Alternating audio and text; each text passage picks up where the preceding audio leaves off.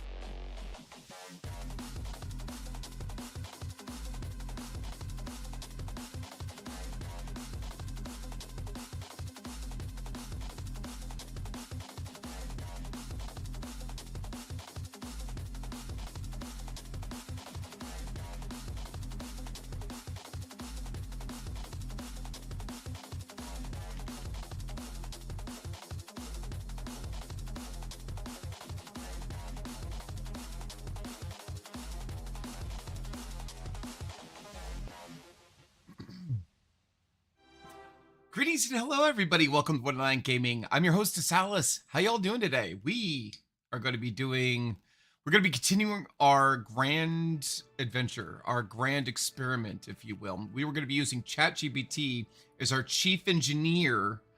They are going to be designing the rockets that we're going to be flying in Kerbal Space Program. This could be a lot of fun. Now, I do have a lot more mods that I used to have, so you can want to hit !mods and any of your no matter what platform you're on. If you're on Twitch, if you're on Kick, if you're on, hey, here's a brush I randomly picked up. Do I have ADHD? No, I don't. Do you? Anyway, I have ADHD. Just kidding. Anyway, so yeah, let's pick up something more innocuous, like a knife. Maybe not it's a multi-tool, not really a knife, but yeah, anyway. I don't have anything innocent and innocuous near me, so we're just going to deal with the fact that I have a brush. Anyway, so we're going to, hi Skeleton Witch, how you doing? Hi Sofa Queen. Wait, did I not see Sofa Queen? I thought I saw her. Oh, she's second. She did redeem second. The multi-chat is weird. I don't get to see certain things from Twitch chat for some reason. So I have to look at I can see that she redeemed second, but it doesn't appear over here in my chat. But anyway, hi. So yeah, we're gonna be using ChatGPT as our chief engineer. It's gonna be designing rockets. Now, we are going to be doing relatively hardcore. What does this mean? I'm going to build whatever the fuck it is they say, or that ChatGPT says I need to build. If they forget a decoupler when I need to, then it just doesn't have a fucking decoupler, and then I have to fly it like that. I may be able to recover the vessel. I may not be able to recover the vessel. There's even possibility, we found out last time, for failures that are a little bit more subtle. Okay?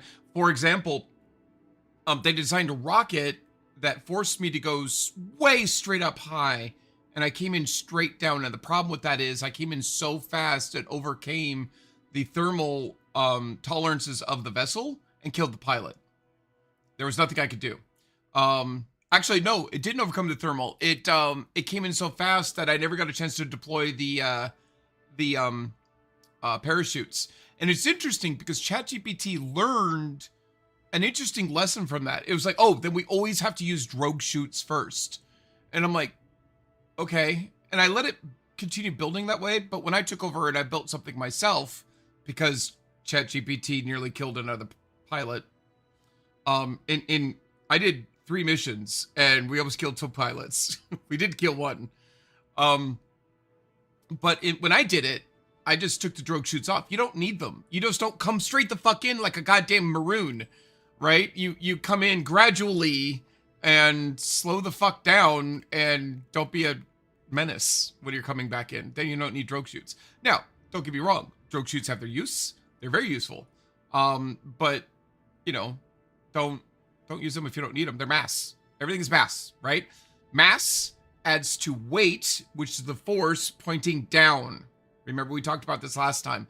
Everything is about force going up and fast, right? Orbit is all about going fast, and mass slows us down, right? All right. So what do we got? I'll give you the prompt that I've given it so far.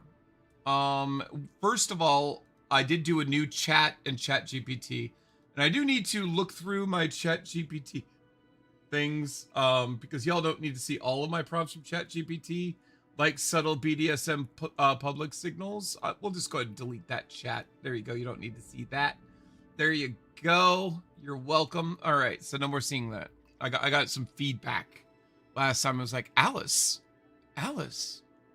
what is that? What is that? Hard and fast. That's right, Skeleton Witch. You're thinking. It's like, Alice, what is that? What is that subtle BDSM public hints? What's all that? What's going on? Are you a naughty girl? Guys, y'all should know me by now, right? You should know me by now. I'm a very good girl. Don't forget it.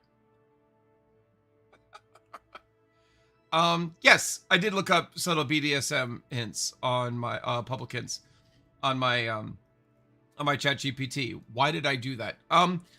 Initially did it because I was seeing a reel on Facebook, and I kept getting fed reels from this couple, this lesbian couple, and I'm like, they're playing, like they're in the lifestyle. They know, if you know what I mean.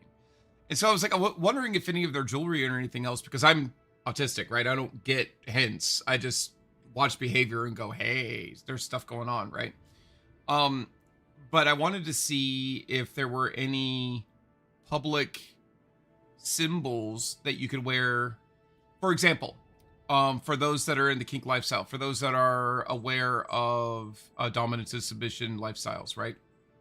The submissive can wear a day collar, often does wear a day collar. It looks very much like a normal necklace. It'll have a certain symbol on it, like a triskelion, which represents the BDSM community. It could have various other symbols on it. I'm not going to go into all of the different symbols. But one of the things that ChatGPT pointed me to is wearing a black ring on your middle finger. It lets people know, hey, I'm aware of the kink um, uh, uh, world without announcing, look, I'm a submissive. Please top me.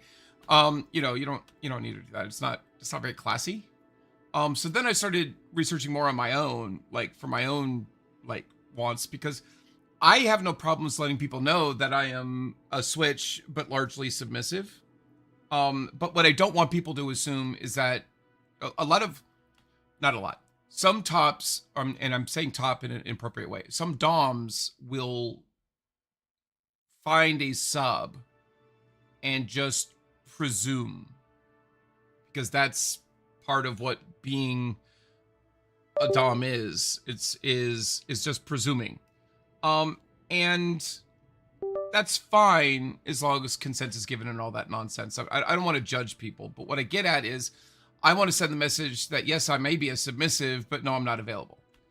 That doesn't mean that I am claimed. But it also doesn't mean that you have the right to come and claim me.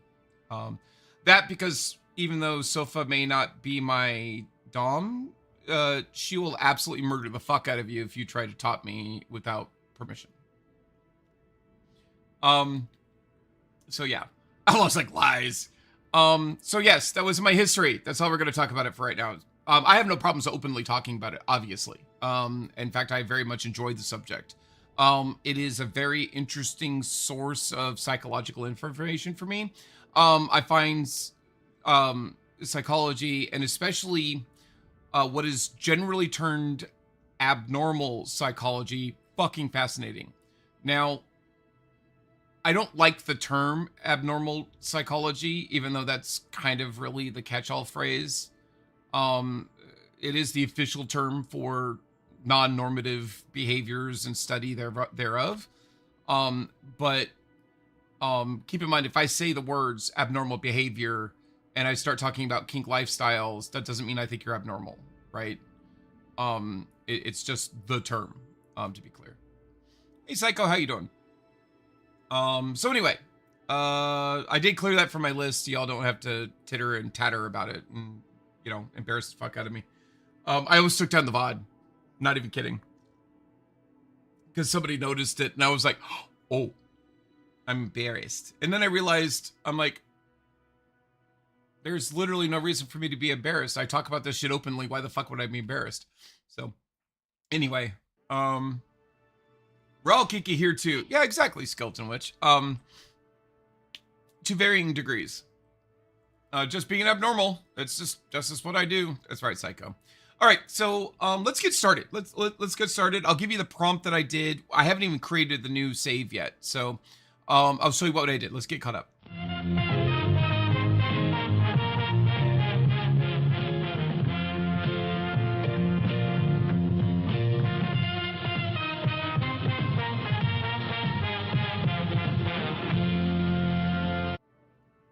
All right, greetings and hello everybody. Welcome to Wonderland Gaming. I'm your hostess Alice. Give me just a minute. I'm having a little trouble at the moment because this thing sucks. Hold on. Windows decided to just fuck off with my that's interesting. Windows decided to just absolutely fuck off with my headset. And so now all of my systems are confused about where the sound is coming from, or if the sound is coming out at all. The microphone seems good. Sound alert should be fixed. Oh, I guess that's it. I thought I should have. I guess not. All right, never mind. Oh, trigger fire. Doesn't trigger fire do noise? Oh, but it acts as a. Okay, it's using my number. Never mind. All right, we're good. All right, ignore everything I said. All right. VC, I can a little later. I'm eating and watching something. Sounds good, Psycho. All right. You're leaving in about 2 hours. Where are you going, Outlaw? You're leaving on a jet plane in the U.S. Navy, which makes no sense. All right. So let's go over the prompt that I did. Let's bring it over real quick. All right. So it has a lot to say. I'm not going to read everything it said, but let's go over my prompt.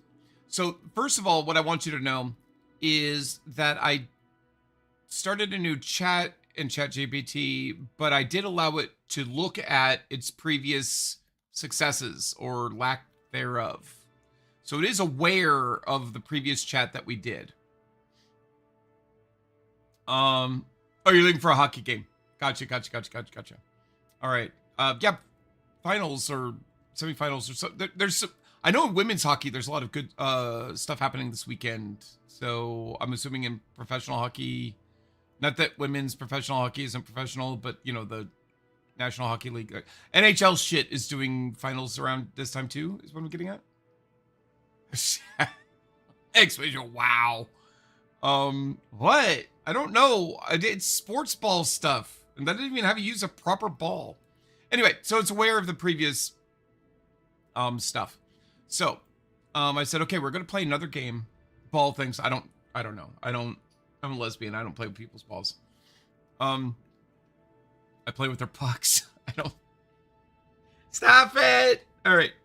Anyway, Western Hockey League finals is what I'm going to. Yeah. So it is stuff going on. If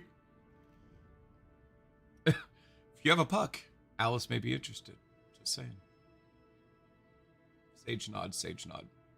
All right. We're going to play another game, similar to the one we played last time. You, ChatGPT, will play the role of a typical Kerbal Space Program chief engineer. I will call you Chief. I will present you with various scenarios, and you will design the vehicles to accomplish those tasks. We will be playing in science mode, so you don't have to worry about the cost of the designs, but you will be constrained by what parts are available at any given moment. This will be relatively hardcore. If you forget a critical part or do not pay attention to my feedback, innocent Kerbals will die. What do you need from me to get started? It says, Chief reporting for duty. Before I start sketching death traps disguised as spacecraft, I need the current state of the program. In science mode, the tech tree and facility levels completely change what's viable. That is correct. All of those things are true. All right, and so it wants all of this fucking shit. So let's get started, and we can start answering some of its questions, right? Here's the brief mission briefing data I'll need from you. We already know about this. Difficulty settings that matter. So current KSP version / mod pack, stock only restock, near far, life support. Sofa. Maybe busy. I need the URL. Hold on, let me get over to Twitch.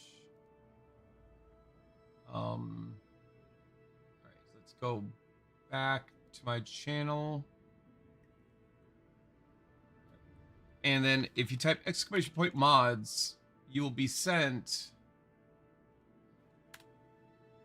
a link. Nope. No, we won't. Sofa.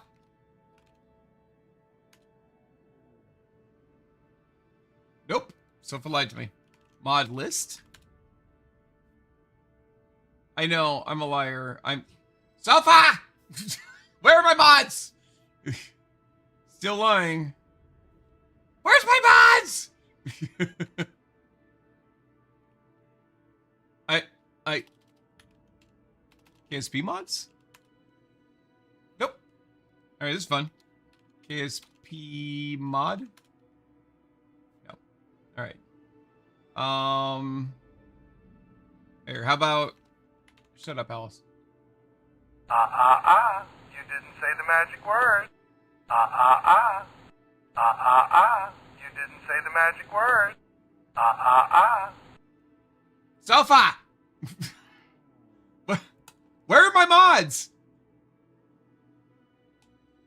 The command doesn't work. Moors. Mods does not work. Okay, Sofa will be looking at that in just a minute. So I will tell ChatGPT about the mods in just a moment. All right, it also wants to know about reverting flights and stuff like that. So let's get into the game and, and see what's going on. Oh my goodness. All right, so we are going to default to hard, and then I forgot to turn it on in Twitch. Give me a sec, sheesh. It's fine. I'm just trying to be an independent. Do it on YouTube. That's hard. You do it on YouTube. I'll just wait until you enable it on Twitch. It's fine. But if you are on YouTube, you can't type exclamation point mods. Oh man. All right. Wow. We need to make a wow command just for Skeleton Witch. I don't know what she wants it to do, but we need to make that. We need to make it. All right, I'm going to keep the sipping tool up because I need it for ChatGPT. So I know it'll wait until you make your stupid food. All right, let's go over here. So we're going to allow reverting flights. Why do I allow reverting flights? I allow reverting flights because if ChatGPT makes a poor choice, I try twice. And the first time is a simulation. And if I think that I can overcome it, then I will run it the second time. And whatever happens, happens on the second run. So we do allow reverting flights. We also allow reverting flights for two reasons. One, I'm human, and I may forget something that ChatGPT legitimately told me to do, and I forgot to do, right? And then two, and more importantly, there are still, I don't want to say issues with KSP, but the physics engine is complicated, and the Kraken does exist. So there could be, everything is perfectly fine, and then suddenly, you know, it's not fine, right? So, and that's not ChatGPT's fault. What we're here to see how good or bad ChatGPT is. And also, to a second degree, how good or badly Alice flies, right? So we're going to allow quick loading / saving, plus allowing reverting flights, even though that isn't something we would normally do. There's no response timer for crew. Auto hire crew members before flight. We do not do that. If we do not put the right people on, the right people don't go. Indestructible facilities, no. Include stock vehicles, no. We're starting from scratch. Persist Kerbal infantry loadout. I like that one. Straight to the man! The myth! The legend! His teammates help him to his feet. No! They raise him heavenward!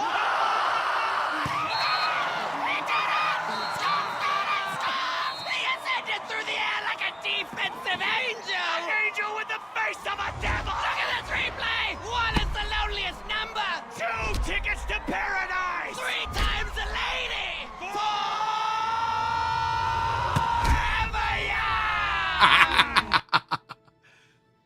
Thank you, Ari. Welcome. Warning, Captain. I will be kind to Your myself just a hydration minute. levels are dangerously low.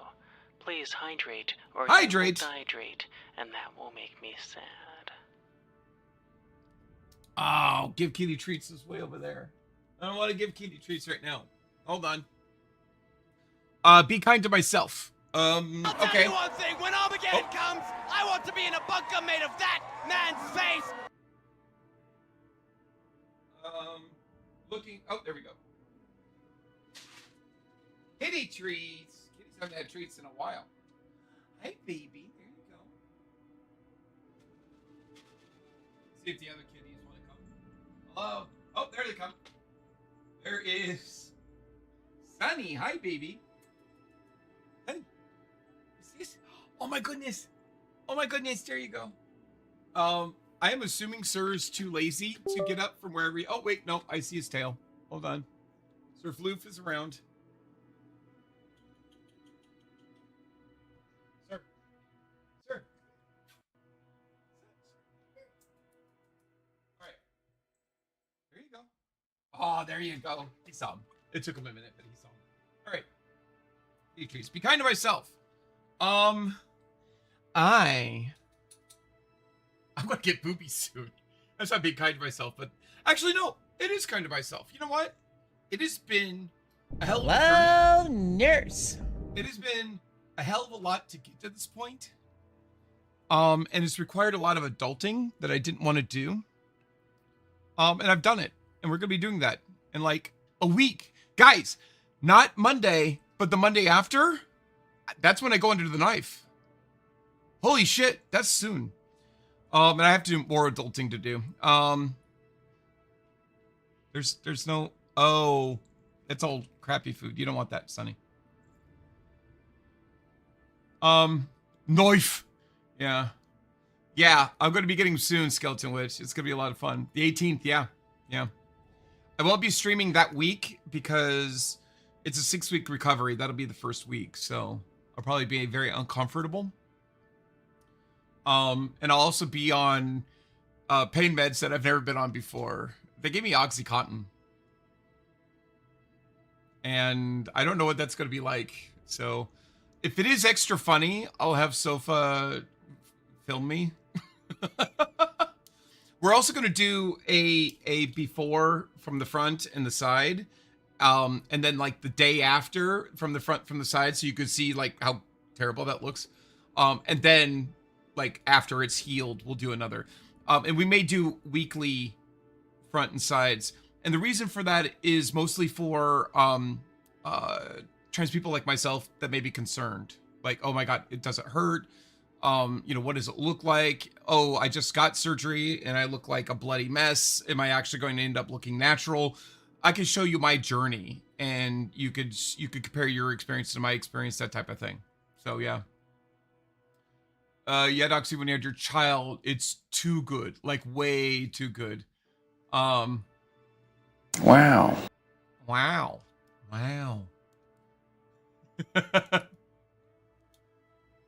You had Oxy whenever the army decided ibuprofen wasn't enough. Holy shit, Ari. I've never had it. I've had Vicodin after having some mouth surgeries and some extractions. But that, yeah, you just kind of get warm and float and chill.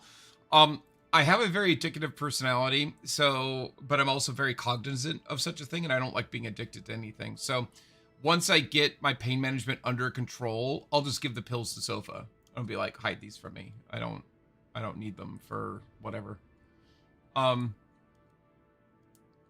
So yeah. There are 3 solutions to pain in the army. Walk it off, drink water. Yeah, I hear you, Skeleton Witch, yeah. 800 milligrams of ibuprofen, or just straight heroin. Oxycodone, got it. Gotcha. Anyway, so I promise I'm not going to become addicted, Alice. I'm just doing my thing, right? So yeah. Actually, what's funny is we already have the medicine. We already got it. You're gonna have Oxy when you're dying?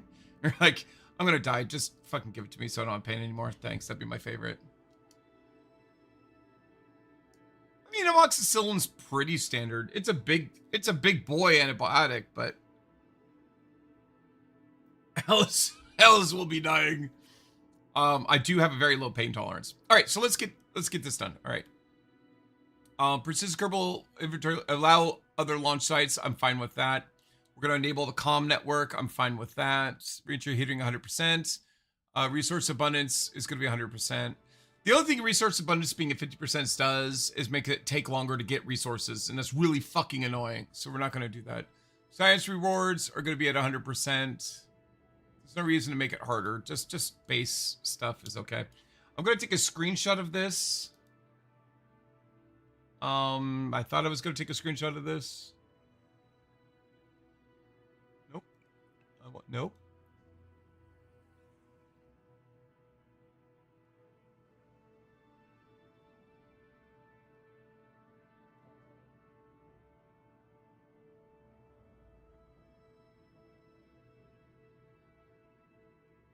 All right. And here are my settings.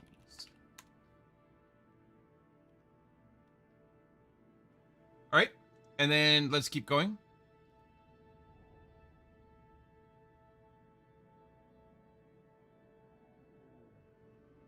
Skeleton Witch, I won't remember, but Sofa will. Thank you very much. I will let Twitch or OBS know to fix the camera. Thank you for letting me know. Kitty cam.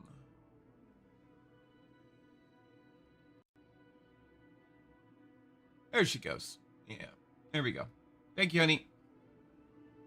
All right, I'm not catching up with.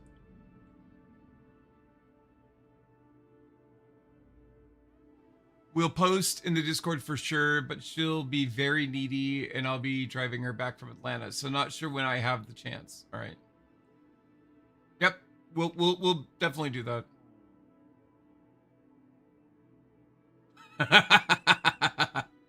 Yeah, she's just like, ugh. Yeah, no, she's fine. All right. All right, so that is this. We will accept it. Nope, nope, nope, nope, nope, nope. Keep coming.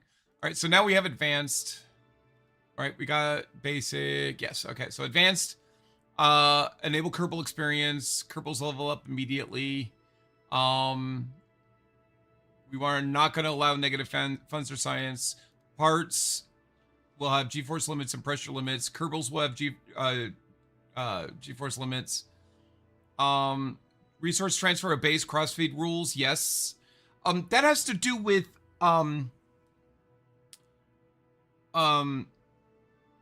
like if you have a decoupler in between an engine and a source of fuel, the no, that's not what that is. I don't know what the crossfeed rules are, but I know that this comes up and I want it. Prevents manually transferring resources across parts that cannot crossfeed with each other. Yeah. So I couldn't like force fuel from one stage to go into another stage because the decoupler prevents that. All right, part upgrades enable stats upgrade for some old parts when new technology is researched. All SAS modes on all probes. No, we're not doing that. Probes have capabilities. So what does this mean? You'll find it a little bit later, but SAS is stability something system. Oh, stability assist. So that at its base feature, SAS goes, okay, if you're going in this direction, I'm going to help you continue going in this direction and ignore the tiny little wobbles that will come into play, right? So it tries to keep you going in the direction that you're going. Now, if you tell it to go a different direction, SAS will turn off momentarily. It'll let you do that and then turn itself back on. That's fine. But what it does is it tries to not let turbulence knock you off course, okay? Then once your Kerbals or you get better probes, once your Kerbals get better or you get better probes, you'll get better capabilities. The first ones you'll get available to you will be prograde and retrograde. Like, I want you to point the direction that we're going and continue going in there. Retrograde is I want you to point the nose in the opposite direction of the direction we're traveling and keep it there. Very, very important, that one, when we're landing, or even just decelerating to come back into atmosphere. Okay. And then there's more that are allowed. One is, hey, I've planned a burn, and it's going to be in a certain direction. I want you to keep the nose pointed in that specific direction. And there's a few others as well. Am I on the Discord? I hope you are. And the dogs are very much in love with me again. Shocking. I don't know, Skeleton Witch, but I'm glad you are now.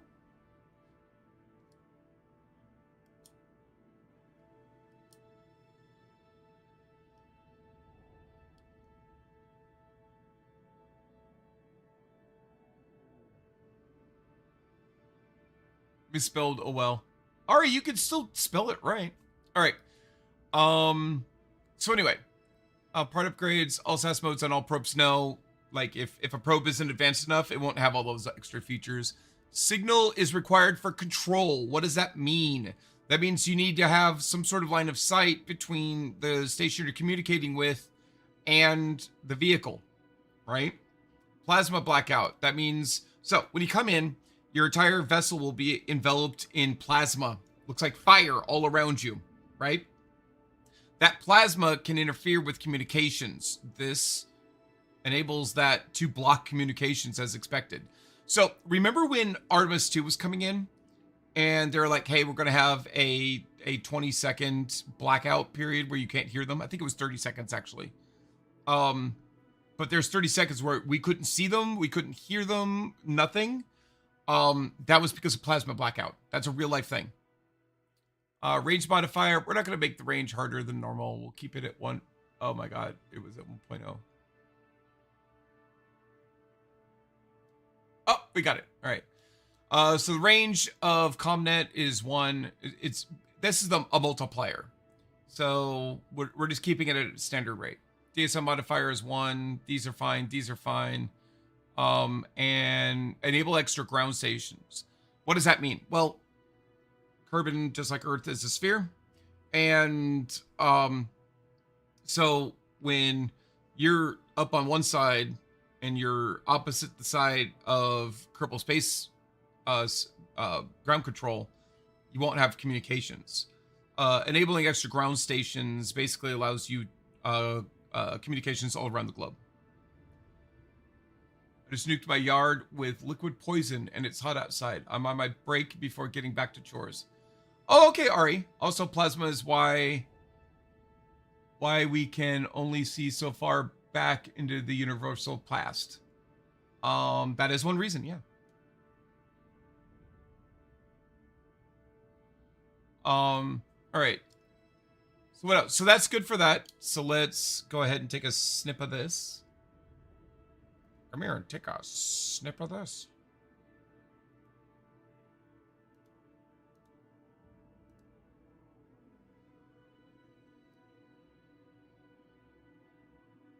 All right. Let's paste that in. All right, and let's keep going. Button manager, we're not gonna need. Click through blocker, we're not gonna need.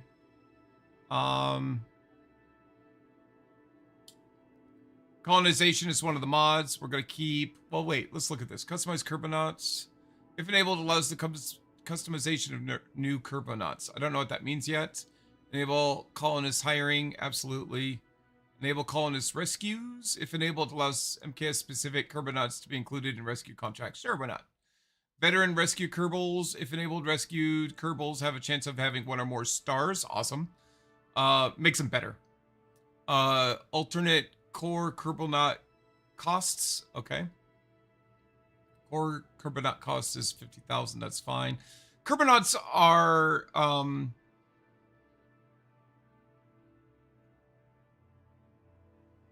I'm actually not entirely sure. If enabled, allows the customization of new Kerbonauts. Huh. I'm going to leave all of this alone. The cost doesn't matter because we don't use money anyway. All right. Enable hiring cost cap. That's fine too. Consume machinery. If enabled, machinery will be consumed as part of a converter's processing. I don't know what that means. Swappable converters, EVA required. This is all part of the modular modular colonization system, which have enabled. It allows us to build stations on the ground, like a moon base or a Duna base or something like that. All right. Construction. That's fine. Tough X we leave alone. Trouble toolbar. ToughX, I think, has a specific thing for volumetric clouds, but I might be wrong. And these are all for mods, so that's all it needs. Except, and I think we should be okay. AI for science.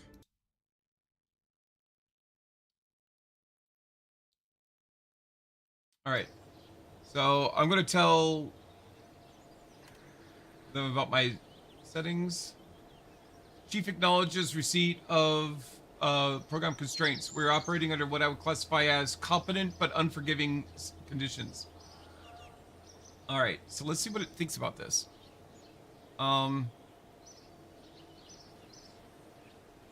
Operational implications for your settings. Major risk factors. ComNet plus signal required for control. Plasma blackout enabled. Part pressure limits on. Part G-force limits on. Kerbal G-force limits on. No universal probe SAS. Probe core capabilities matter enormously. Some probes will lack maneuver, hold, hold, correct. Uncrewed precision landings become harder early game. That is correct. Safety relief. Reverts and quick loads are allowed. Kerbal respawn enabled. Extra ground stations enabled. Science at 100%, so progression pace is standard. Engineering doctrine recommendation. Given the settings, I recommend conservative ascent profiles. Correct. Moderate TWR 1.3 to 1.6 at launch. Correct. Aerodynamic stability prioritize over raw efficiency. Correct. A bit. It may be very it may start doing things like putting fins on parts, and I still don't like putting fins on parts, and I'm going to tell it no. Escape systems for crew whenever practical. Redundant power and comms on all deep space missions. Correct. Avoid ultra minimalist delta V margins. Correct. Standing information I still need. Before first mission assignment. Current tech tree status. Facility grade levels. Installed mods affecting gameplay parts or arrow. Where is my... We'll go here. We'll go live. Oh, standing information I still need. Before first... Mute. Alright, there we go. Alright, and then mods. Okay, well... Oh, wait, there we go. It worked!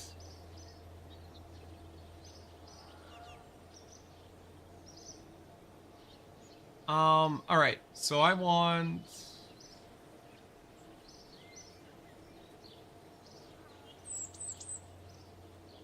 Alright. Bear with me.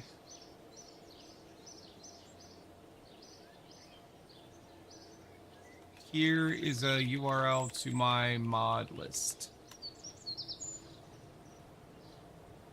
What else does it want? Facility upgrade levels, I'll give it in a minute.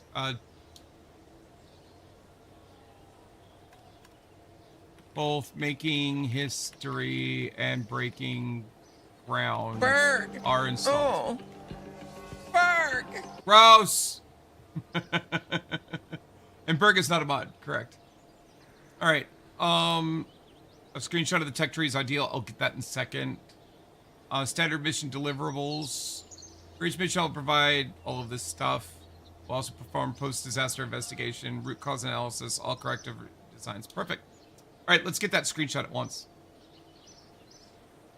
Said it tell me harder, Mommy.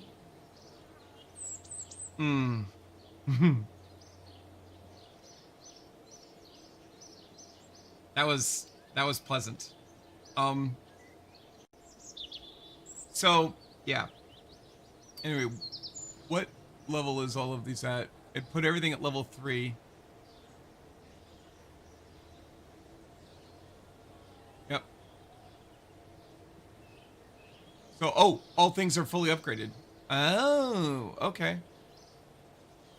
Oh, yeah, because it costs money to upgrade it. So they just said, fuck it. Alright, all facilities are fully upgraded. And then I need that screenshot for... What was it? Oh, the tech tree. Okay.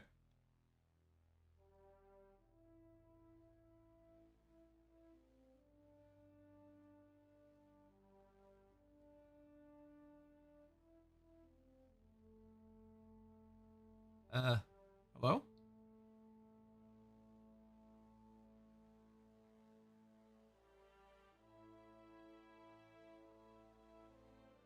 There we go. All right, and there. All right, let's see what it says. Chief assessment complete. Program status. We're beginning at full facility capabilities. Stock tech tree start. DSC enabled. Extensive mod environment. Science mode progression. This is a bit unusual, but strategically excellent configuration. No building bottlenecks. Immediate access to large vehicle assembly. Tech progression still meaningful. That means we can build physically enormous... Physically... Okay, I need you to see this, guys. Where is it?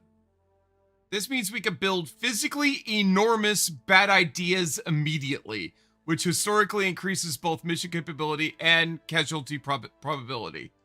Okay. It's not my fault these commands are the way they are. Yeah, that's true. Okay, so full disclosure, Soph has noticed this for a while, but I was, so I told you guys I'm a switch, right? So I was in Dom mode for quite a while. And recently, I hit like full submissive mode recently. Um, and Sophia's aware, and so she's a little bit protective. She's like, but nobody's done anything wrong or anything like that. Not that anybody would, but yeah, she's like, hey, hey. I was gonna tell you guys about the car. So we tried to get the car sold today, and there's still a hang up about Stay my name. hydrated. Cause fuck you. Cause fuck you. That's right. All right. So yeah, we can't sell the car, but hopefully Monday we can. We have to go to the DMV. Indiana still has my title, but I have a copy of my title from Indiana, but I'm not in Indiana, I'm in Tennessee. And Tennessee won't take my title because, the bank had my title and they wouldn't change my name on the title. So Tennessee wouldn't transfer the title over to its, it as a state, but I'm registered in Tennessee. So that's causing a problem and blah, blah, blah. We have to go and get that fixed and we'll have to do it Monday. All right. So, all right. Oh, wait, there's more to do here. I don't know what I was doing. Okay. Anyway, we currently possess all of the things for, this is the tech situation. We have the base command pod, the Mark 16 parachute, the Flea SRB, the mystery goo, the basic antenna, basic structural parts, small fuel tank, Reliant engine is wrong. We don't have that engine.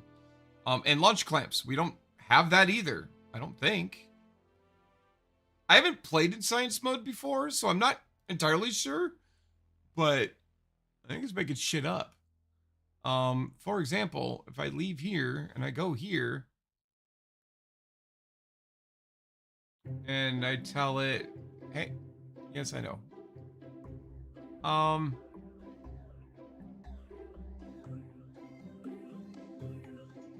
Yeah.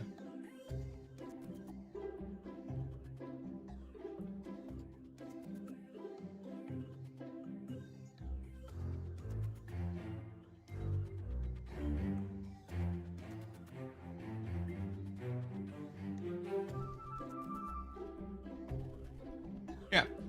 Also, it thinks I have the Reliant engine. It's wrong. I don't. Should I tell it? Yeah, it'll be nice. Please note, we do not have either the Reliant engine nor launch clamps. They come at a later time in the tech tree. Critically, we do not yet possess decouplers, liquid fuel orbital engines, SAS. We technically do have SAS. Reaction wheels beyond pod torque, correct. Science Junior, correct. Heat shields, correct. Solar panels, correct. Landing legs, correct. Probe cores, correct. This places in the barely escaped atmospheric flight era. Immediate strategic recommendations. First, research priority. Engineering 101, the decoupler. Basic liquid fuel staging. Swivel engine. Gimbal saves lives. It does. The Hammer SRB. Better fuel tanks. Stability. General rocketry. Yes. Early mission philosophy. Until decouplers exist, single stage ballistic sounding rockets only. Avoid ambitious altitude targets. Prioritize science. Return over spectacle. Correct. Once Engineering 101 unlocks, true orbital attempts become feasible immediately. Modless note. The tiny URL cannot be opened directly from command systems here. You'll need to either paste the important gameplay mods or provide screenshots of CCAN mod folders. Oh, I can just give it... I can just get a screenshot of my CCAN. Easy enough. What is CCAN for those that are interested? CCAN is the current Kerbal something network. Basically, it is a mod manager. Just to be simple.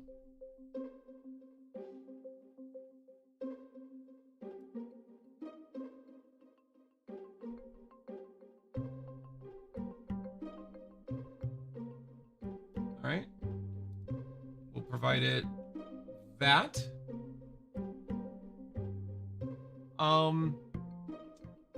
I mainly need to know if you have far or near Kerbalism, TAC LS, USI LS, Principia, RLRP1, ScanSat, Remote Tech, Cryogenic Engines, Fuels. Most of this we don't have. We do have ScanSat, and colonization systems, which we do have.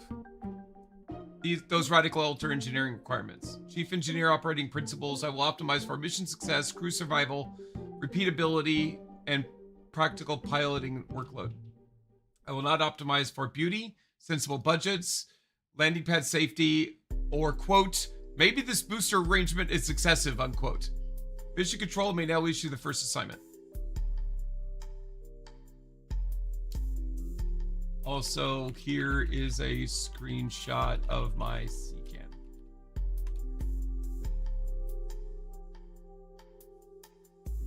Chief has reviewed the corrected inventory and mod environment. You are absolutely correct. We are operating in an even more primitive state than initially asserted.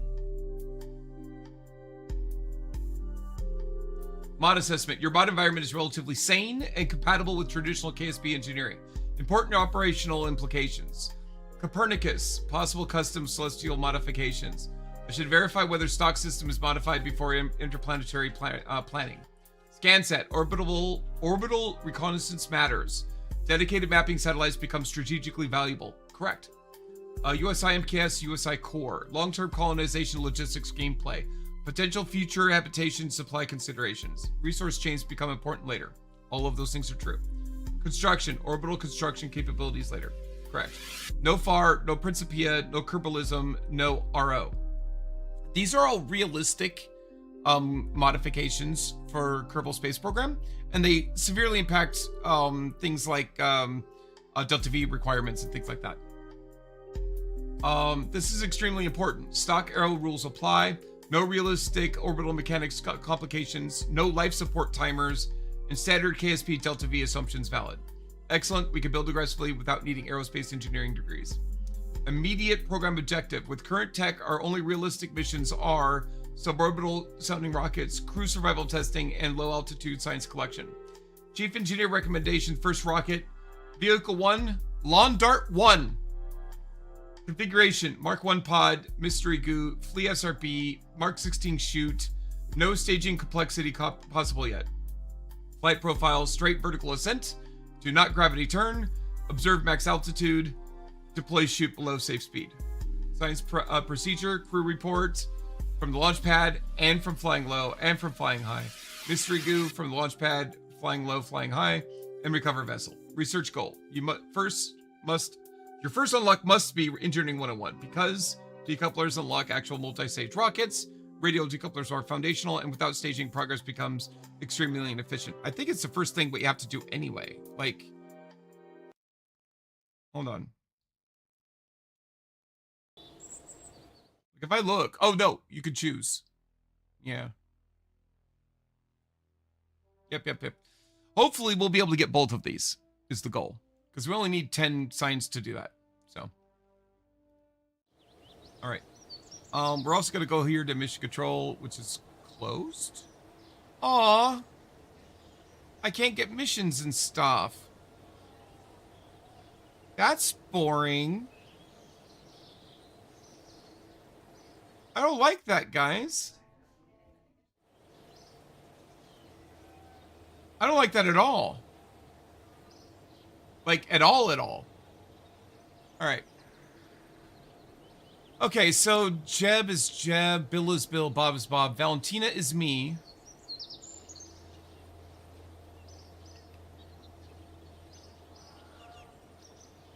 And I have no courage, and I have so much stupid. Actually, I'm kind of smart. I really am kind of smart. So I'm just going to do that. All right. All right, there's Alice. So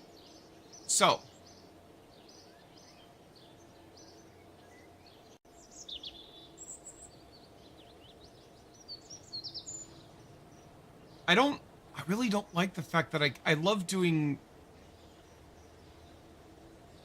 I guess not. Let's just leave it. I do like managing the missions and stuff and rescuing Kerbals and things like that. It's a lot of fun. And the fact that we don't have that as an option is kind of a hindrance.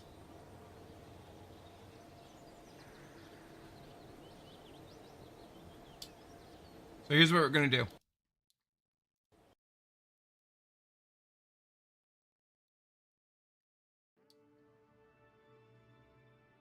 I'm a woman. I can change my mind.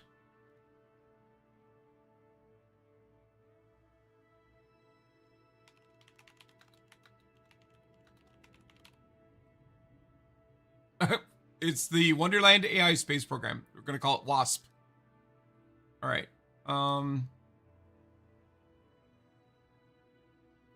Nope.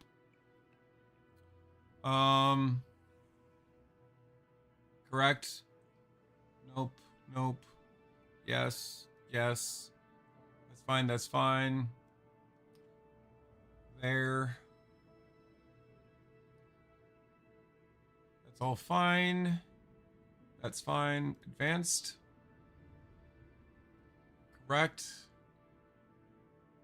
That's fine. That's fine. That's fine. That's fine. That's fine. Building impact damage multiplier. 1. Part upgrades. Yep. Yes. Yes. I don't know what that does. Multiplier applied to the effective size of objects that can include antennas. Used for atmosphere-less objects. So this is what happens if something is in your way between you and your CommNet. How much of it applies. 100%.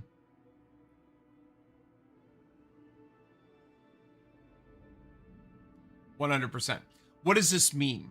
So if, let's say, for some reason, I am going to Mun, right? Actually, it's time for paint. All right. You guys ready? All right. So let's say we have...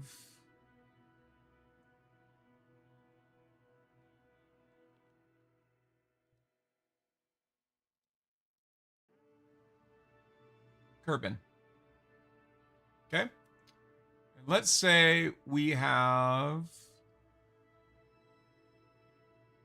Mun. Okay. And let's say we have our vessel.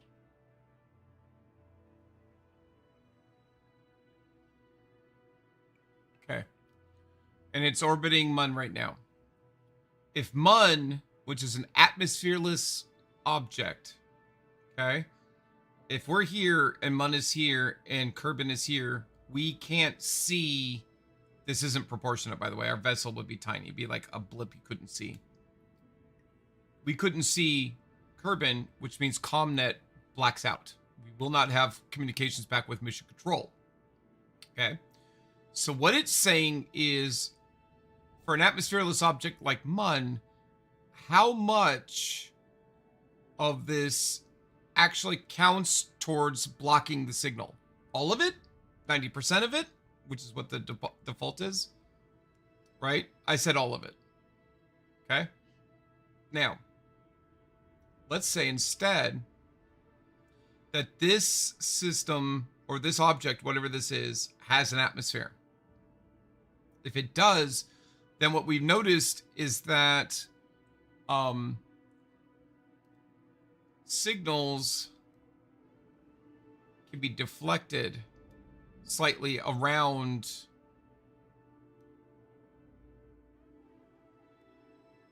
I'm over exaggerating it, but signals can be bent a little bit slightly when they're going through atmosphere. So it isn't 100% of it that counts. Okay? And that's what it's asking here. And we're going to keep it at 75%.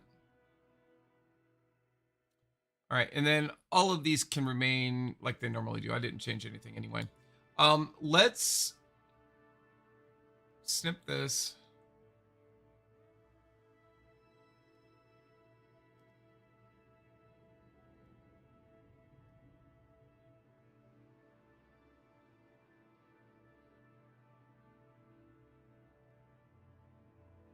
All right, and we're going to go back to career.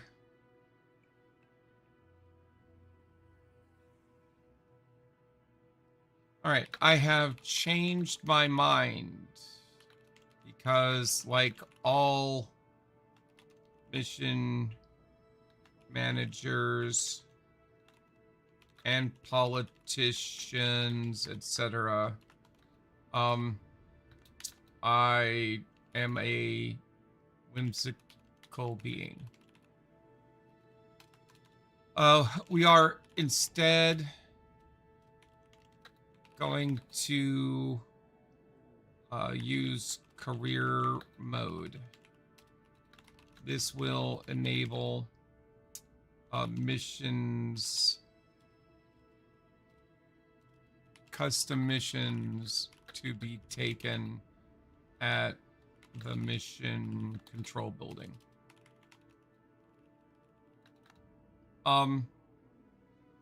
Here is a screenshot of the changed settings.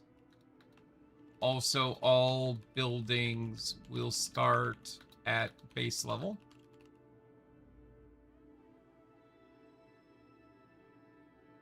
All other parameters provided will remain the same.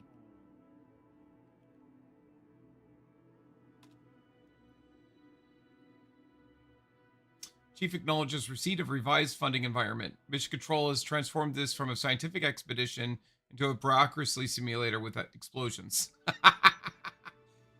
We are now constrained by funds, reputation, building upgrades, contract progression, part count miss limitations, and launchpad tonnage limits. Yep, everything's at level 1. Yeah, I want patched conics right away. That'll be the tracking station. And I also want EVA. These are my two most important things right away. Okay.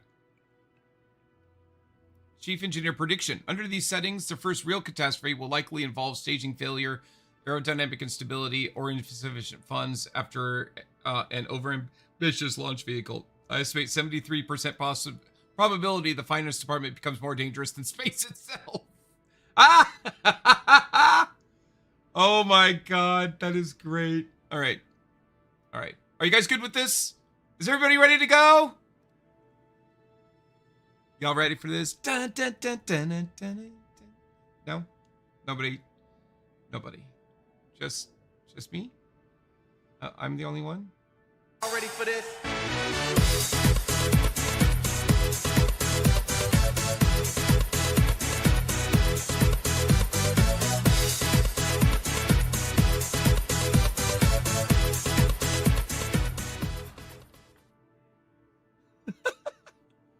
All right. The Wonderland, the WASP, the Wonderland AI space program, start. All right. Yeah? Yeah? I'm excited. All right.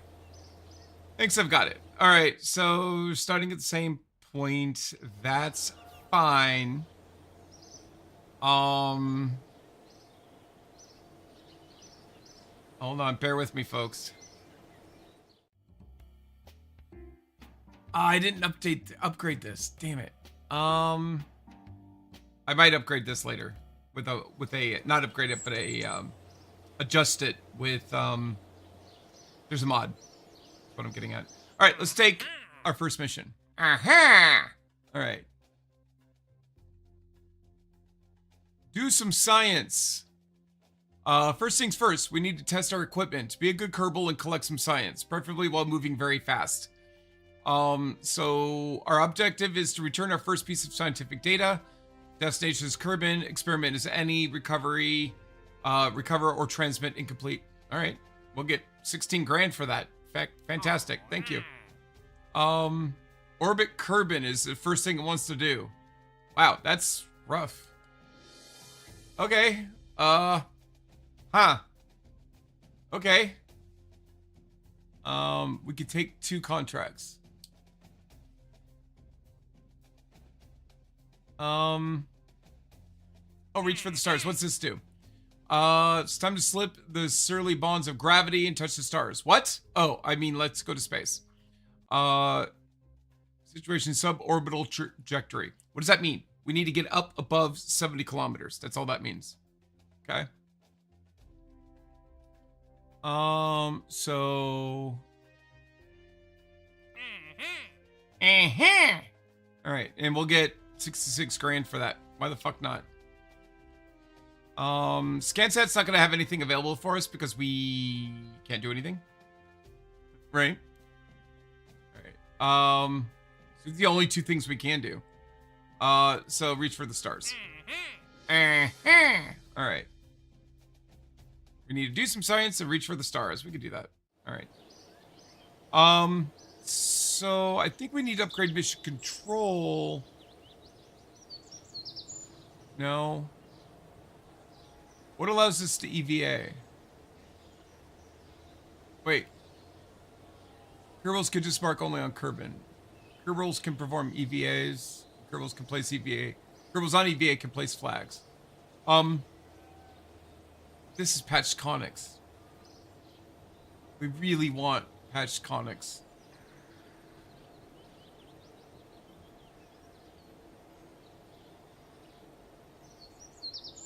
Alright, so we're gonna do that.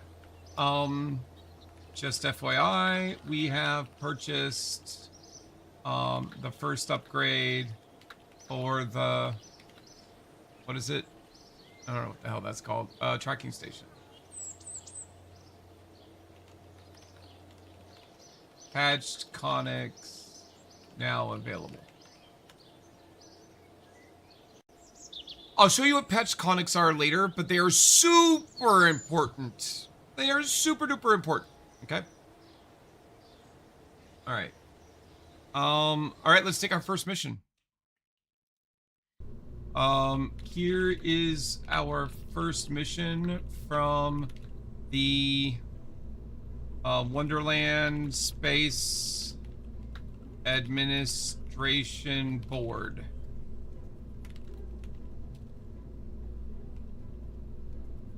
Also known as the board. Go up. Do science. I don't know. Figure it out. You're the scientists / engineers. They aren't a very intelligent bunch. All right. Chief has received the board's operational directive. After extensive technical review, I've determined that up is achievable, science is theoretically obtainable, and the board remains a threat to organizational stability. Yes! All right. Mission WSA 001, pointy end up. Mission objectives. Primary, launch a crewed vessel upward. Secondary, recover all obtainable science. Tertiary, return pilot alive, preferably conscious. Vehicle design, budget oversight 1. Fair enough. All right. So they want a Mark 1 command pod. We can do that. All right. Mystery goo containment unit. Wow. Okay. Oh, assembly order, top to bottom. The Mark 16 parachute. The pair of shoes goes right on top. Boop. Isn't that cute? All right. The Mark 1 pod, then the mystery goo. That's for science. All right. All right, I'm going to put this in double symmetry. Okay. That way we don't have, like, problems with it drifting over to one side. Yeah. All right, and then the Flea SRB. All right. The Flea is a solid rocket booster. What does that mean? That means we don't have to provide it with fuel. The fuel comes inside. Okay. All right, we're going to call this, as it said, we're going to call it the what? The pointy end up. Oh, wait, no, that's the name of the mission. This is Budget Oversight 1.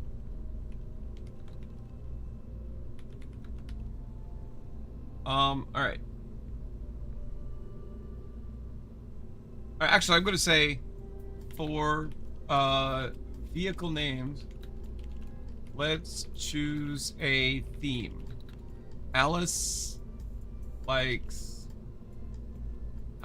is me, likes things like Godzilla, space, dinosaurs, bloop.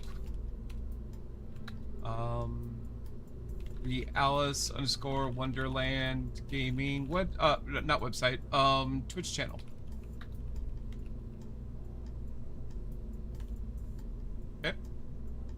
Excellent. A naming theme improves morale, branding, and the ability to assign blame after catastrophic failures. Given your interests, I recommend we establish the following organization naming doctrine: Wonderland Space Administration Naming Convention. Launch Vehicle Series Kaiju / Titan theme. Early rockets should sound dangerous, oversized, vaguely unstoppable, and questionably safe. Good examples: Gojira, Titanus, Leviathan, Behemoth, Colossus, Shin, Abyssal, Kraken, and Bloop. Crude capsules. Exploration Wonderland theme. For example, or examples: Alice, Cheshire, Looking Glass, Jabberwock, White Rabbit, Mad Hatter, Probecraft, Deep Ocean, Cosmic Horror theme. Ooh, I like that. Examples: Bloop, Azathoth, Abyss, Dagon, Echo, Blackwater, Station Spaces, blah blah blah. I recommend Gojira 1, a tiny, unstable explosive cylinder barely capable of atmospheric flight, named after an unstoppable nuclear monster. So launch vehicles will have kaiju names, crude vessels will have Wonderland names, and deep space probes will have Cosmic Ocean Horror names. Cool. All right. So, going back to what they want me to make. Do not place goo above the pod. Do not place parachute below the SRB. That is good. I am documenting this because experience has taught me these things eventually become necessary to specify. Fuck you. All right, there's a flight plan. That's fine. Science collection on launch pad before launch. Crew report mystery goo observation. During flying low, crew report and goo observation. Flying high, crew report and goo observation. We can't do all three of those. It doesn't understand that. That's fine.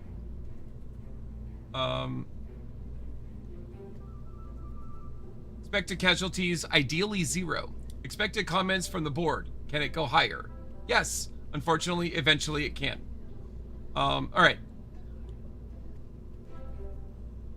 So for this first crewed vessel going up, what will we name it? You want to name it Alice 1. All right. Okay. We will save this. Oh, wait. We need somebody to be on it. And hey guys, if you want to be one of my crew, just let me know. Wait, why does that still say Valentina? That's not okay.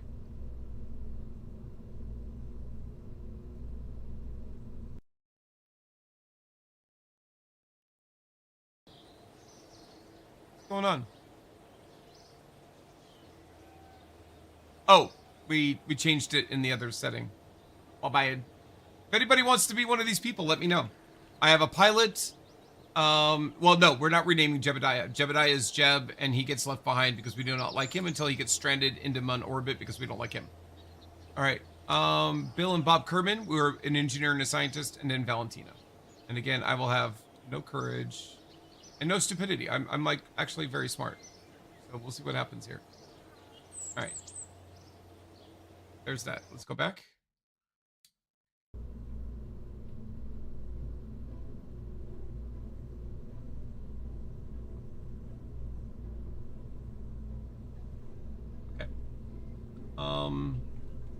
Additionally, it should be noted that the board views Jebediah Kerman as a highly dangerous and unstable astronaut.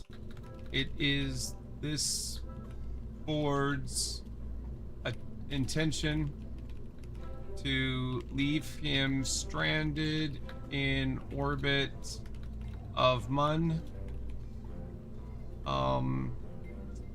overseeing a science program at the earliest opportunity. Chief acknowledges receipt of personnel directive regarding Jebediah Kerman. Personnel assessment, Jebediah Kerman.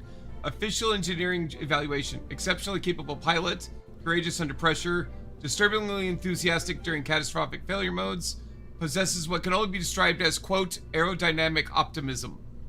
Board directive interpretation. The board intends to utilize Jebediah for high-risk exploratory operations. Eventually assign him to a permanent or semi-permanent lunar orbital science station. Preferably somewhere, quote, strategically difficult to return from, unquote. Chief Engineer notes, this is simultaneously ethically questionable, operationally efficient, and completely believable in aerospace history. What? What do you mean ethically questionable? What?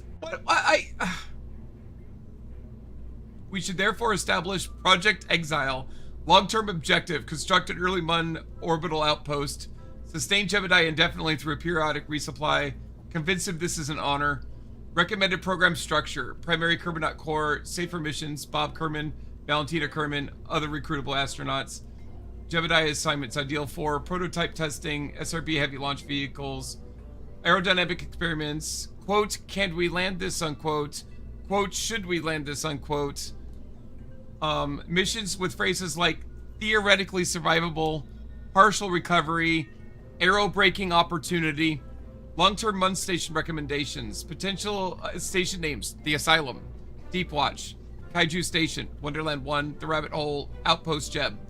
My professional recommendation, The Rabbit Hole. Because once Jeb goes in, returning him becomes increasingly complicated. Excellent.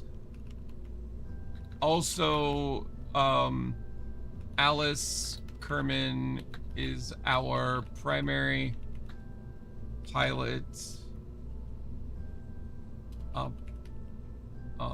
Going forward. Understood. Personnel update, Flight Command. Alice Kerman status, primary pilot of the Wonderland Space Administration, face of the crewed program, presumably the astronaut most likely to survive long enough to write memoirs. Alice Kerman assignments, reserved for historic firsts, crewed orbital missions, Mun landings, high visibility contracts, missions expected to actually return. Jeb Kerman assignments, experimental hardware validation, prototype boosters, dangerous atmospheric testing, quote, we need to know if this explodes, unquote, and long duration Mun orbit exile planning. Program narrative structure. This creates an excellent organizational dynamic. Alice program, professional exploration initiative, precision, survival, prestige, and advancement. Jeb program, a continuous sequence of escalating risk, questionable oversight, and suspiciously one-way mission architectures. Naming convention enhancement. Crewed missions involving Alice should feel exploratory, mythic, and aspirational. Examples, Alice 1, Alice Pathfinder, Alice Horizon, Alice Odyssey.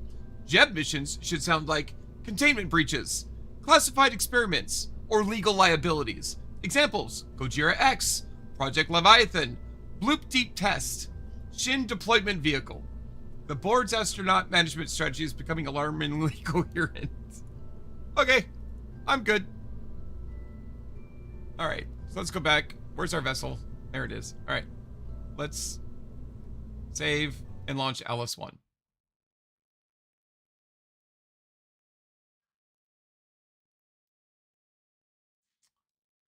I think you need to... I can't read everything what you just said. That's weird.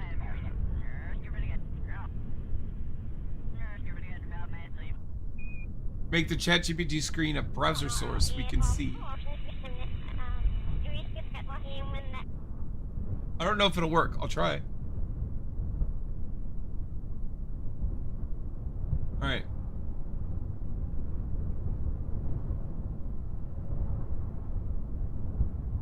I have to constantly be updating it though.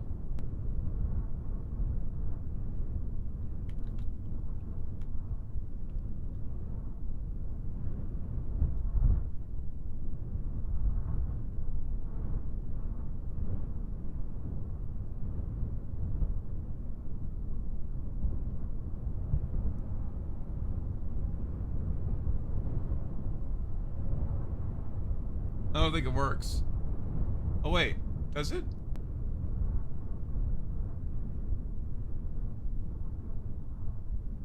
Can you guys see that? Oh wait, that covers Alice Kerman. I don't think that works either. Alright, we need to move Esther.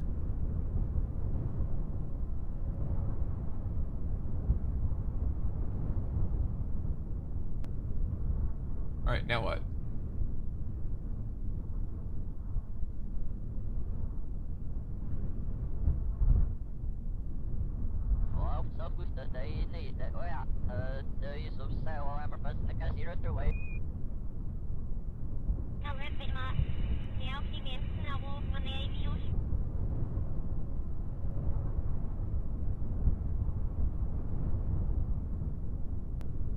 How about that? That works, right? Yeah. Alright, SAS. We don't have RCS on this vessel. Alright. Hopefully that works. Can you guys even see it?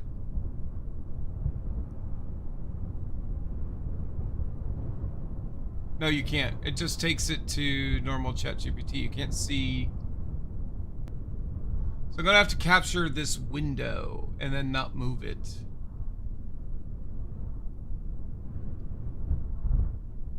Eat.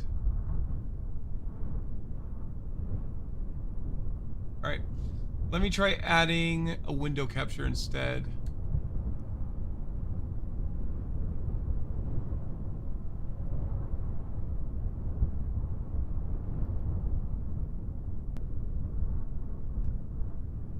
There you go.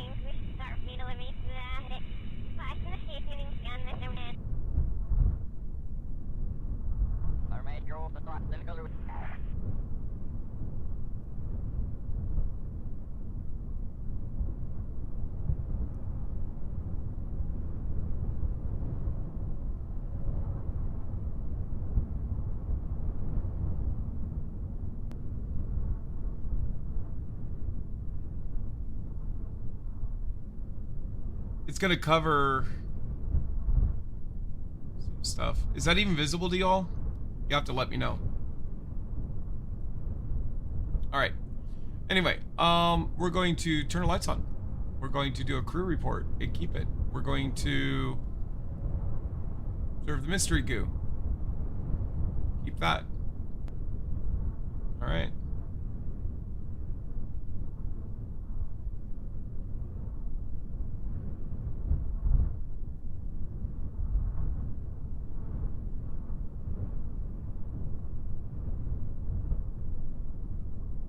Hello there, Prince of India. How you doing? Welcome from YouTube. All right.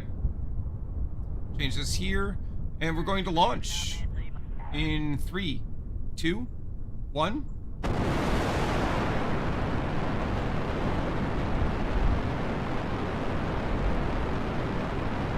All right, so that's my fault. Revert flight back to vehicle assembly. I forgot to stage it. And that's not ChatGPT's fault. That's my fault. So we'll just do that and save it. Make sure that Jeb didn't sneak on board. He did not. And we'll launch again. All right. What am I doing? Oh, I use she, her pronouns. I'm a ma'am, not a sir, despite the sound of my voice. We are using ChatGPT as a chief engineer to help us design rockets for Kerbal Space Program.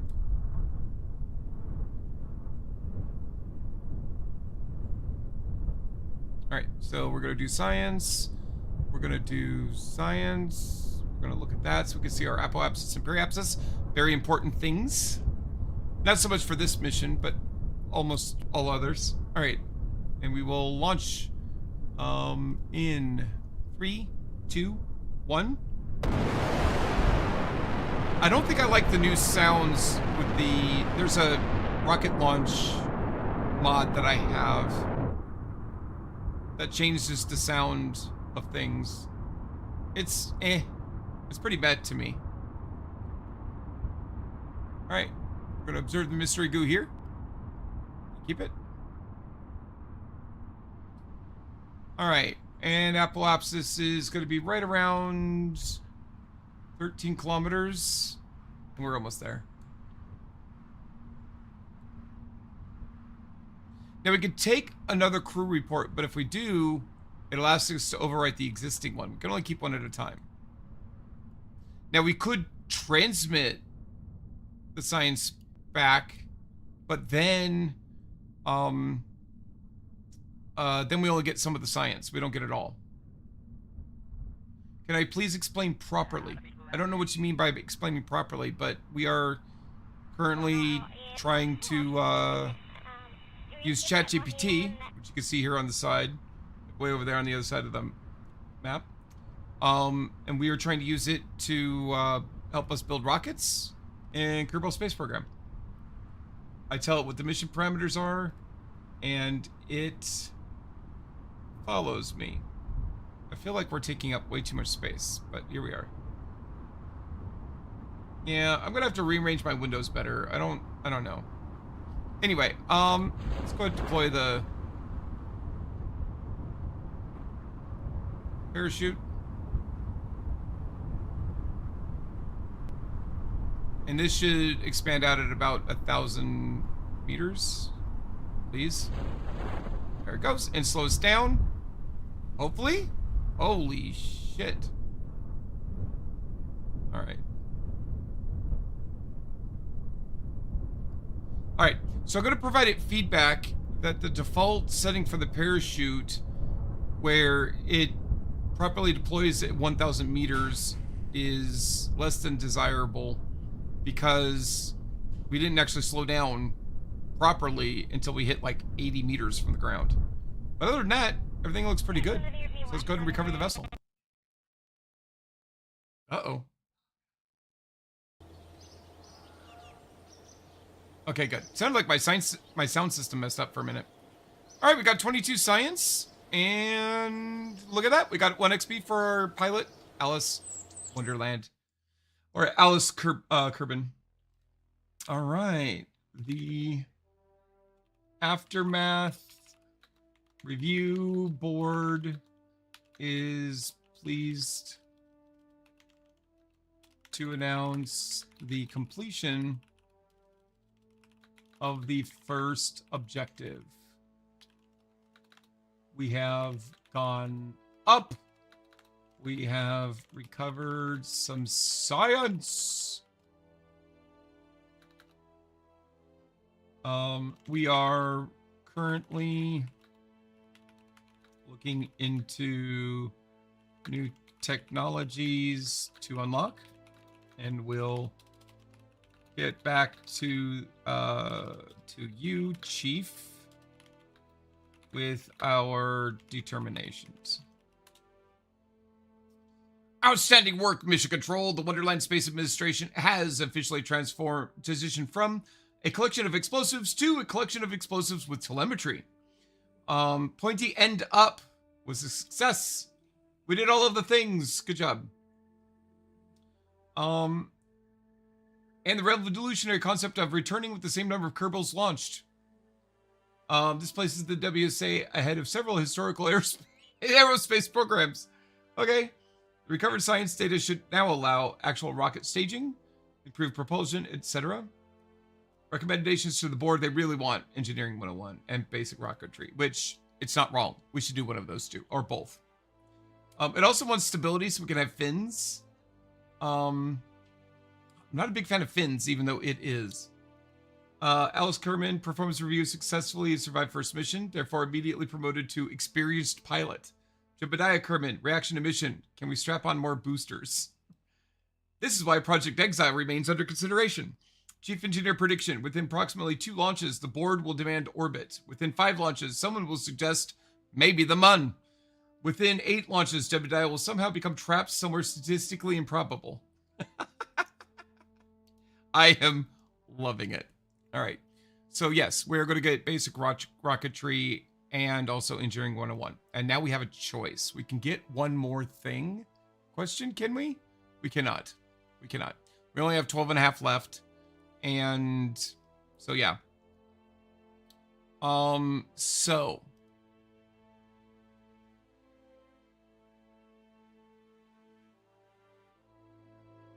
that's it. We'll have to collect more science to do any more than we just did.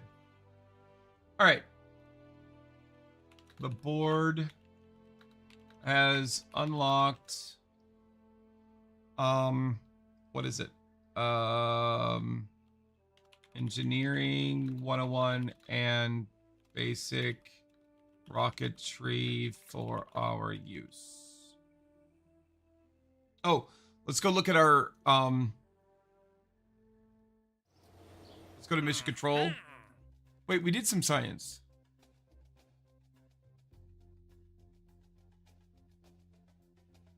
Recover or transmit incomplete. We did recover. We did this and it didn't complete.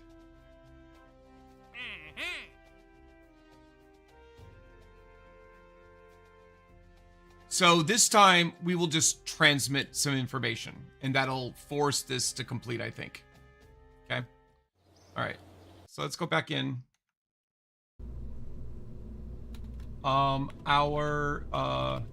The board has taken on a contract to achieve suborbital flight. Wait, is it suborbital? I don't think it is. Contract. No, that's right. Suborbital trajectory. This is our new current goal. Oh, the space program has entered the actual rocket science era. We possess decouplers, proper fuel tanks, liquid engines, larger SRBs. Civilization advances. New mission, WSA-2, touching space on purpose.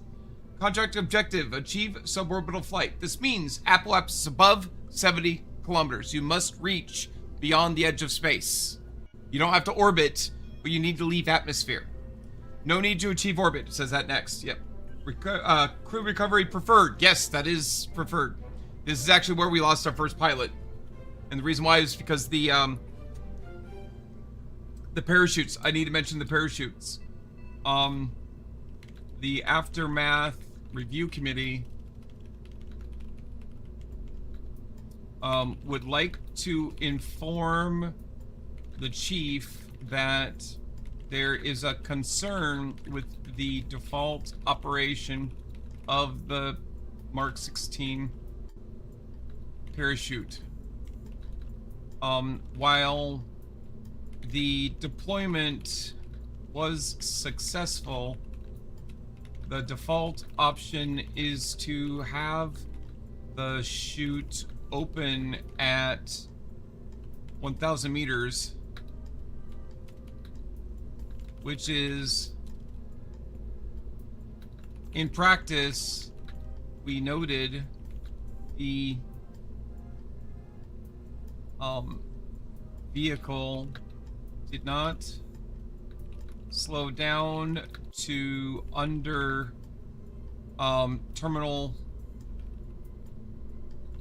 as in deadly, velocity until about 90 meters. This margin is too low for safety. Chief acknowledges the findings of the Aftermath Review Committee. This is an excellent catch and exactly the sort of observation that keeps Kerbals from becoming terrain samples. Root cause analysis. The Mark 16's parachute's default deployment parameters are optimized for general survivability, not operational safety margins. In low mass capsules descending from suborbital trajectories, deployment at 1,000 meters can result in insufficient time for full canopy inflation, especially after high-speed ballistic descents. The result, dangerously delayed deceleration, excessive landing velocity, elevated probability of rapid unscheduled lithobraking. Lithobraking. Litho meaning ground, braking meaning to stop. That's not how you want to stop your vessel. Engineering recommendations for all crewed flights using the Mark 16 set chute deployment altitude to 1,500 meters. This provides significantly improved inflation margin, safer touchdown velocity, and additional recovery time if capsule becomes unstable. Perfect. Minimum pressure, leave near default for now. Too low, premature deployment risk at high speed. Too high, delayed deployment risk. At current tech levels, altitude adjustment alone is sufficient. Okay, 1,500 minimum. High energy returns, future, potentially 2,000 to 3,000 depending on trajectory, especially once orbital returns, lunar returns, or Jeb forgot to slow down scenarios begin occurring. Chief Engineer commentary. The Aftermath Review Committee is demonstrating alarming competence. This is dangerous because it increases the likelihood the board will attempt more ambitious missions. All right, so what does it want me to do for this mission? All right, so this is... The launch vehicle is going to be called Gojira 2. The crewed capsule will be Alice 2. So vehicle design. Start. The Mark 16 parachute. Mark 1 command pod. Mystery goo. Sustainer stage.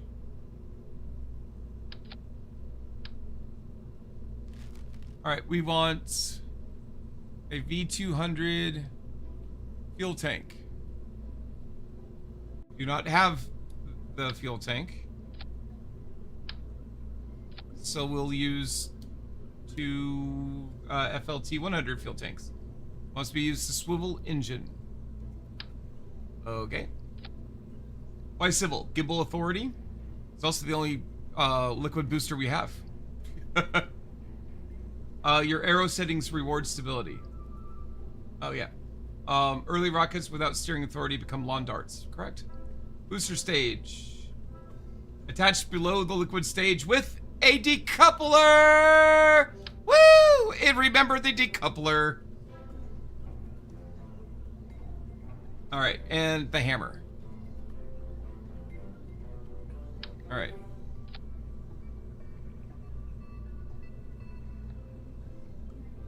Alright, I'm not going to tell it that I made two of these instead of just one. I'm not going to tell it because it was wrong, and that's not my fault. Sofa, where is the part list? Wait, do we have a part list per unlock on the tech tree? She may not be able to answer. She might be working.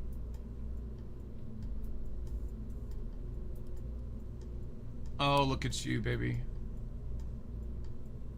For unlock, I don't know. Yeah. Okay. Because it's getting it wrong. Yeah, that's all the parts. No, it's getting it... It knows the parts. It doesn't know when I get them. So it's just being wrong. Alright. The Aftermath Review Committee is demonstrating alarming incompetence and danger. Oh yeah, we already talked about that. Alright. So we need to change this. And what it's saying is we want the altitude to be 1,500 meters. Alright. And we've done it. Okay. All right. So we've got a staging issue here. So it's this, then this, then this, then that. Perfect. All right. And Alice is going on this. We're going to call this the Alice 2. Okay. And it's sitting on top. Oh, Gojira 2 Ascent. Isn't that fun? All right. And who's on board? Alice. Perfect. Save. And launch.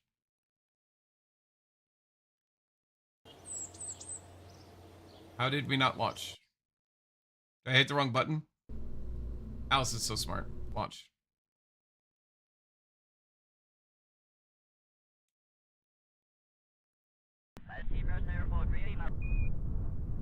All right. SAS. want that. We want this. All right. We are going to do a crew report, and we're immediately going to transmit our data. Wait. Did that work?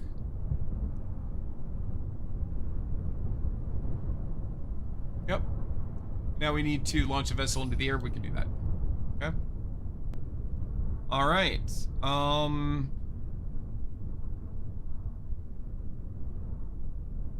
Yeah. I think we're good. All right, let's launch in 3, 2, 1.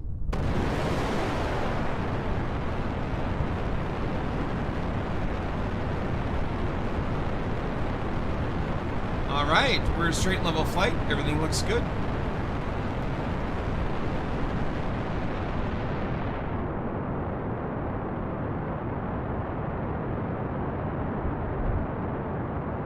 All right, get ready to stage. Here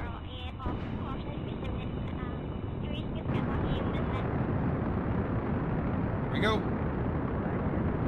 I am going to do a bit of a gravity turn. And that is...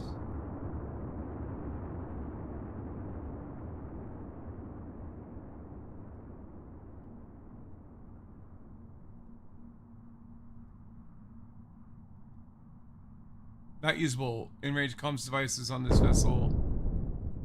All right. Well, we're still in the soup. But our apoapsis is way high. So that's awesome.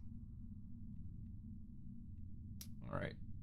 And we are going to point retrograde. Which is funny because we're still in the soup. I'm an idiot. I should stop this. But that's okay. All right. And you can see... here we go. Look at that.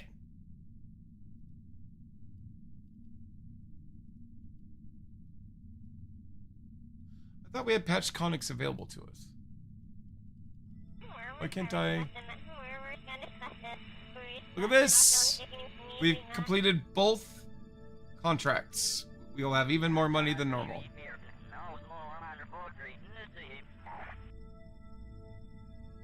All right. Observe the mystery goo.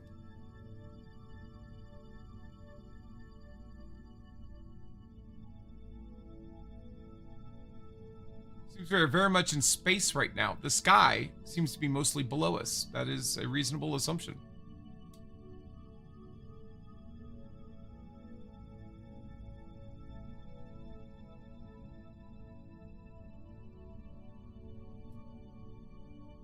All right. Yeah, I thought patch conics would let me warp to this point, and it will not let me do this. I don't know why.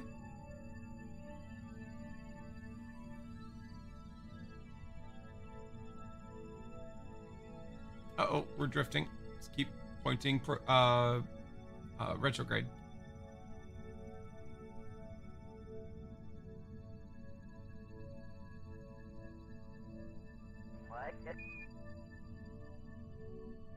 Alice is chilling, have kind of a good time. I was like, yay!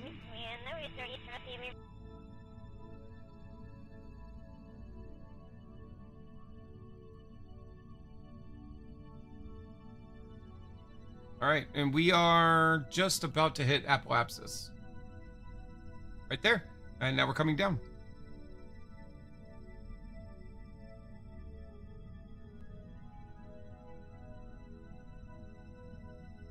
Now, it's going to be very important that we keep our butt pointed back because this engine can take a lot of heat. This nose cone can take a lot less heat. And keep an eye on Alice and watch her loss of consciousness meter as she comes back in.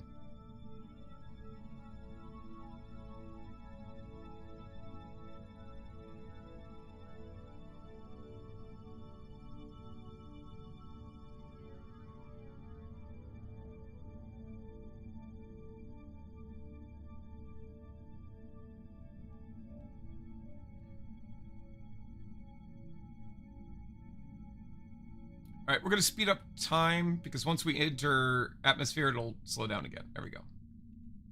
All right. We are back in what we call the soup.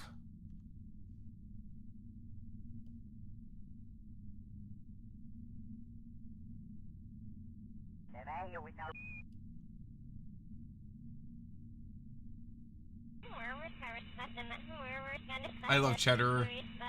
All those little voices you're hearing stuff, that's from Cheddar.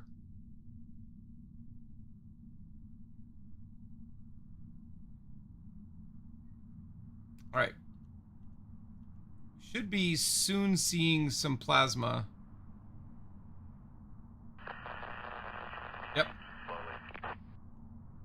So that noise meant we entered the plasma. We can't actually communicate with ComNet. Woo! Uh-oh, we're having trouble. She wants to not... Come on. Come on. Guys, I have this thing pegged, trying to get the butt down. Alright, here we go. Oh!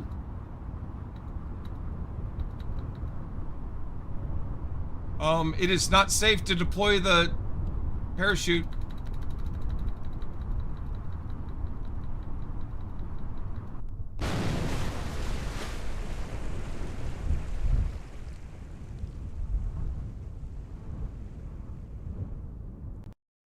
We've hurt back to launch. I'm not sure what happened there.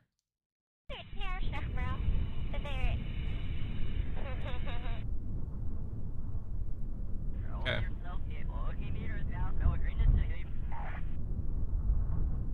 All right, that explosion we heard, by the way, was really cool.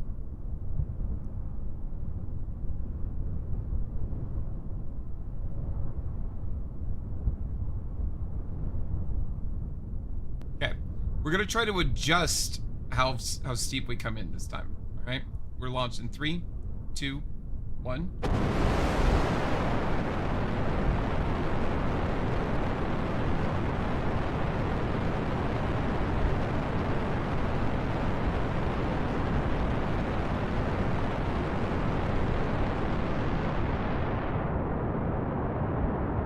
Small gravity turn here.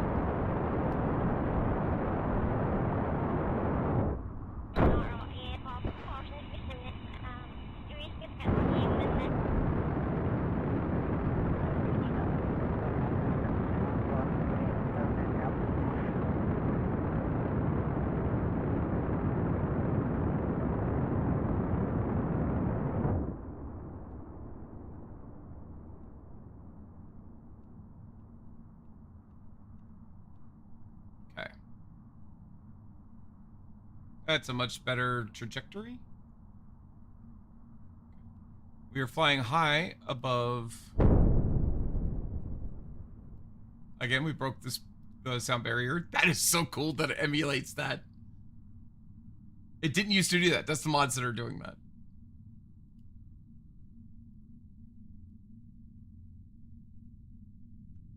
All right.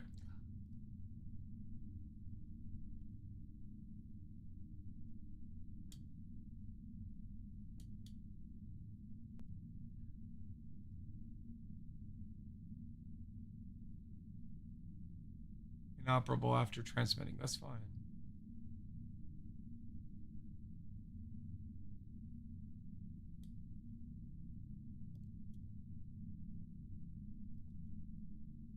Not usable in range comms as a vessel. What is that? Cannot transmit data. Oh! I thought it had a built-in satellite. It doesn't. Alright, we are in space.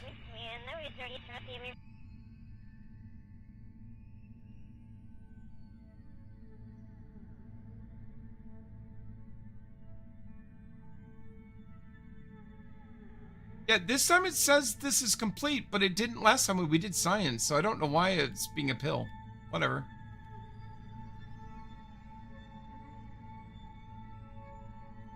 Alright.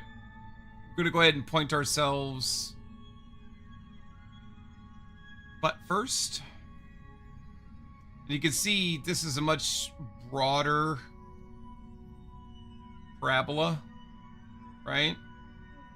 We're about to hit apoapsis. All right, let's go ahead and speed up time. All right.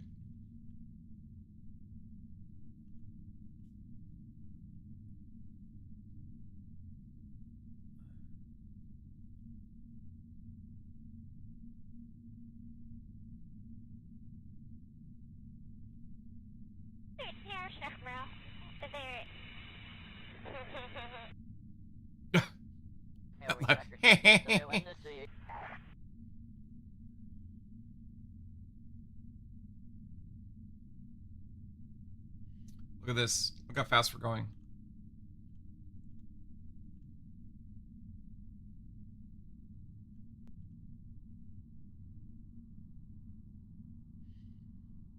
No, we've actually already told... I think we've already staged to this. I could be wrong.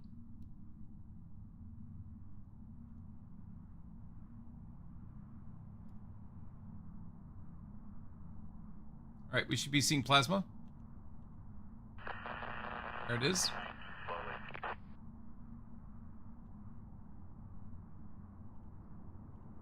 Just minor adjustments. There we go.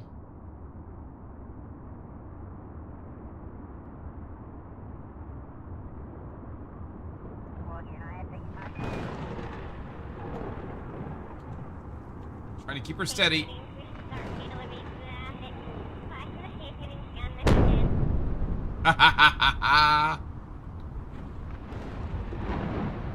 Oh god, can we slow it down?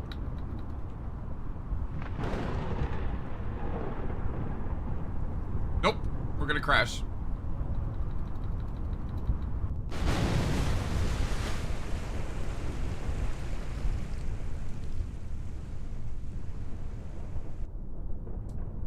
Bear with me here.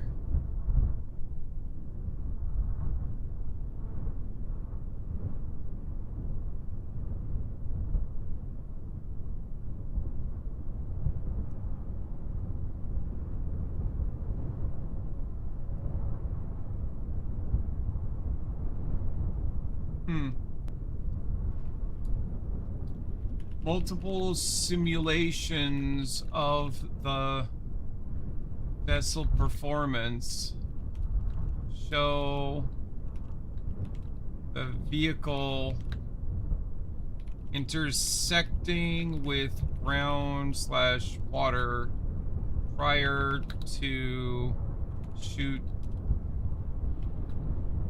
deployment due to... I'll just leave it like that.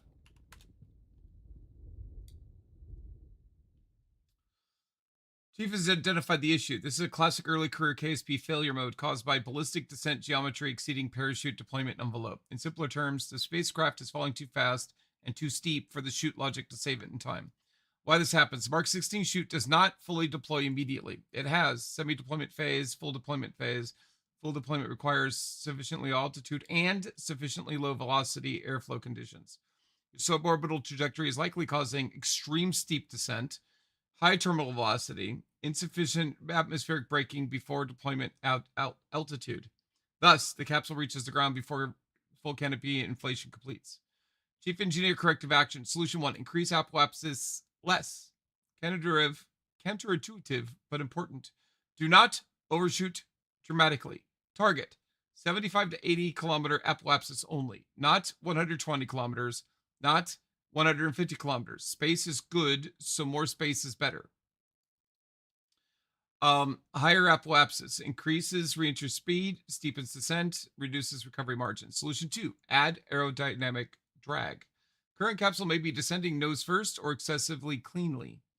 Recommended. Keep the spent swivel stage attached temporarily during descent if stable. Or ensure pod enters heat shield blunt end first, once available later. Right now, the pod alone is surprisingly aerodynamic in some orientations. Solution 3.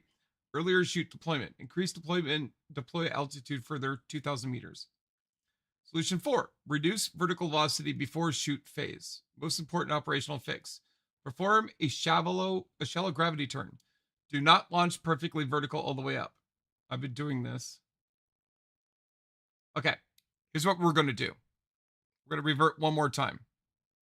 Okay? Because it hasn't given me a solution that will actually work yet. We'll revert to launch.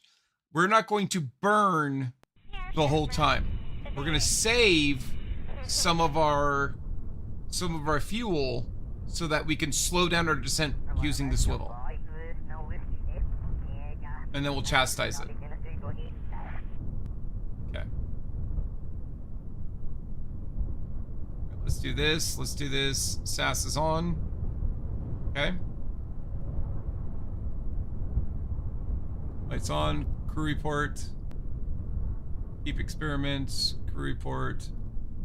And we'll transmit the data. We cannot even transmit the data sitting here, so is what it is. Okay. All right. Okay, we're gonna launch in 3, 2, 1.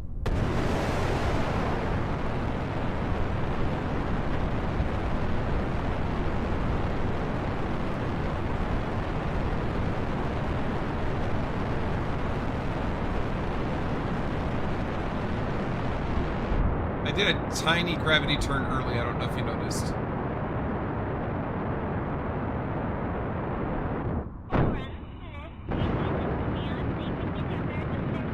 Look at those G-forces, baby. Alice is cool, though.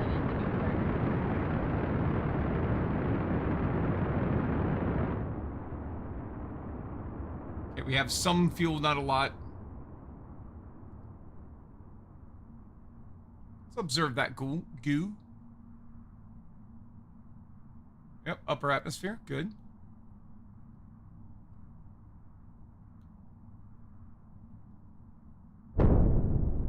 Oh, that is so cool that it does that. I don't like the sound of the rocket, but that's okay. I can get over it.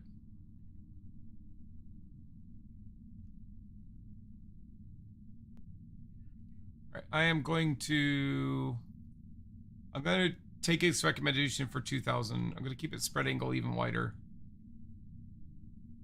Okay. Oh, you guys can't see this. This is what I did. Right?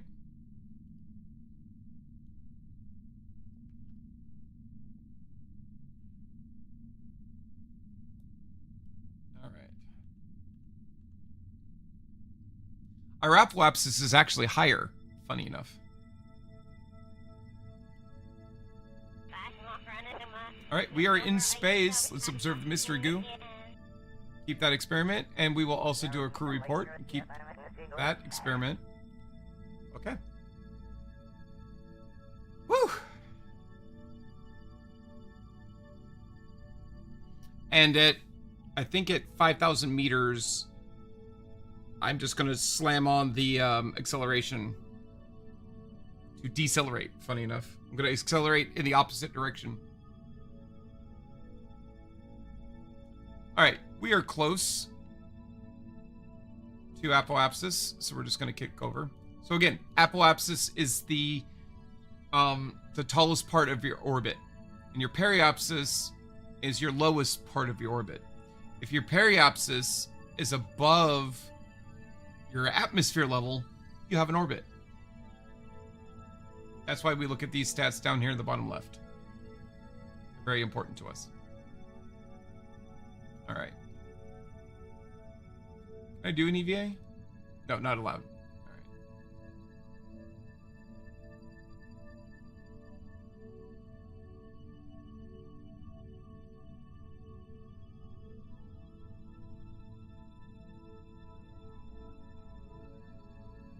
Right now, the only stability assist I have is stability assist. It'd be really nice once I get like other things like, let's speed up a little bit. We'll have other things like, oh, God bless it. Not civility assist, but prograde or retrograde. All right, we are coming, for all intents and purposes, straight the fuck back down. Look at that. Look how steep that is. And our problem is our vertical speed. We want this to be survivable, not survivable like it is now. sense.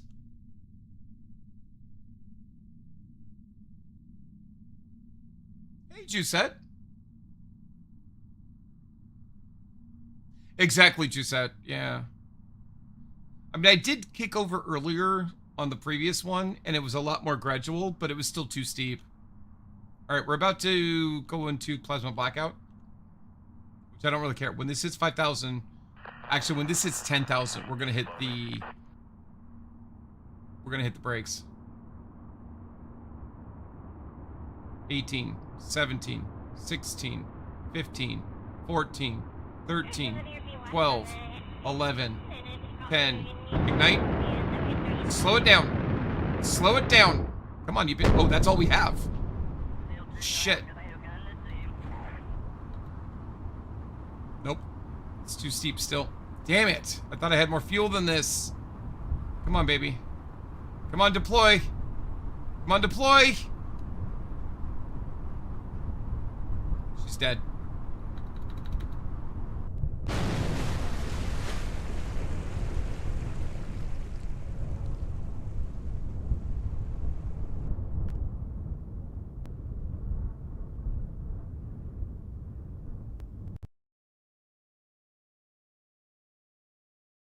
Hey, Jusette, how you doing? All right, that's it. We've tried multiple times to save ChatGPT from killing us, and that didn't happen.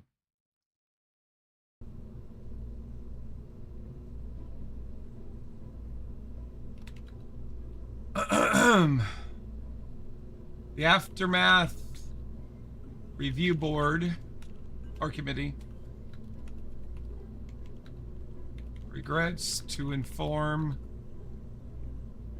the chief of complete loss of vehicle or vessel, crew, and science.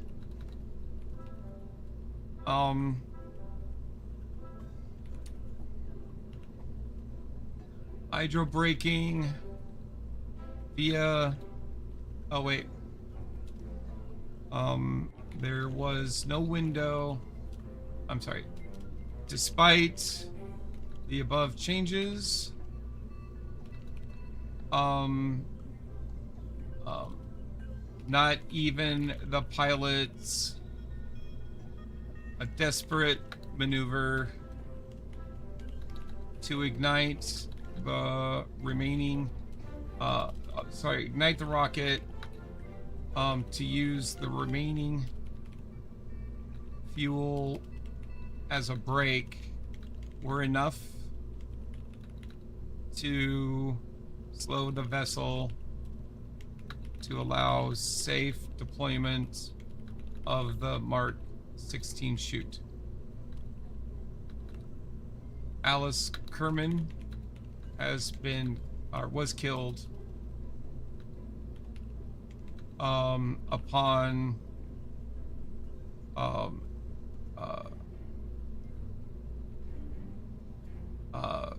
was killed when experiencing extreme G-forces due to unexpected hydro braking. The probe crashed into the ocean.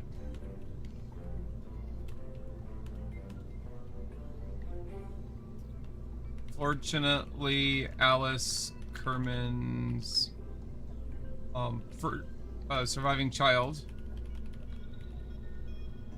Alice Kerman II, is available and conveniently trained to take her mother's place. This cannot be allowed to happen again. This is exactly what happened last time. All right, let's get back to the game. Let's go out. We didn't get any more science, right? Oh, we did get some science somehow.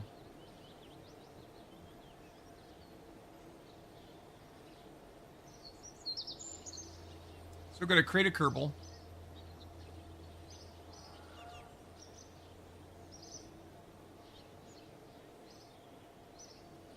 All right. Alice Kerman. Second. She's female. Pilot. She's a badass. She's still incredibly smart. Incredibly not courageous. Actually, I'll make her very courageous.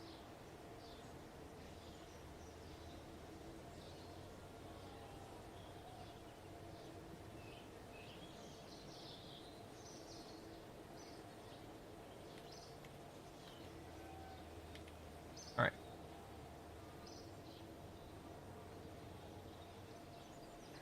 Pilot.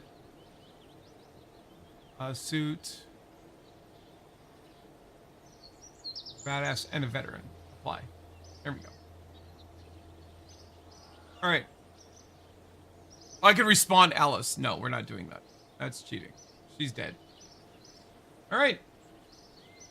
Chief Engineer Incident Report received. First, the Wonderland Space Administration honors the sacrifice of Alice Kerman. Second, the Aftermath Review Committee's findings indicate a severe flaw in mission architecture, not pilot performance. Alice Kerman did not fail the spacecraft.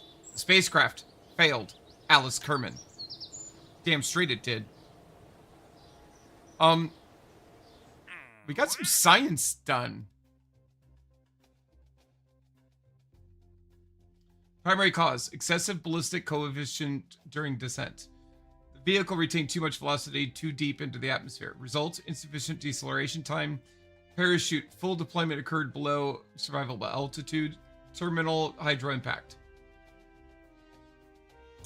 Contributing factors, overpowered descent profile. The hammer plus swivel combination likely produced excessive apoapsis, excessive vertical velocity, steep re-entry trajectory. Low atmospheric drag. Capsule profile remained too aerodynamically efficient. Early tech parachute limitations. The Mark 16 chute alone is marginal for high energy descents at current tech level. Ocean impact. Water at high speed is legally distinct from concrete only in paperwork. Correct. Immediate programmatic changes. This must not happen again. Accordingly, Chief Engineer authorizes Operation Safe Return. Revised vehicle architecture. Launch vehicle Gojira 3. Crewed vessel Alice II. Critical design change. Remove the hammer booster entirely. This is the key correction. The previous design produced too much ascendant energy for safe recovery. Instead, new stack. Top to bottom, Mark 16 parachute, Mark 1 pod, mystery goo, FL2 400 tank, and and a swivel. We don't have this fuel tank. I don't know what it fucking thinks it's doing, but this doesn't exist.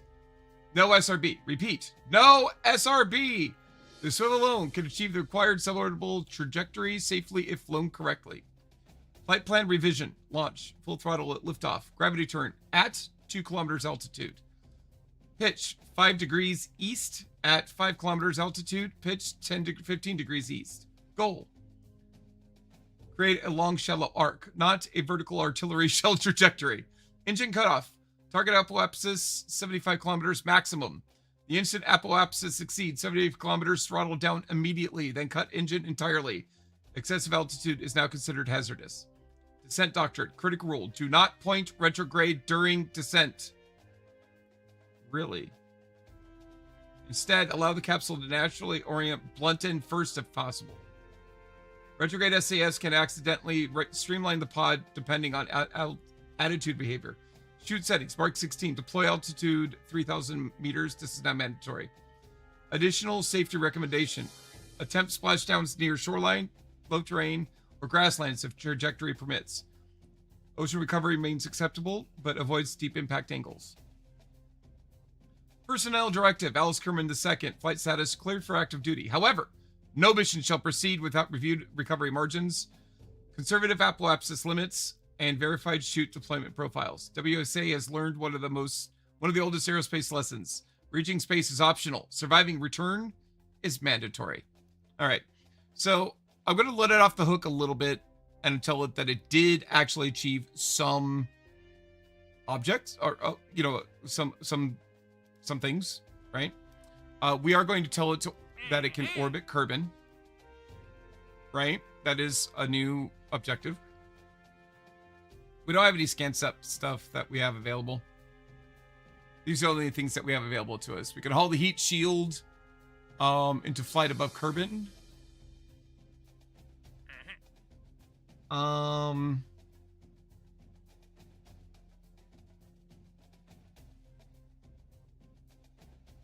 That's actually a good option.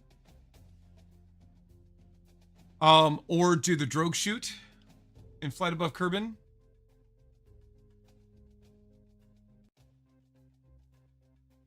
Or test the TD-12 decoupler landed at Kerbin.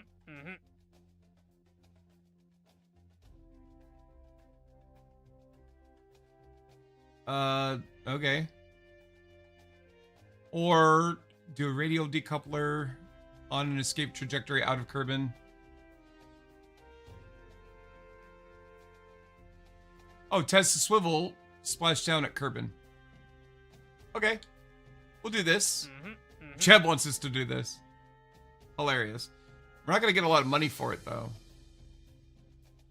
Yeah, we'll get more money for the heat shield one. Let's do this. All right. All right. All right. We are going to upgrade the astronaut complex. This will allow us to EVA. Oops, I didn't mean to go in here.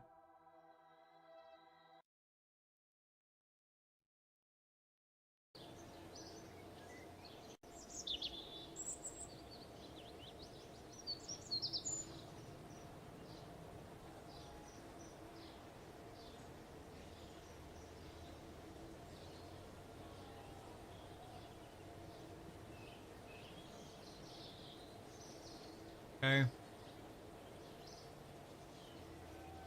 All right, that's fine.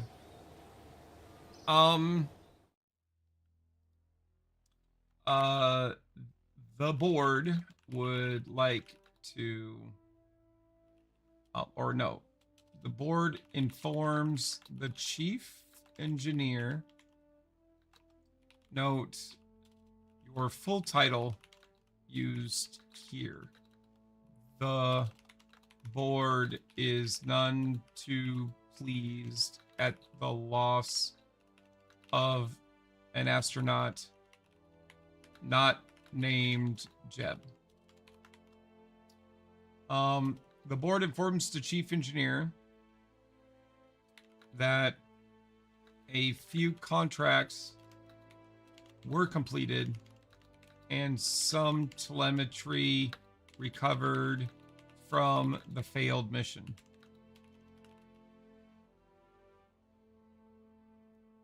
All right, so we have 28.5 to spend, which gets us some stuff, but not a lot.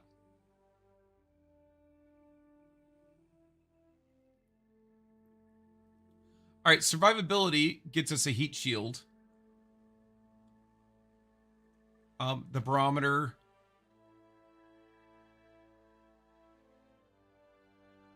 All right. And the radio mounted drogue chute. So we're going to pick this. All right. A new contract has been acquired. Achieve orbit.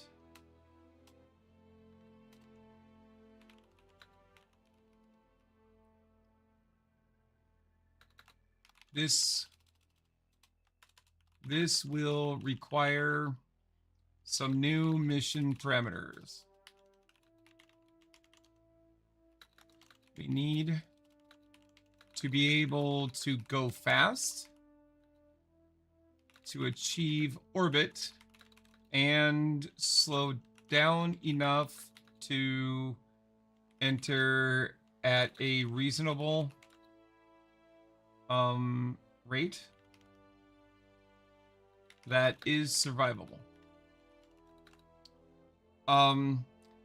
Keep in mind, this is being piloted by a human, not a computer.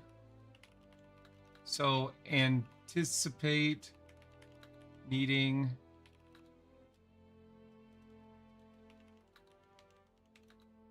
approximately 3,600 total delta V to achieve orbit.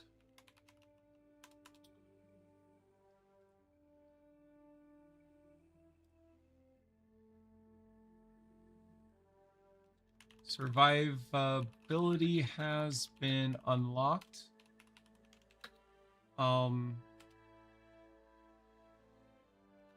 Here are the new parts.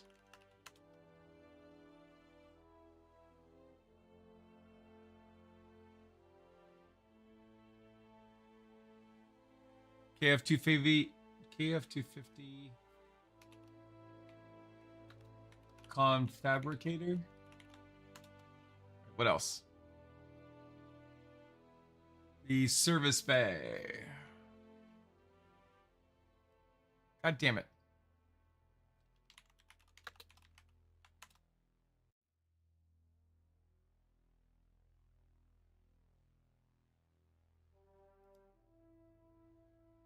The Mark IIR radial mount parachute.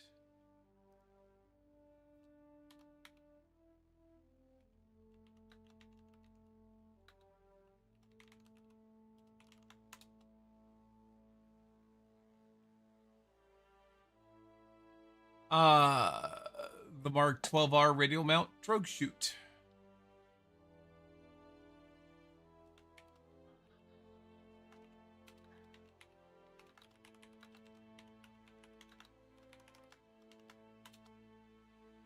All right, what else?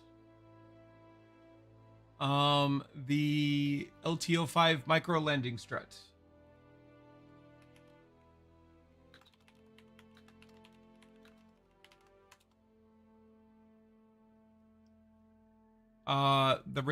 The small radiator panel. Sorry this is taking so long, guys. This won't take too much longer. It's just a lot of back and forth. The barometer.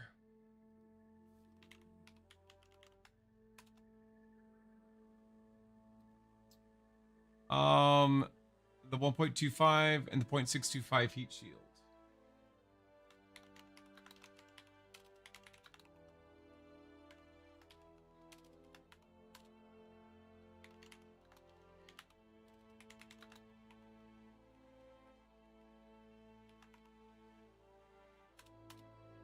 Additionally, the techs assigned to the chief would like to inform him that he keeps ordering parts that do not exist. The only fuel tank available is... Let's go and look.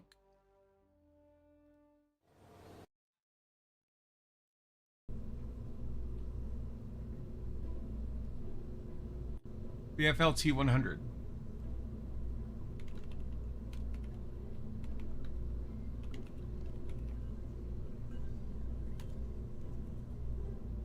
Chief Engineer acknowledges the board's displeasure, the astronaut fatality, and the repeated correction from engineering logistics regarding non-existent fuel tanks. The technicians are correct. I've apparently been designing rockets from memories of future technologies. We will now proceed using only verified available hardware. Strategic situation. We now face the first truly dangerous threshold in spaceflight, orbital velocity. Suborbital missions kill you with gravity. Orbital missions kill you with heat. The challenge is no longer can we go up, it is now, can we survive coming back down from 2,300 plus meters per second? Yes, it is accurately recognizing that this is a function of going fast, not a function of going up. Fortunately, survivability was unlocked at exactly the correct time. The addition of heat shields, drogue chutes, and radial parachutes changes mission design completely. Chief Engineer proposal, WSA-3 first orbit. Mission objective, achieve stable orbit around Kerbin. Return Alice Kerbin 2 alive. Recover science, if possible. Avoid creating another memorial plaque. Vehicle design, launch vehicle Gojira 4, crewed capsule Alice 3. This will be a 3-stage orbital launcher. Because FLT 100 tanks are tiny, our engines are primitive, and physics continues to oppose the board's ambitions. Payload recovery stack, top to bottom. All right, here we go. You ready? All right. we have Mark 16 parachute. That looks good to me. We have the Mark 1 command pod. Looks good to me. We have a barometer. Okay, I'm just gonna do this and then this.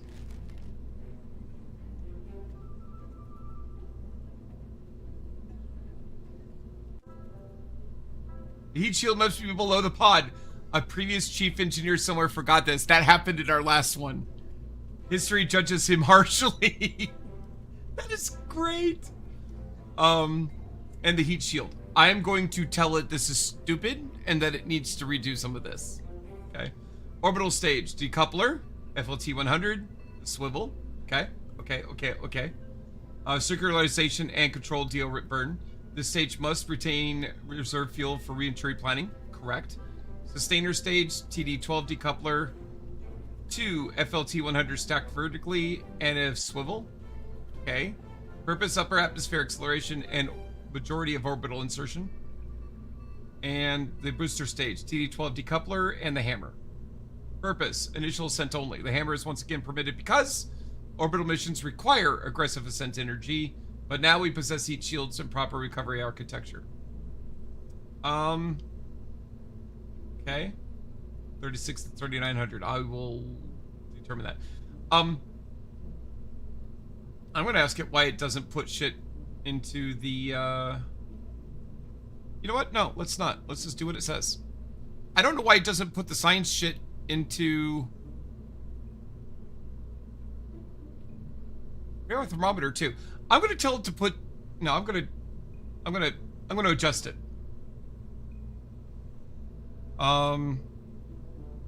A random engineering tech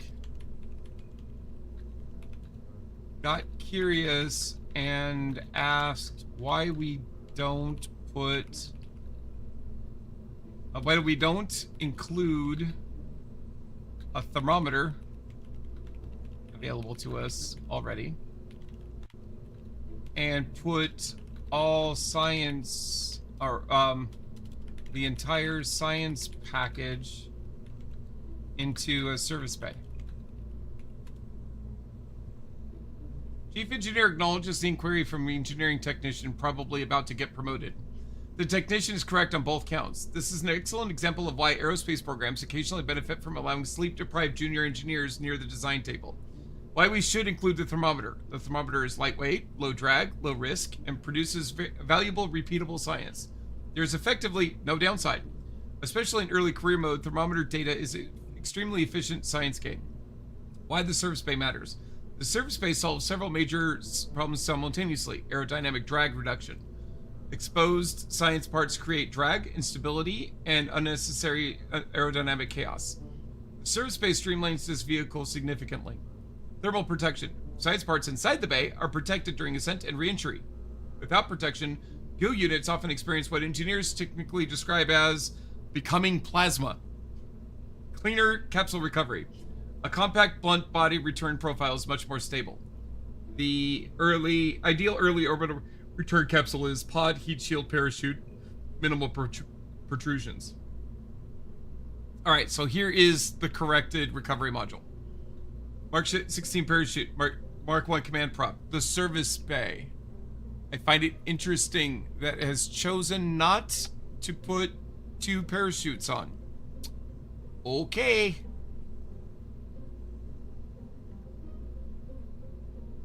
All right. And inside the service bay, the mystery goo.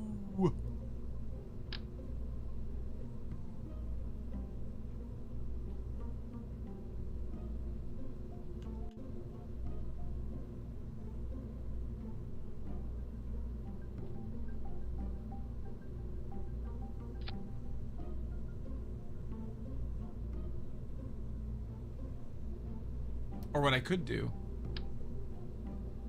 Could I put 2 of these on?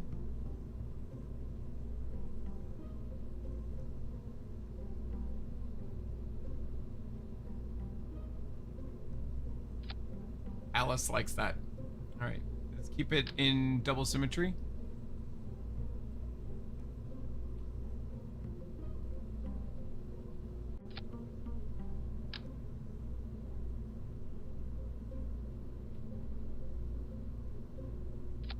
All right. Close the pod. All right. This is now substantially safer and more aerodynamically sound. I know. That's why I said it. Surface bay also allows cleaner staging, reduced wobble, reduced flip tendency during entry, which is critically important under your pressure limits, G-force limits, and plasma blockout settings. I know. Before re-entry, close the service bay. If left open, airflow becomes unstable, heating increases, and the laws of aerodynamics become personal enemies. Chief Engineer Addendum, please inform the technician they are now assigned to the Orbital Safety Committee, which is either a promotion or a punishment depending on survival rates. Fair. All right, what's the rest of the ship, though? What does it want me to do? All right, let's go to the sustainer stage. All right, come here. There's the vessel. All right. So we want a decoupler. It's getting smarter, guys. It's like, hey, maybe we should not murder our people. Wait a minute.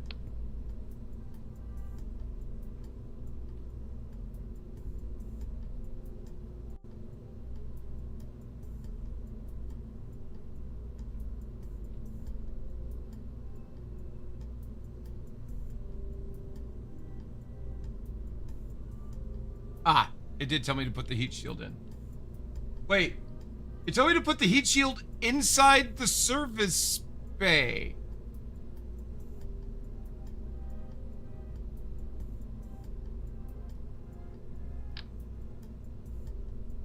Okay.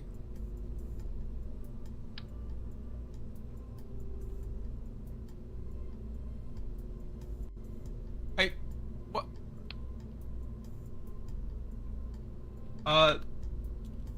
The recently promoted tech has asked precisely how they should fit the heat shield inside the service bay. Chief Engineer would like to formally apologize to the Orbital Safety Committee for attempting to violate Euclidean geometry. The technician is again correct. The heat shield absolutely does not fit inside the service bay. That's why we conduct design reviews before launch instead of during atmospheric reentry. Correct recovery stack configuration. If it fucks up again, I swear I'm just launching. Mark 16, shoot. Mark 1 command pod. Service bay. Mystery goo, thermometer, barometer. All right, we're gonna close that. All right. And then the heat shield. All right, there it goes. The heat shield attaches below the service bay. That is a good place for it. Not inside it. All right.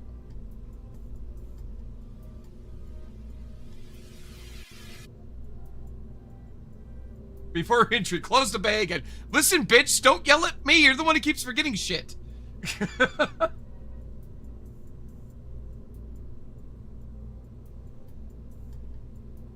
right. So now that we have the return vehicle sorted, what is the rest of the vehicle look like? That was not good English, but it'll figure it out. All right. Yep. All right, full vehicle stack. Did that. Yep, did that. You put the heat shield inside the service bay again!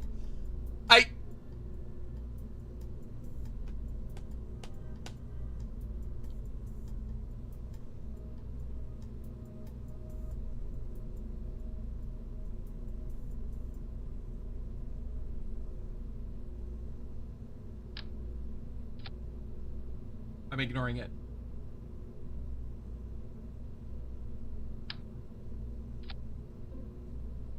All right, and so this is 175 delta V in vacuum. That's not a lot, so keep that in mind. Orbital state, no. Yes.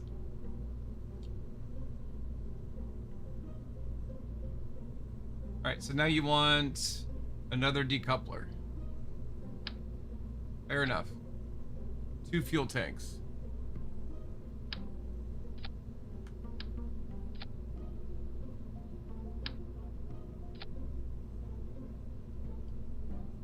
Okay. And then a decoupler.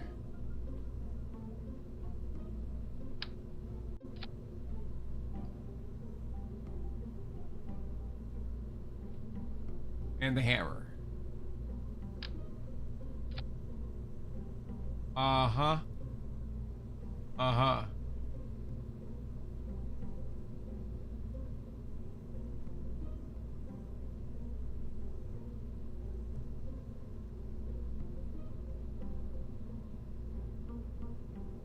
So, at sea level, the hammer alone is producing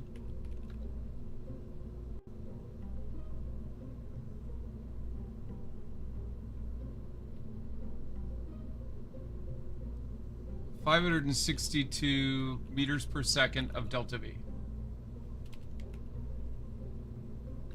This is not nearly enough, as the entire rest of the vessel has only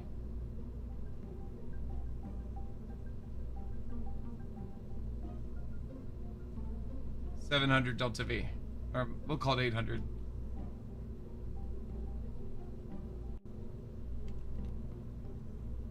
How do you expect to get to orbit like this? I have to save the money. Like I can't let it fail.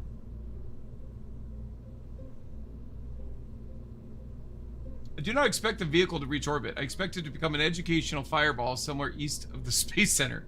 Your telemetry assessment is correct. The vehicle is catastrophically underfueled, especially with only FTL 100 tanks, heat shield mass, service bay mass, early low efficiency engines, and human piloting losses. The current design is a high-altitude suborbital vehicle pretending to be orbital.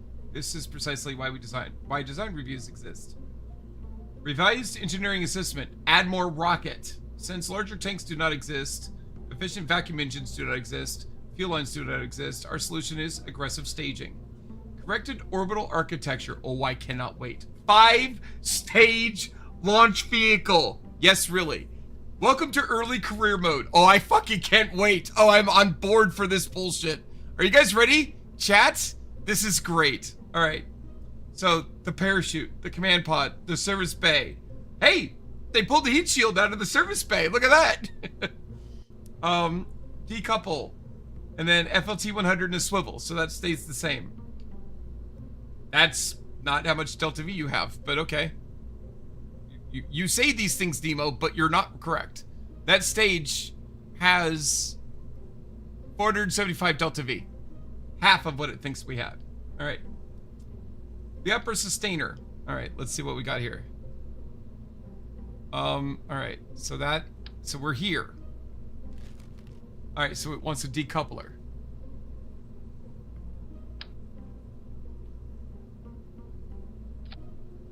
Okay.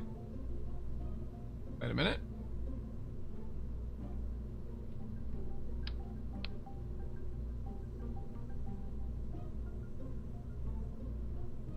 Oh yeah, because we're not returning the engine this time. Okay, fair enough.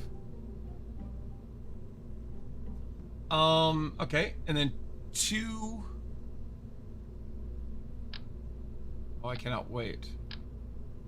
2 of these and a swivel. Okay. All right. Yeah, that's not even close to what we have.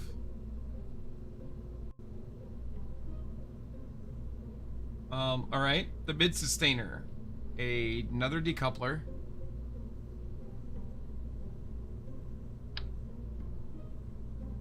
Oh, the same thing. We're just gonna keep doing this. Okie dokie. Else 2, you were very, very nice to be with. All right. And then, oh wait, what the hell's going on here?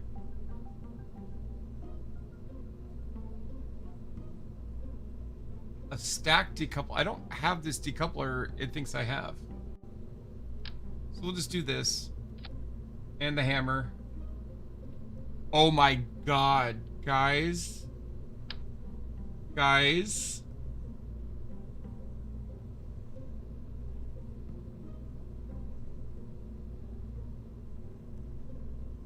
This is...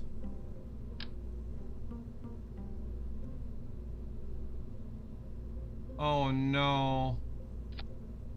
Oh no.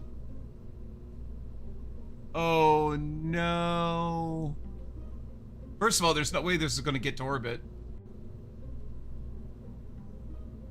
Second of all, it exceeds the mass that is allowed. And second of all, it wants me to get rid of these, but I can't.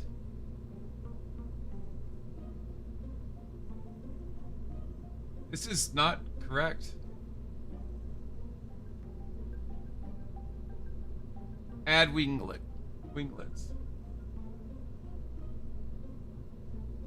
It wants winglets. All right.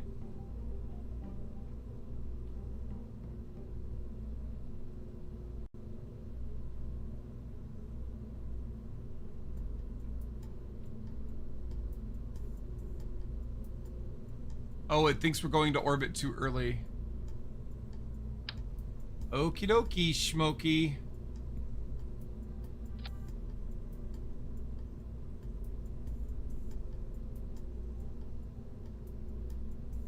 All right.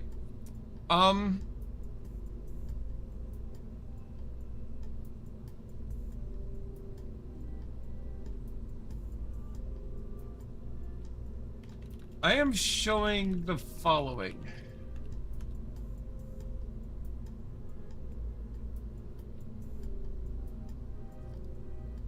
Actually, you know what? No. We're just going to launch what they have. Right? We're just going to... This is what they have. All right. We're going to put the new person on board, not Jab. All right. Actually, you know what? No, Jab, get your ass on there. Go for it. Let's see if you survive. And this is called Alice 3. And save. What are our current objectives? We want to hull, heat shield, and orbit. All right, so let's save. And we're gonna launch. Unable to launch. All right, so we need to go out. It's too massive for the launch pad.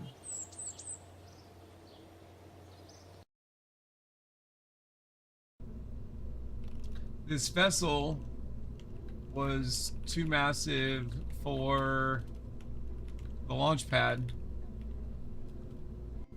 So the board authorized an upgrade to the current launch pad. All right. I'm not gonna hit enter. We're just gonna launch it. You guys ready?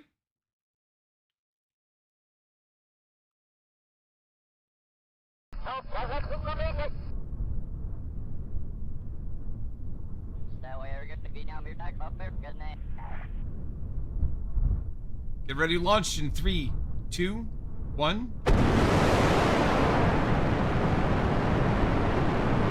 Alright. We are straight and steady.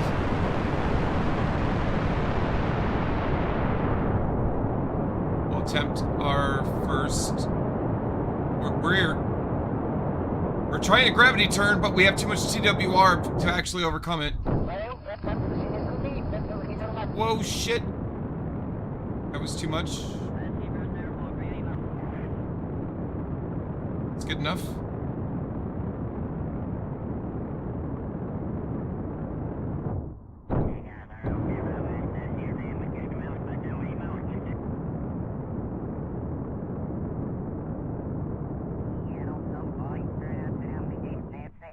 All right. We have apoapsis is high enough.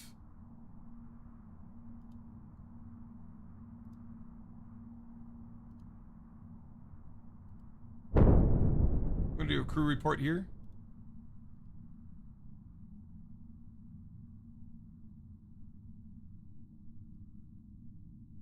I'm hoping apoapsis will stay above 70. I think it will.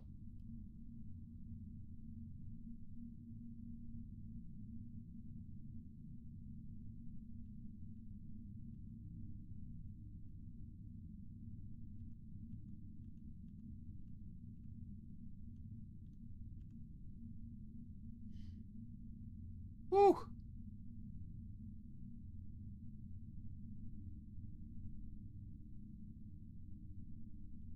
At 65, we're going to completely kick over.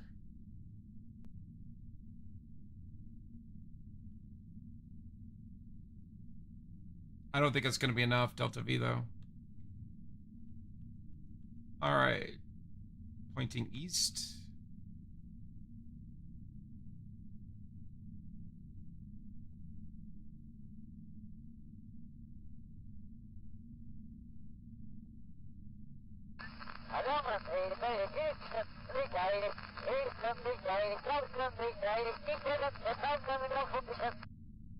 Come on.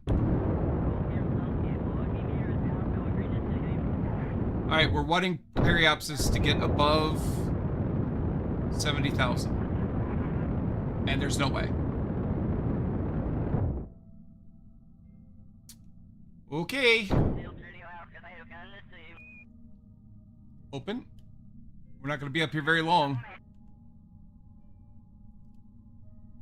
Log the pressure data. Keep. Log temperature. Keep. Observe the mystery goo. Keep. Close. We're going to do a crew report. Nope, cancel. We're going to do an EVA.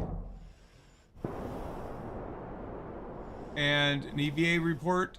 Keep. And then we're going to board. We were in the soup doing that. We are now tumbling out of control.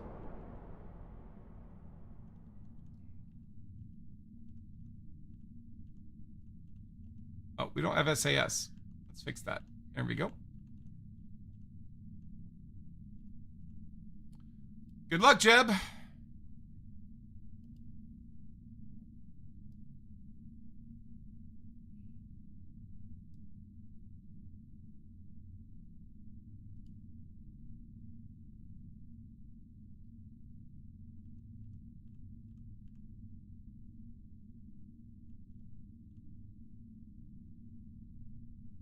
Woo! Jeb's having a great time, though.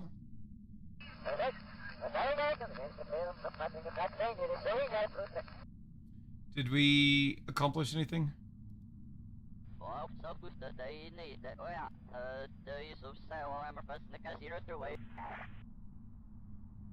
Oh, look. Oh, we're not high enough. We didn't do the test.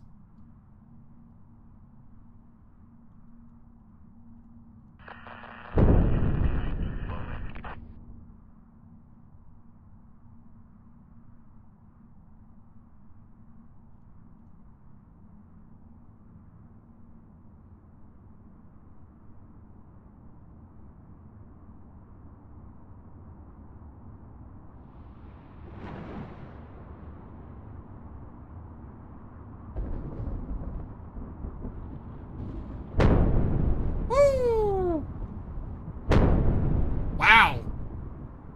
Why multiple explosions? It's different parts of the vessel breaking the sound barrier at once.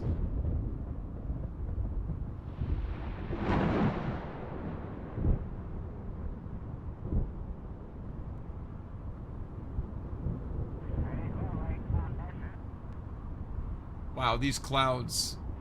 Guys, look at how awesome those are clouds. This is all part of Black Rack's volumetric clouds. And I'm pretty sure the explosions we're hearing now are thunder and lightning. Yeah, it's raining.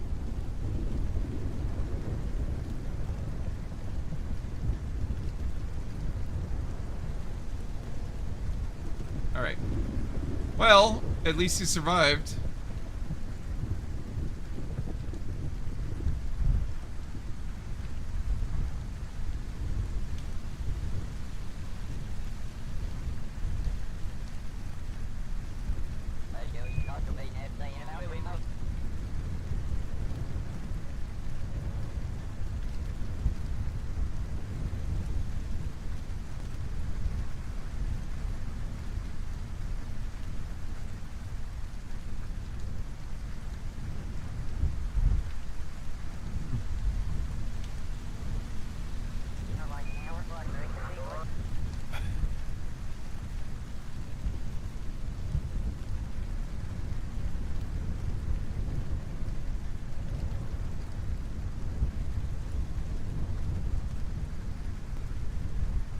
All right.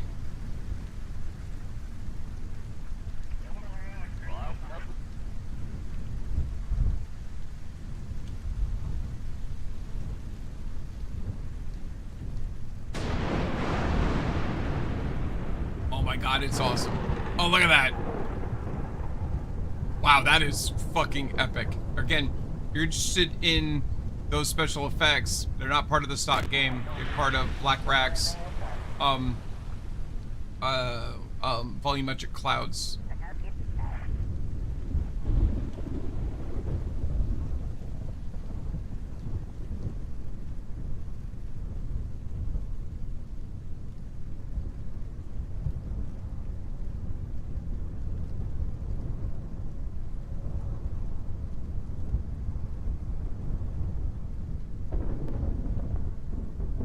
Nope, cancel on the wrong side.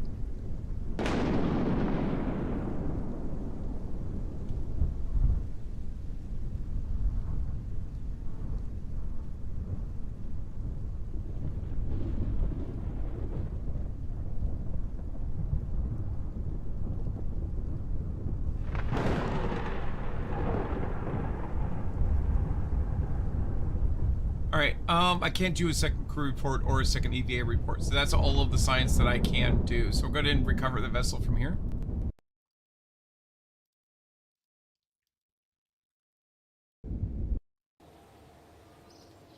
Oh, what'd I get?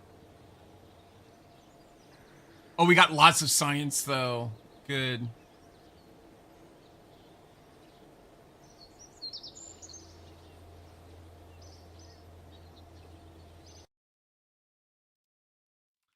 The Aftermath Review Committee is disappointed to report the vessel's Delta V was sufficient to achieve suborbital flight only. The board demands that all of the chief's future Delta V calculations be double-checked by Alice Kerman, me. I am her ghost, and you'll just have to deal with that. We, Jeb was due to doubts on this vessel's ability to return safely. Jeb was used to launch the vessel, and unfortunately, he was capable of returning the vehicle back, albeit without achieving orbit. All right, let's see what they say. Chief Engineer acknowledges the launch pad upgrade, the board's justified loss of confidence in Project Delta V, or in projected Delta V, and the continued spectral oversight of Alice Kerman. Frankly, the board is correct. Early career KSP orbital clock calculations are where engineering optimism goes to die. The discrepancy came from heat shield mass penalties. I know what caused it. You just said no. In other words, the rocket equation has once again asserted dominance. Personnel report: Jebediah Kerman, mission outcome failed orbital objective, survived anyway, returned successfully despite engineering concerns. This unfortunately reinforces the board's belief that Jeb is simultaneously expendable and strangely indestructible. Project Exile remains viable. Alright. All proposed orbital vehicles will be evaluated assuming real piloted Delta V, meaning vacuum Delta V shown in VAB is fiction. Atmospheric losses are substantial. Steering losses are inevitable. Reserve fuel is mandatory. You stated 3,600 meters per second practical requirement is now the official WSA baseline. And frankly, with current tech, I suspect 4,000 plus realistic vacuum Delta V may actually be necessary. Critical missing technology. The real bottleneck is now obvious. Tank size efficiency. FLT 100 only rockets suffer enormously from excessive dry mass, excessive decoupler mass, excessive engine duplication. This creates what engineers technically call a tower of engines carrying other engines. Correct. Yeah. Chief Engineer recommendation: stop pursuing orbit immediately. He is incorrect. We are pursuing orbit. Yes, the contract exists. Yes, the board wants orbit. Yes, Mission Control is probably waving papers aggressively. But technologically, the program is not ready. You are currently trying to brute force orbit with tiny tanks, primitive aerodynamics, low efficiency, and insufficient stability tools. We shall see about that. This is exactly how programs accumulate memorial complexes. Revised program strategy. Immediate research priorities. Nope. He's wrong. He's wrong. He's wrong. Yep. Okay. Yep. Okay. Good. So, all of that being said, we have a lot of stuff. Let's go look at it. All right. So I'm thinking we don't need stability except for the atmospheric nose cone. Oh, and the radial decoupler. We do want that. We can afford both of these though. So this gets us bigger engine, even bigger SRB, and a bigger fuel tank. So we're gonna do general rocketry. Okay. And we're gonna do stability. Okay. And now we have a bit of a choice. We have 39.2 Delta V, or not Delta V, science, which is not actually enough to get anything. All right, so we won't do anything. But I think next we're going to do basic science so we get more stuff. Okay.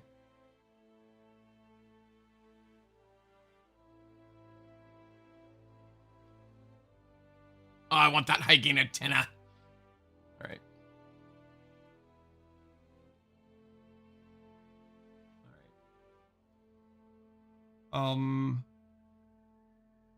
Huzzah! Our scientists have unlocked the secrets of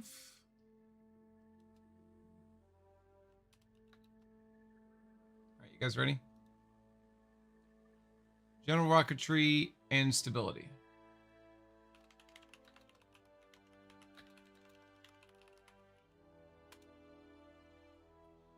All right. Larger fuel tanks, aerodynamic stability, and the revolutionary idea that rockets could generally point in the direction they are traveling. No, you're wrong. General rocketry does not include FLT 400, but does include radial decoupler. Or wait, is that stability? No. The hell else is in that?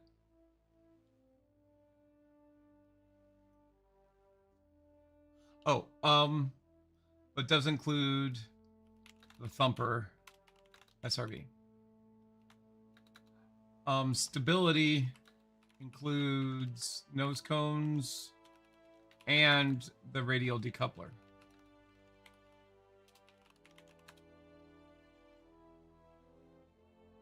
All right, because the thumper changes everything.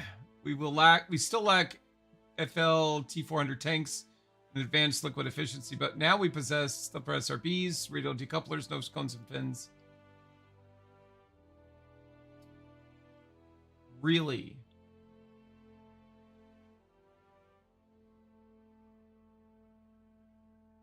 You can't put the heat shield inside the fucking vehicle, you weirdo.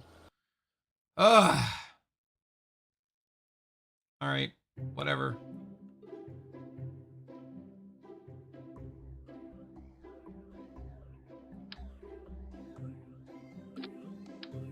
All right.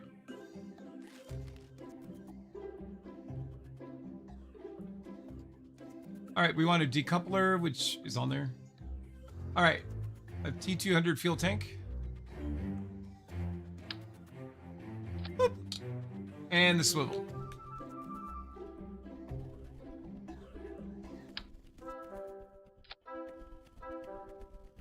All right.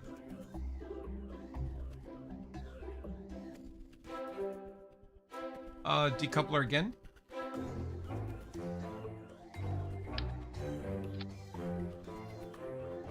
Two FLT 200s.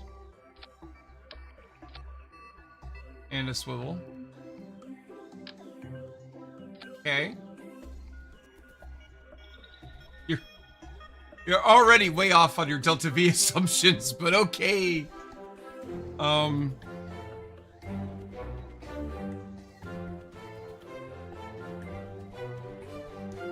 Wait, what? And you want me to just plop two fucking thumpers on the bottom of this?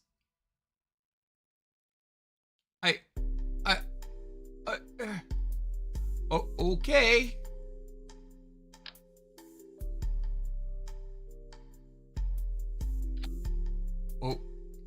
Okay. Two thumpers. Okay. And nose cones, it says. This is interesting. Okay.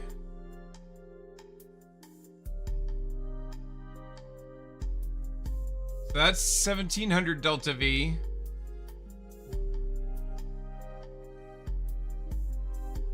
And then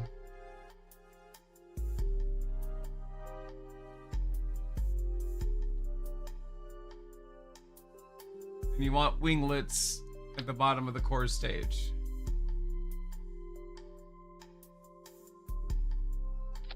Okay.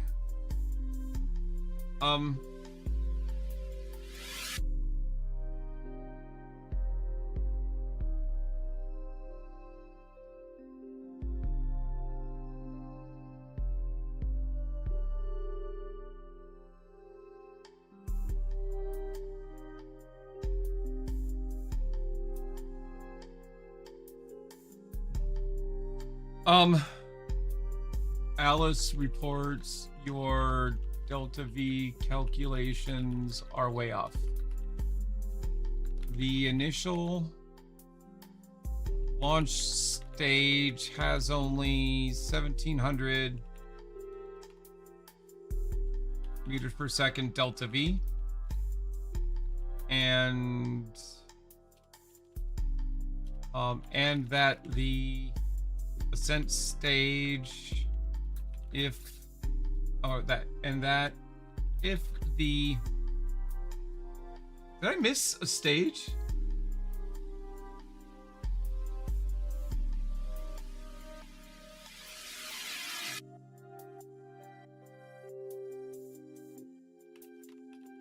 And if the sustainer core ignites at the same time as the SRBs in the launch stage,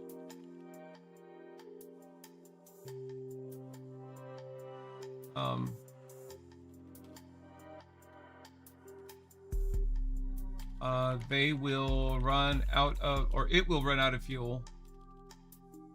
It will run out of fuel before the SRBs do, leaving no sustainer core. Delta V. What was the reward you did? Time capsule. Oh no, it is. I need to fix that. Thank you, hun. I can fix that. Give me a second.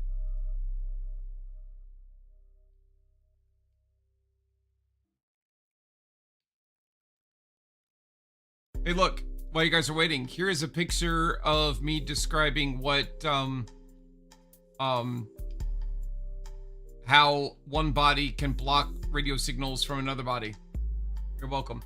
And notice these are way curved right here because we're assuming an atmosphere around this body. Isn't that interesting?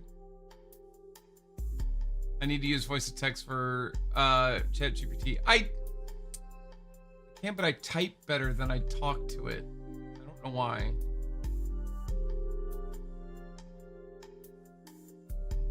Oh, you turned it off for me? Thank you, Sofa. All right, well, that's something I don't have to do. All right, there you go. All right.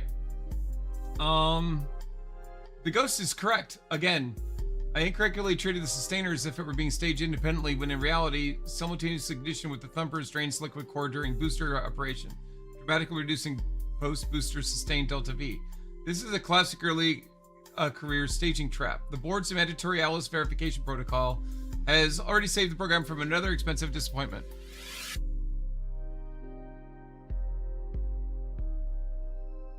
That'll work, Sofa. All right, we must now embrace the true solution to early career orbit. Serial liquid staging with SRB assisted launch. Not one sustainer does everything. The swivel simply lacks the efficiency and thrust balance for that architecture at this level. Okay. Oh, let's see what you want to do now.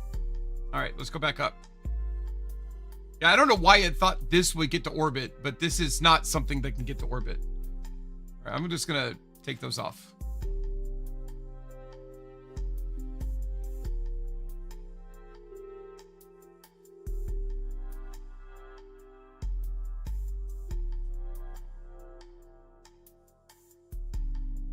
Yeah.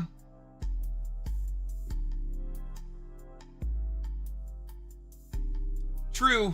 And what's funny is in the settings when you launch, you could tell it when a body eclipses how much of the body does the eclipsing. Like 100% of it, 90% of it. It defaults to 90% for a body with no atmosphere. And 75% for Your a body. hydration levels are dangerously low. Hey, Kev. Please hydrate, or you will dehydrate, and that will. And thank you, Llama Boy. I just drank though. Thank you again. Hey, Chalty Dow. It has been very good at making sure that it says a decoupler goes between each stage. I'm very proud of it. It has still managed to kill a pilot. Hey, Kev, how you doing? All right, so let's see what it says. Anyway, Mescaintis, going back to what we were saying. So, it defaults to 90%. I changed it to 100%. Yes, it does go around corners slightly because it acts as wave and also a particle, but, I wanted hard mode, so it's 100%. I did keep it at 75% for bodies that have an atmosphere though. So, no, we're on Alice 2. I started over, so it is still on Alice 2. The name of the vessel is Alice 3. That's just a coincidence.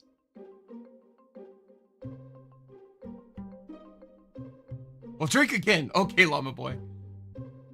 Where is the pilot redeem reward? It should be called something like rename something in the game.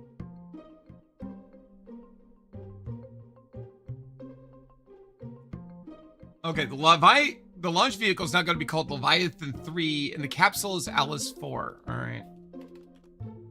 What's going on now? All right.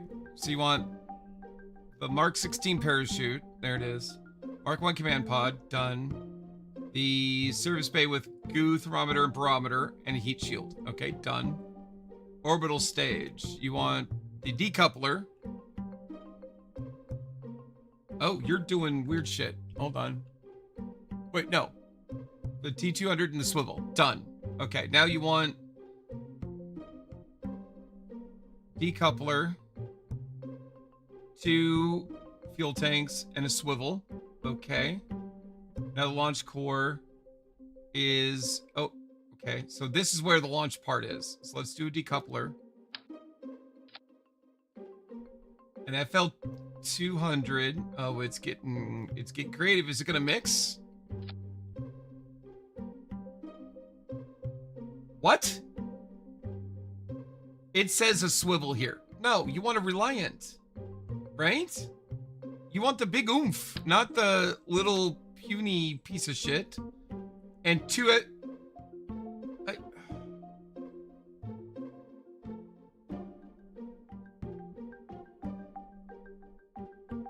Okay. Hey. You remember that really annoying, I mean helpful, tech? From before? He would like to remind the chief that we have the Reliance available as a liquid rocket engine if we want to use it. Chief Engineer would like to congratulate the really annoying technician on once again being completely correct. I know I'm correct! The Reliant changes the optimization strategy significantly. I have been overusing the swivel because early game control authority is precious and unstable rockets have already killed one Alice. The Reliant is vastly superior as a booster engine. Higher thrust, better TWR, slightly better efficiency, lower mass. Correct! No gimbal. I know, who cares? You're going straight the fuck up. We combine Reliance for thrust and swivels for control. Oh God, guys, it's about to get real. All right. What are we gonna do? What are we gonna do? Okay, hold on. You guys ready? Here we go. All right, I can't wait. I cannot wait. All right. So, parachute, command pod, service bay with stuff inside. Fantastic. All right. Orbital stage, that's here. 1 FLT 200 with a swivel. Correct. You are awesome in doing that. Good job. Why is that so? Oh, because that's how big the swivel is. All right. Then 2 tanks and a swivel. Correct. All right. And then booster core. TD12 decoupler. 1 fuel tank and the Reliant. All right. There it is. All right. We already have had a boom. I promise. You'll see more. All right. We want 2 radial decouplers. And I'm not trying to be right. I'm trying to get it to get me into orbit. It's not giving me enough delta V. We've already failed once. And thumpers. And you just want to just fucking put them here and they're just going to work. Okay. And I'm assuming you want nose cones. Yes, you do. And you want winglets. What is your obsession with the winglets? Fine.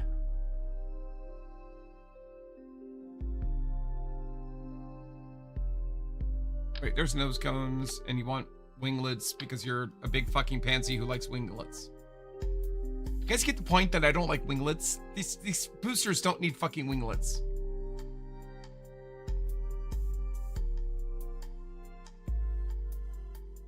Okay, so that's there, so that goes here. Okay, I've already warned it that this isn't enough. I don't know what to tell it. But this is only 1300 delta V. That's 2000. And if we're in a vacuum, it's still only 1200.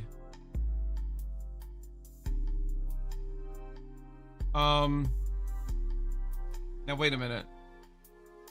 Let's assume it's right. So this is 1300, 2000, only 2600. Nope. Nope. Your launch delta V is still only 1700.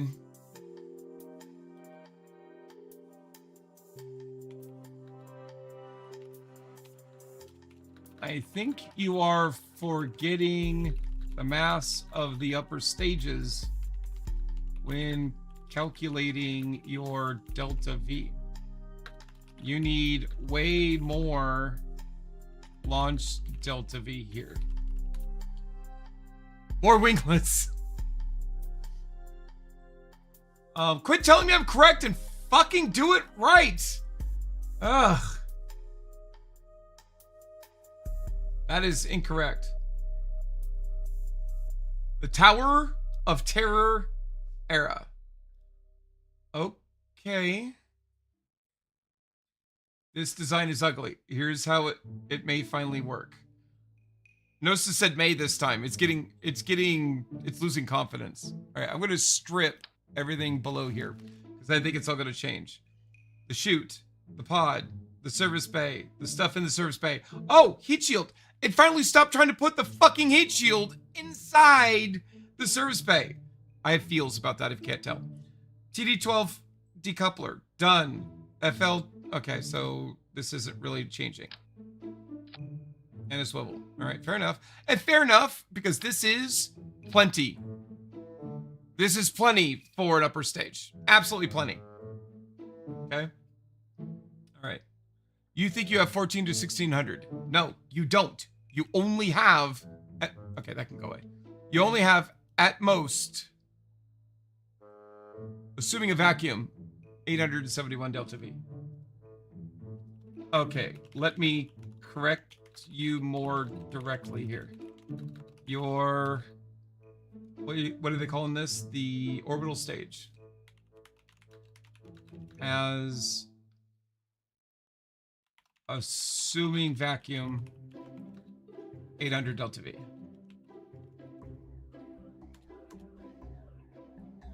All right.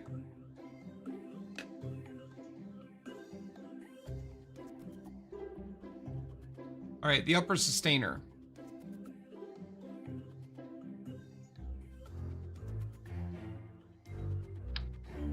Decoupler.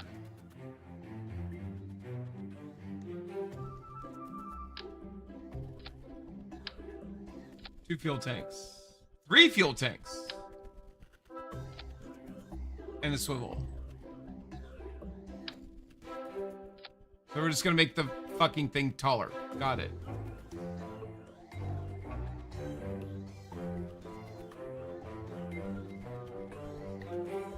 Your sustainer stage has about 900 to 1000 delta V. Harder to determine as it will start in atmosphere and in vacuum. All right, let's keep going. Now this is a real second stage. Okay. And then a launch stage. All right, let's see what it does for launch stage. So what you want a decoupler.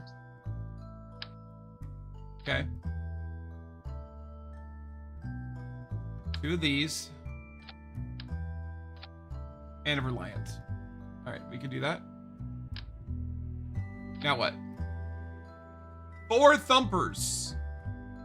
Oh my god, guys, the TWR on this is going to be a nightmare. All right, coupling. Change this to 4 times symmetry. And then 4 thumpers. Yep, put the thumpers onto the thing, please. There we go. All right, and I'm just going to assume that it wants stuff on all of them. And the winglets on the core. Where exactly would you like me to fucking put them?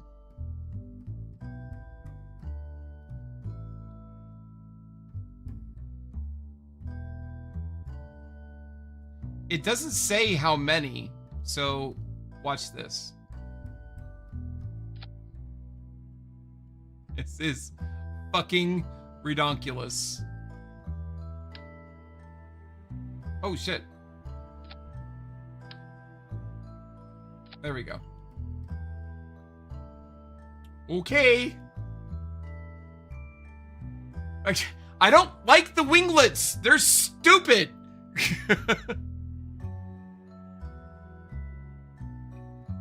Okay. All right. So all of you launch at once. There still isn't enough fuel for, like, yeah, we're going to run out of fuel before we do this, but we have how much delta V? 1671 delta V.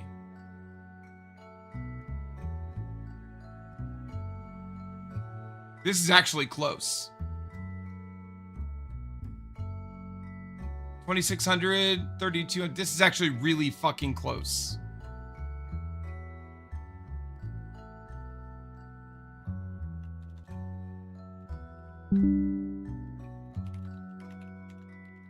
As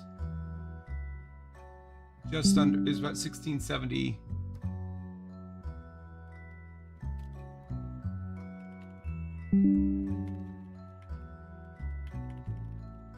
I also want to note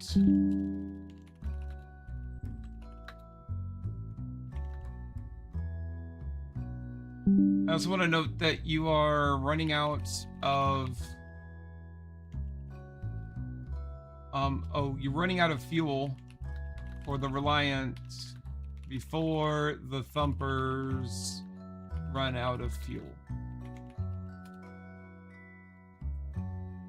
Chief Engineer acknowledges that Alice Kerman's ghost has now fully assumed responsibility for the organization's actual aerospace mathematics. Your numbers are internally consistent, and more importantly, they reflect the reality of loaded stage performance. You're also absolutely correct about the burn timing mismatch. Reliant Core is exhausting fuel before the Thumpers burn out. I know! That's why I told you. The Thumpers are no longer boosters, they are the primary launch system. The liquid cores should survive longer than the SRBs, not shorter. Corrected engineering doctrine, blah, blah, blah, more core fuel. Actual plausible orbital vehicle. Oh, let's see what it does. It should just add a couple of more, like one more fuel tank would be enough. Is it beautiful? I'm not putting winglets on the Thumpers too. All right. Let's just double check what it wants. Mark 16, which is, by the way, gonna have a hell of a time getting this back to orbit, or back from orbit, but that's okay. Mark 1 pod, service bay, heat shield, keep the payload clean, or lean. Okay. I'm still putting shit in the service bay. I don't give a shit what you say. The FL200 and the swivel, done. 3 FL200s and the swivel, done. Okay. Launch core, 4 FLT200s. All right, winglets are coming off. That's coming off. Alt. Nope. Okay, you have to come off, sorry. All right, and then the Reliant. All right, and then we have to lift the entire thing up because now you're too goddamn tall. All right, and then quad attached. Quad attached.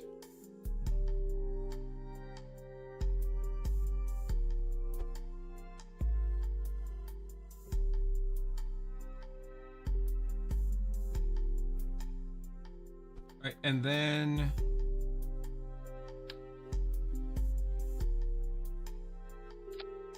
all right, winglets.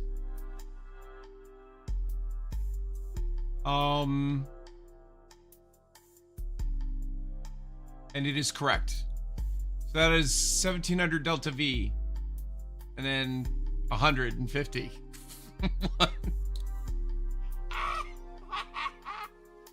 Okay. All right, 1800 delta V, 2800 delta V. That is actually barely enough. That should be fine. All right. Anything it wants me to do? All right, let's make sure that all the stages are right. That's right. Then that. Then that ignites. Then that. Then that. Then that. And that. Okay, good. I don't want to put winglets on the Thumpers. They're terrible. You're only doing it because you want me to be in pain. Oh. This is so gross. This is fucking terrible. I am sad now. Your vehicle is now tall, heavy, and violently overpowered at launch. Oh, yeah. 2.67 TWR to launch. That is unacceptable. And if I was at any other stage, I would fucking change it. But we're not. Let's make it earlier and smoother. 5 degrees by 50 to 70 meters per second. 15 degrees by 5 kilometers. And 30 degrees by 10 kilometers. Do not wait too long to build horizontal velocity. Chief Engineer Reflection. The WSA engineering process now has evolved into Chief proposes rocket. Alice's ghost disapproves rocket mathematically. Technician identifies hardware mistakes. Jeb survives prototype anyway. Repeat until orbit. Disturbingly, this is becoming a functional aerospace program. Speaking of, Jeb, get the fuck off the rocket. All right, Alice, this could be your inaugural flight. Good luck. All right, we're saving and we're going to launch. Unable to launch because the VAB is not tall enough. All right, we'll leave. But it looks fantastic. But it's too much. All right. Okay. Well, that was most of our money, so that's fun. The board would like to inform you that this monstrosity, or red rocket, is too tall for the current VAB, which has now been upgraded to compensate. We had better get to orbit. All right. All right. Cool. Let's go. Launch.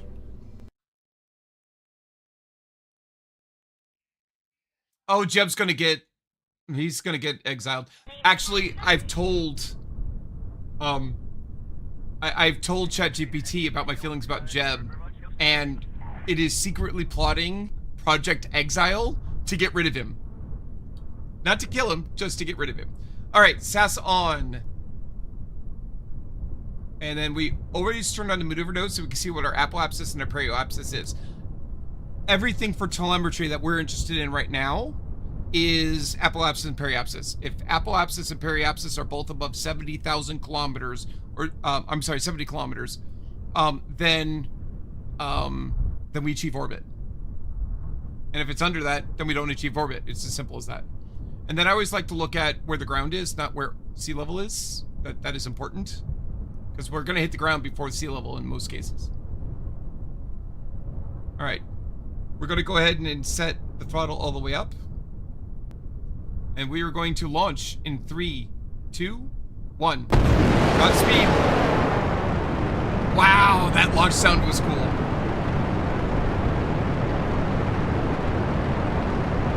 Oh shit, we're rotating. The winglets are too much. What the fuck? Can we stop the spinning, please? We can't. We can't stop the spinning. We have no authority.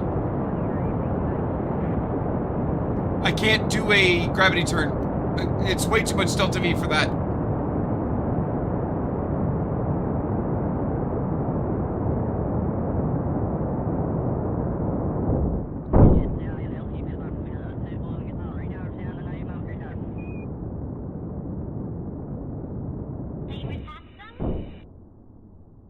All right.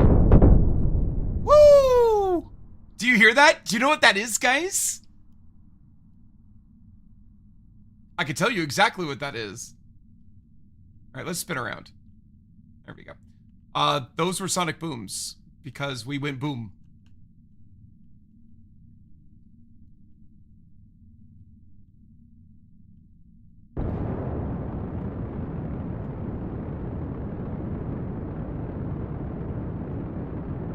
All right, we're trying to actually achieve orbit.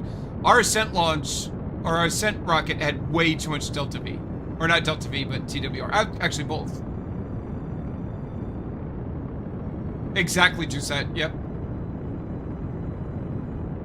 No, there was just too much TWR. The winglets were crazy. All right, we're hoping that we can get to above 70 kilometers periapsis, and the answer is no, we cannot. We're not even close. I am gonna try again. But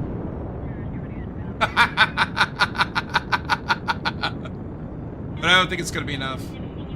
Yeah, look how fast we're consuming this. Not even close. All right, revert. But also look at our apoapsis. So revert. I ran out of winglets. Hilarious. Oh, wait. No, we didn't revert. We just... Oh, Jesus Christ. Can I... fly? I was trying to revert, not fucking just... I can't revert to flight. Alice is in a lot of trouble. She has no fuel.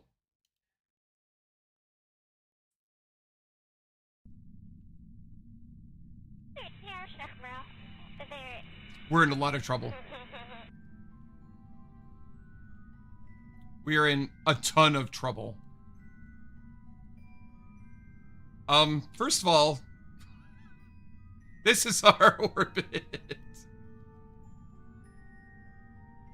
Second of all, why can't I... I'm going to speed up time here in a second, guys, but I want to look up KSP. Why can't I warp to this point on the orbital line in the map? I'm missing something.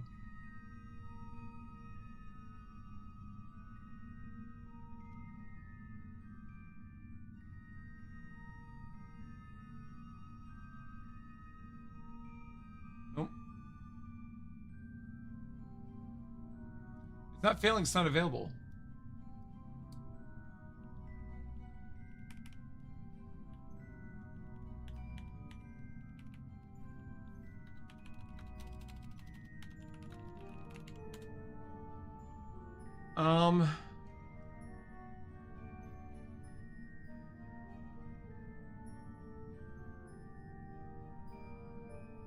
Restriction in career mode.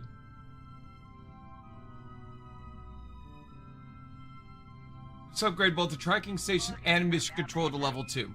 That's what the problem is. Alright. So I can't click on this and say warp to this point, so we're just going to... Alright. Alright, there we go. So we're coming back.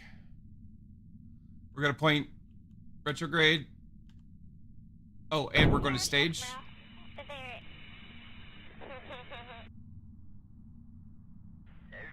It's a gross orbit is what it is.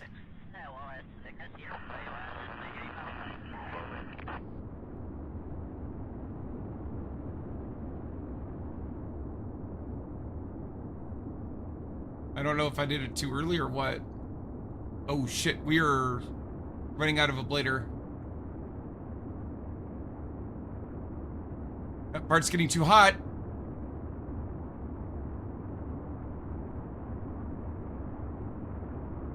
Way too hot.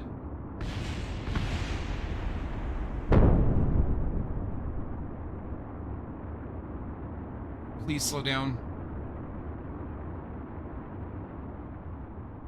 Good, we're good, we're good, we're good.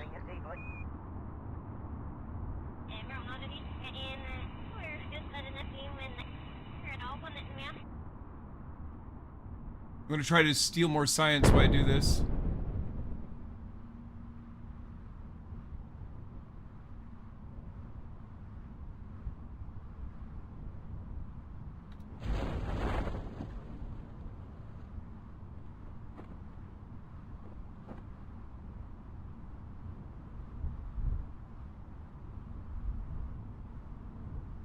Yes, I accidentally Iron Lady the run. When I went back to the KSC, it eliminates your ability to, it removes your ability to, revert.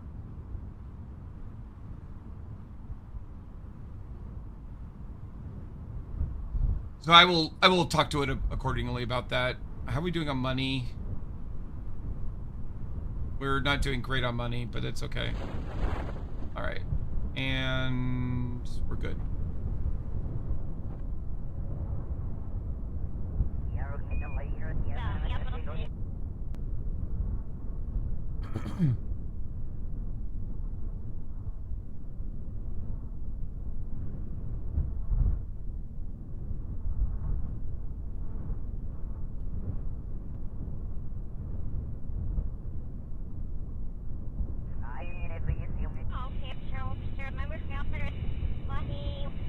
All right.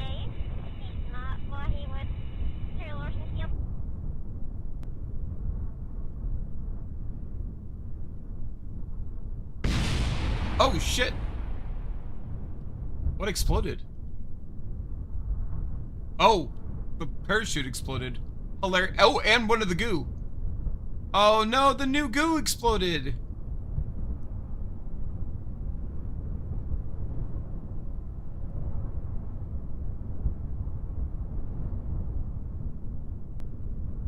It's okay.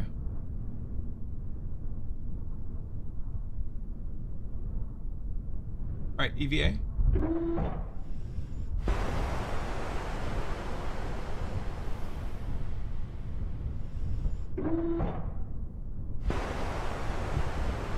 And recover the vessel.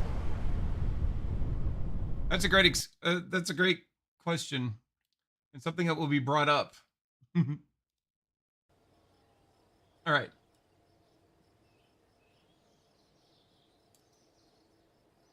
The Aftermath Review Committee would like to report that due to no fault of the chief engineer, an accident occurred that caused a planned simulated flight to become an actual launch and flight. The following things were noted during the ascent. While there was technically enough delta V to achieve orbit, orbit was not achieved. Even with 8 winglets,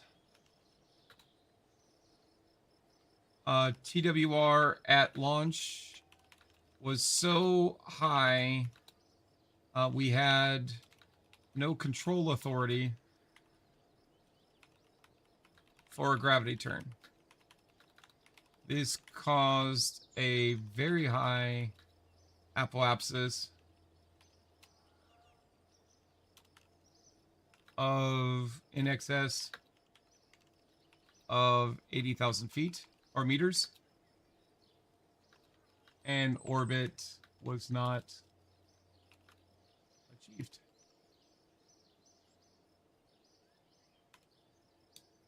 Oh, I forgot to tell it about the explosion. Chief Engineer acknowledges the unplanned launch event, the emergency VAB explosion, and the fact that the rocket briefly attempted to become an ICBM instead of an orbital launch vehicle.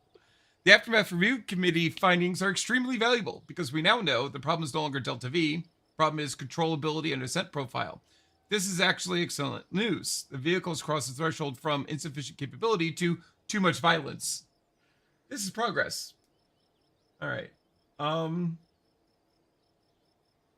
Critical realization. The rocket does not need more thrust. It needs controlled thrust. We are now fighting drag losses, steering losses, gravity turn timing, aerodynamic authority, not raw power. Corrective actions. Remove 2 thumpers. Yes, really. You currently have too much booster. The vehicle is accelerating faster than the swivel can meaningfully steer. You don't have a swivel in that stage, but okay. Revised vehicle. Launch vehicle Behemoth 3. Capsule Alice 6.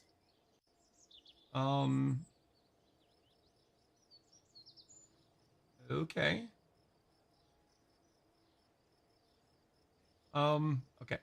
Additionally, the committee noted that the parachute and one of 2 goo containers exploded upon contact with the surface. This indicates the parachute was not enough to slow the vehicle. Okay. Correct. All right, so let's see what it does. Yep. 2 Mark 2R. Yep. All right. So it's doing the right things.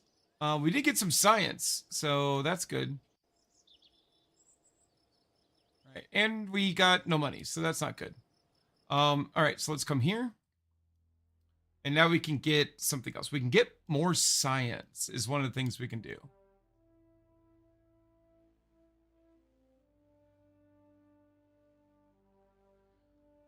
Okay. Flight control gives us bigger wings. I know that some of you would love this, apparently. Maybe, Matt. Yeah, maybe.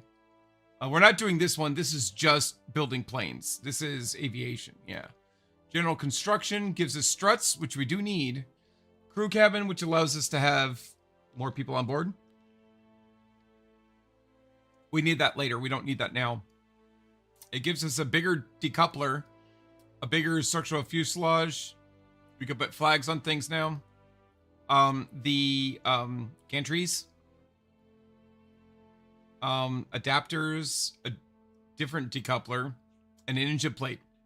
Engine plates are cool. We talked about this before. What is an engine plate? So look at the Falcon Heavy. All right. Blah blah blah. There we go. Perfect. See this? These are a bunch of engines attached to one part.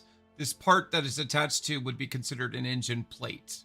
So instead of one rocket sticking at the back, you can have a lot. Or in this case, too fucking many. This is a lot. I don't think people understand that this is a lot. And it produces a lot of Delta V. It produces a lot of TWR. And that's all awesome. Actually, this doesn't produce any Delta V. It produces TWR. It produces a lot of TWR. That's awesome. Right?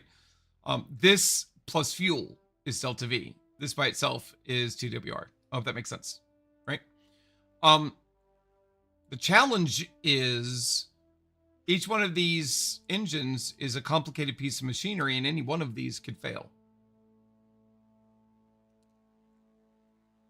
It's not how I would handle this problem, but I'm not SpaceX, and I'm not Elon Musk, and I'm not rich, so it doesn't matter what the fuck I think. Right? All right, so let's do what it wants now. Oh, wait, we have more, and then what's this? Advanced rocketry.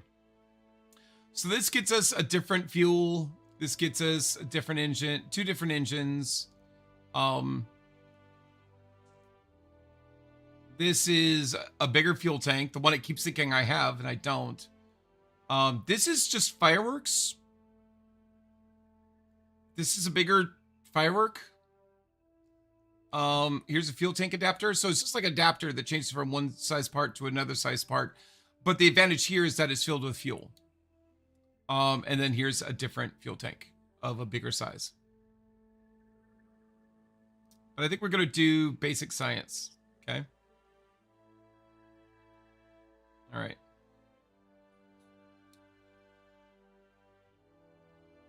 All right. Our scientists have unlocked the secret of basic science. New parts incoming. All right, guys. I'm a little hungry. I need to type this up, and it's a little boring for you. I'm going to do that on a break. I'm going to grab something to nibble on, and I'll be back in just a minute. Oh, that's a shame. Pew. Oops, somebody hit your back. That was weird. Bitch, do it. Do it. I dare you. Okay. Oh, yeah, I forgot. I have no center torso armor. I am loud, and I'm proud, and I'm out, and... Super gay! I pulled half the map. I don't know what happened, but this is not good. I see that. Yeah, Please stop what you're doing. Sorry. I can't No, I don't stop like what I'm that. doing. Thank you. All right, actually, it was only 3 things. Oh, Jesus Christ, why? Sofa, I love you. I love this toilet poster. Please remain seated. Do not stand to poop everywhere. Thank you. Wait, no. I'm waiting for it to just run her over. Oh my God, what an asshole! Are you kidding me? It's just running now. You'll corner it on this incline up here, though. Will I, though? Probably not.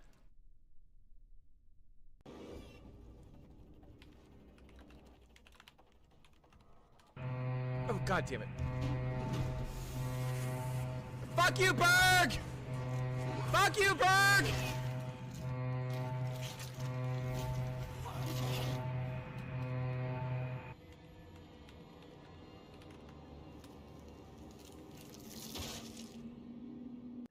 Hi guys, clown's here. Whoa! Okay. Did you get Ella? Oh. No, I should. That's funny. Did you see that?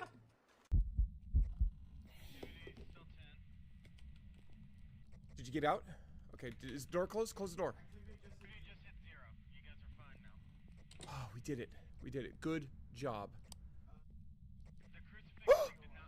It killed Alice.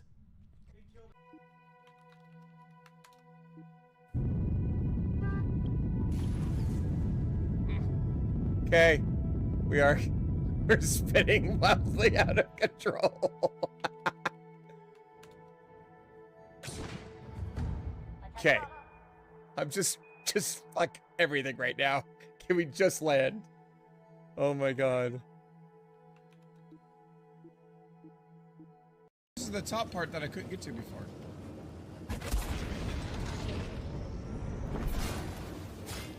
Ow. Ow. Ow. Ow, ow, ow, ow, ow, ow,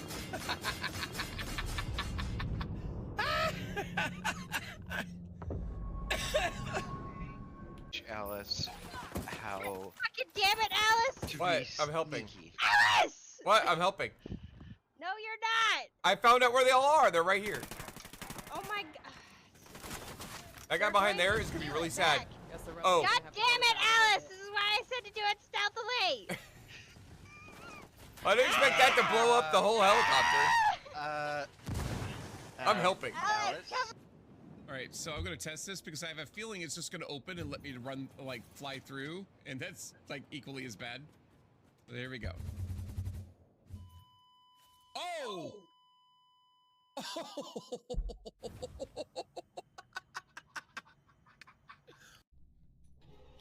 Ah, son of a bitch!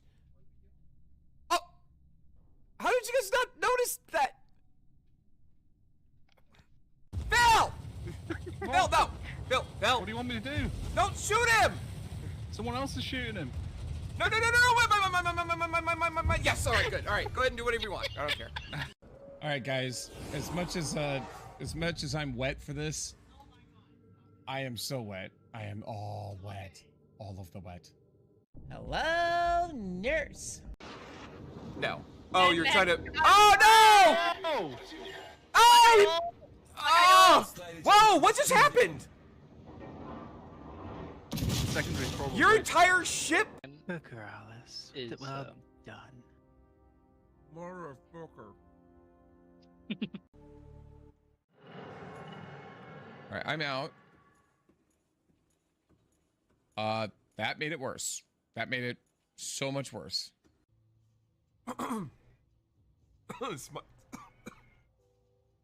Hang on. Smiler made me choke there. Oh my god, you both made me choke. What the hell, guys? Are we taking a break from Planet Crafter? Because, you know, how the last time went. Flat? Is that flat? I can't tell if that's flat. According to this, the 10 slope seconds. is 11, 10 degrees, 9 degrees. Flat enough. 5 seconds. 4, 3, 2, 1. I'm burning. I don't care what the hell that thing said. That was scary.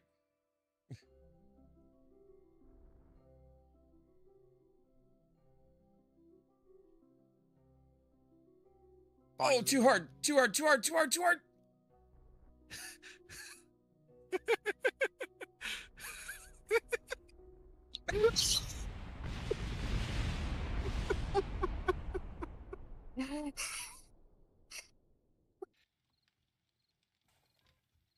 Hi. That's subtle. Yes, please pull the trigger right here. Sure. Sure. Go ahead. Ah! You can now rebuild all of our shit, you fuck monkey. We have no food, you jackass. You blew up all of the food, all of the campfires, and all of our... Yeah, I still don't understand. See, so this car right ahead of me that I'm riding the coattails of is Sonoda, who's 2 positions ahead of me.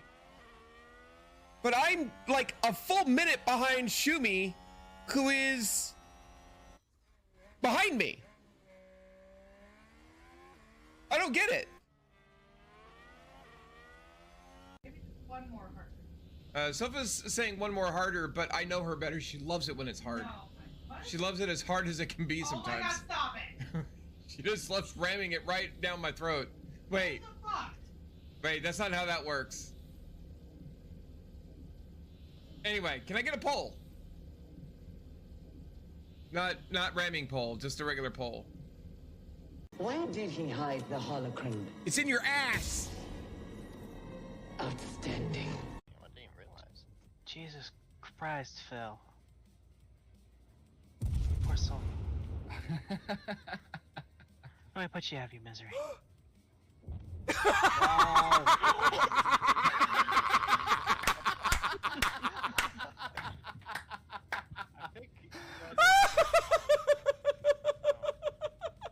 Maybe not. You guys see that? This is the top part that I couldn't get to before.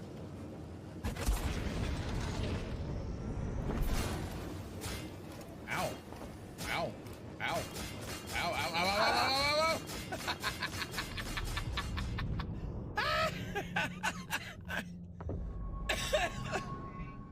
Alice, how Fucking damn it, Alice! to What? be I'm helping. sneaky. Alice! What? I'm helping. No, you're not! I found out where they all are. They're right here. Oh my god.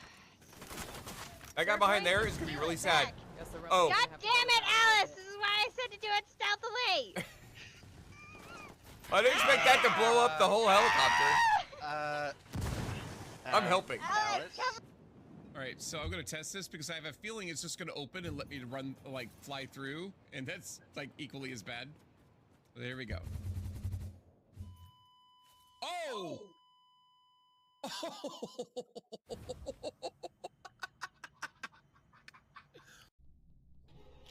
Ah, son of a bitch! Oh! How did you guys not notice that? Phil! Phil, no! Phil, Phil! What do you want me to do? Don't shoot him! Someone else is shooting him. No, no, no, no, no! My. Yes, all right, good. All right, go ahead and do whatever you want. I don't care. Alright, guys, as much as I'm wet for this, I am so wet. I am all wet. Yeah, it is. All of the wet. Hello, nurse. Oh, sit down. Oh, you're trying to. Oh no!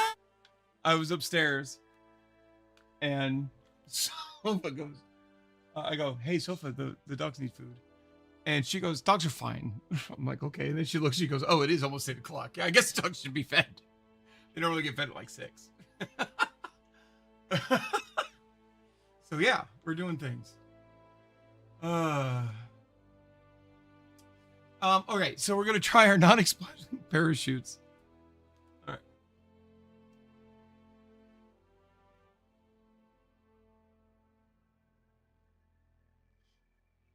All right.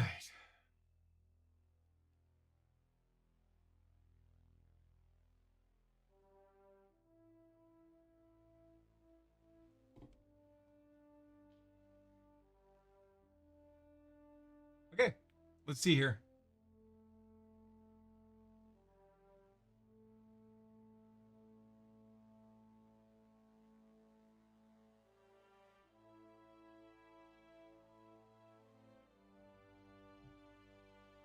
Stop trying crude orbit immediately. Yes, again. You've just unlocked the exact technologies needed for unmanned orbital science missions.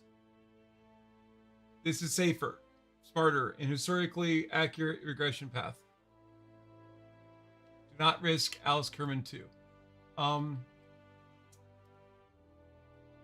The board has decided the chief engineer is entirely too conservative. It is much more oh, I'm sorry. Rockets no longer generate appropriate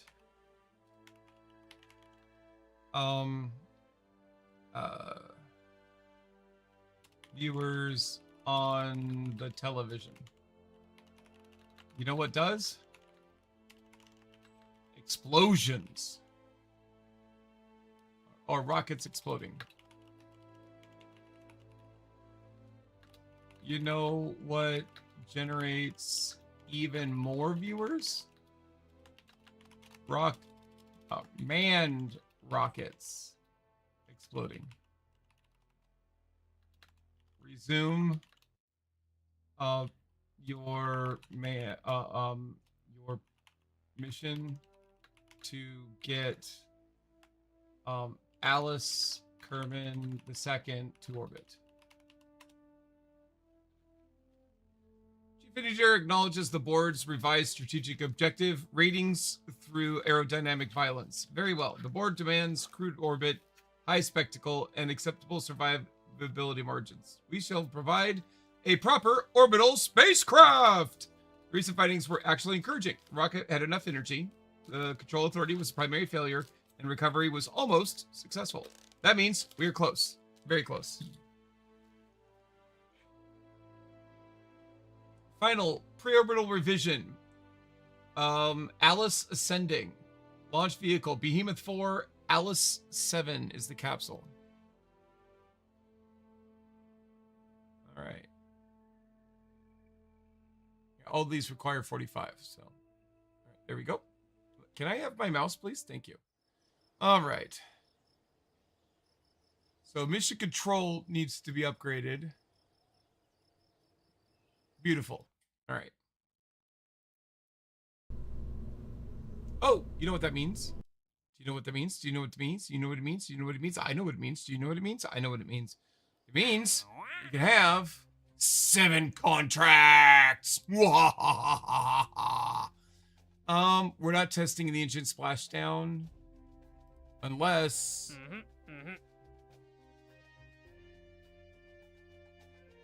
okay. No, yeah, we're not going to.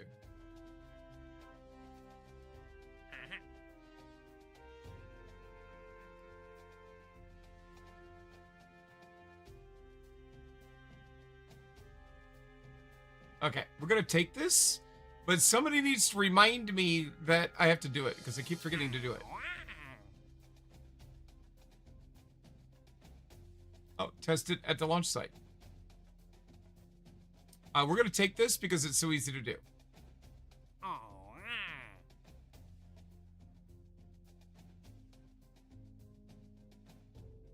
Sure, we'll do that.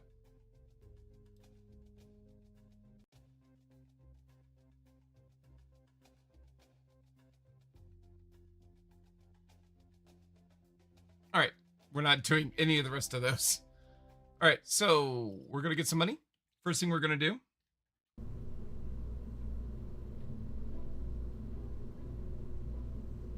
Hang on.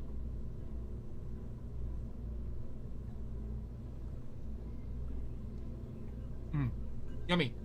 All right.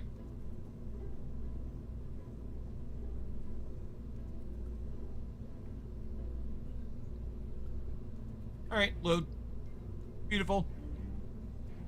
Who's on it? Jab, fuck off. Oh, did somebody want to be one of my Kerbals?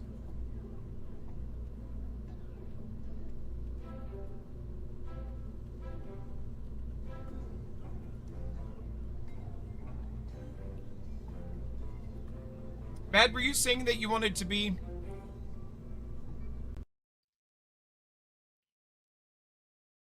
Like you were looking for a redeem for that?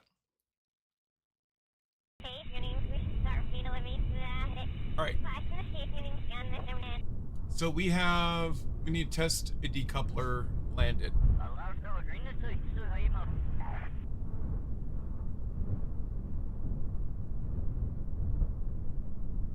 Okay, we're gonna test this. Run test.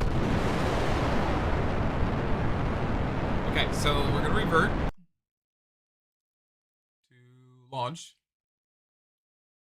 Sure. So what do you want to be? You can be an engineer, a scientist, or a pilot.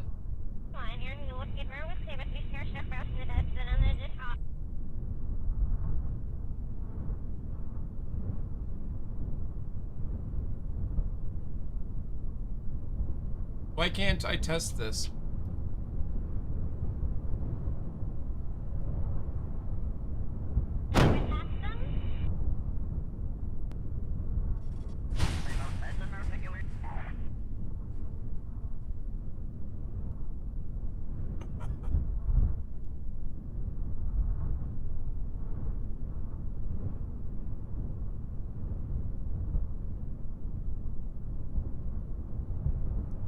Scientist, please. All right. 1 second. We will rename a Kerbal just for you.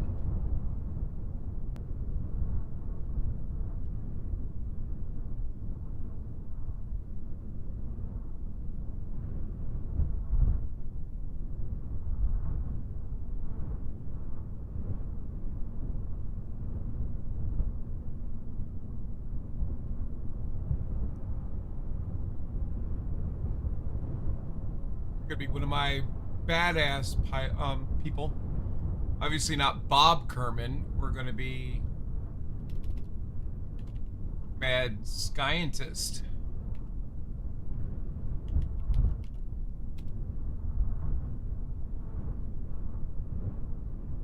And you're female. You're a scientist. And all right. So on a scale of 0 to 10, what is your courage rating? How courageous is mad scientist Kerman?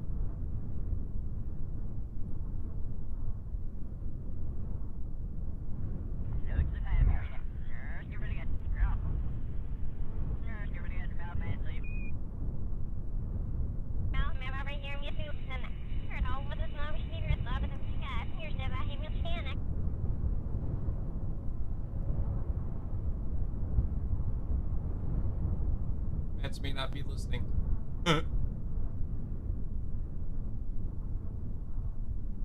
Oh, 1,000 courageous. All right. Now, be very careful with how you answer this next question. You have to listen very carefully. On a scale of 1 to 10, how stupid is mad scientist Kerman? By the way, the only thing these affect is what your Kerbal looks like when you're doing stupid shit in space. 1,000 out of 10 of courageous. What about stupidity? Not intelligence, stupidity.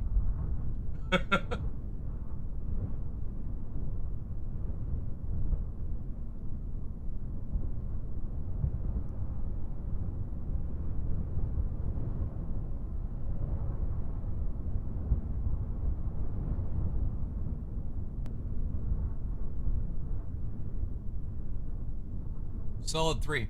That's a fair. About there. All right. Okay. Sounds good to me. Apply. All right. Now, fortunately, you don't have to worry about stuff. All right. Now, how do I test the stupid decoupler? How to test a decoupler at launch site. There's no run test option.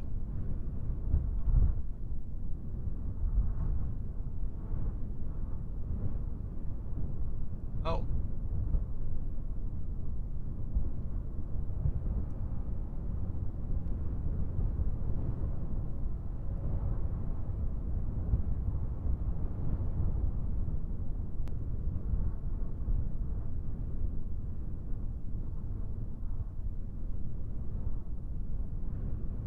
Shoot a small rocket to the ocean and have a second stage be parachutes. The last stage be the decoupler.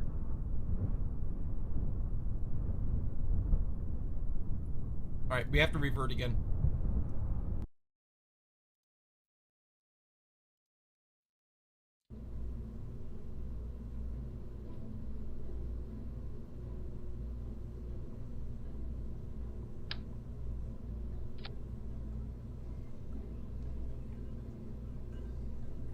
All right.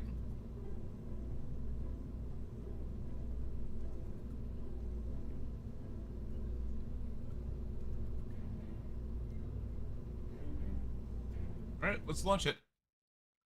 This is what they want. None of this shit makes sense.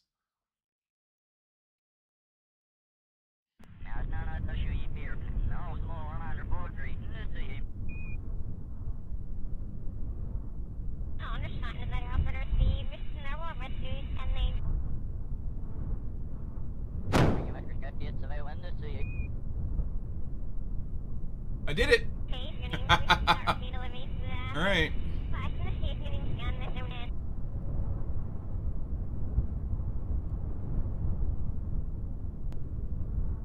And run test.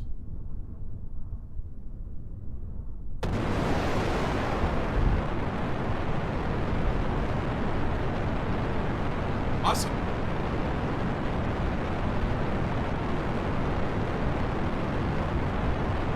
Oh, we are way...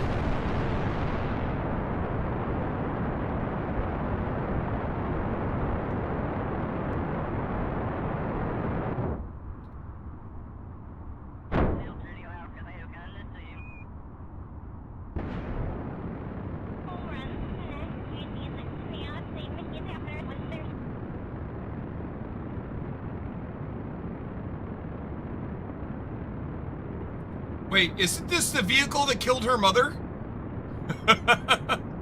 It's fine.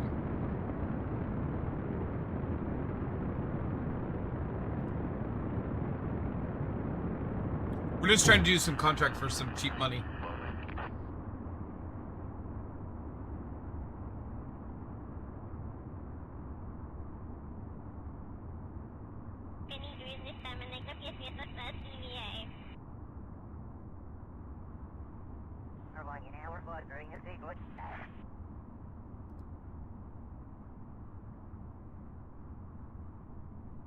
Oh, we're in the upper atmosphere now. All right.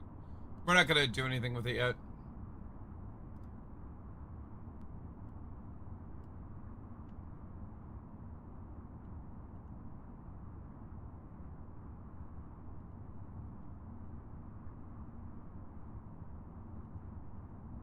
Oh boy.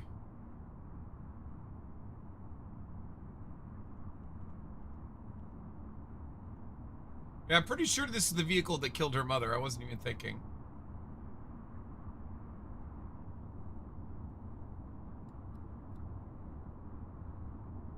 Oh, God. Oh! Nicely done. Woo!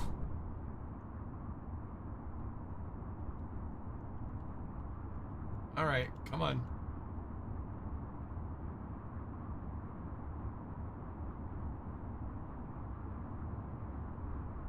This whole thing is wobbly. Yeah.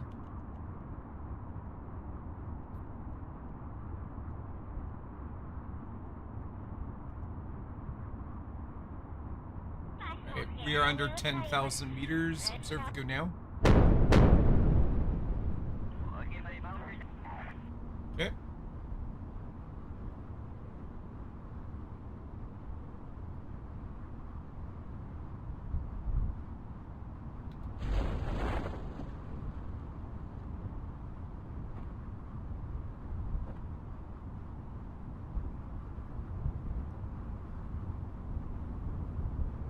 I know you guys can't see much, but the reason why you can't see much is because...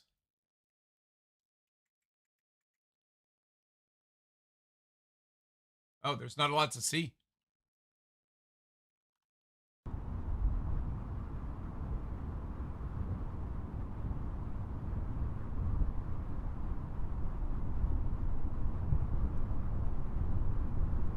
Oh boy.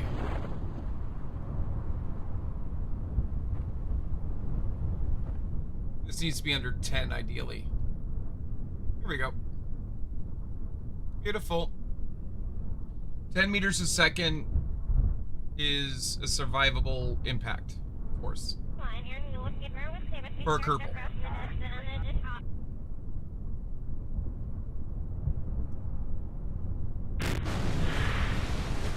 We did it! Alright. Now let's recover the vessel. We got some science, but more importantly, we've got some money.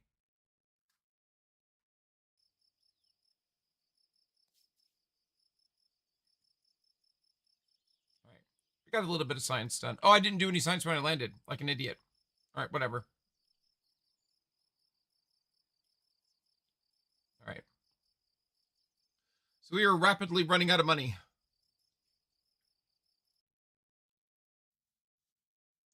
This is probably our last chance to achieve orbit.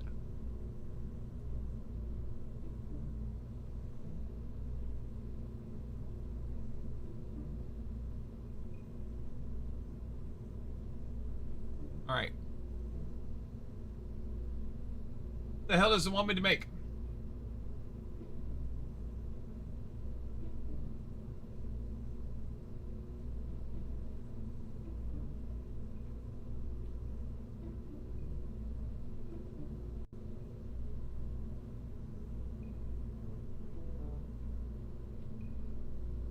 Okay, you guys ready? Wait, you want a Mark 16 parachute and the parachutes? Okay. All right, let me show you what it wants me to make, guys. Now it's being overly safe. Mark 1 command pod. This is pretty standard.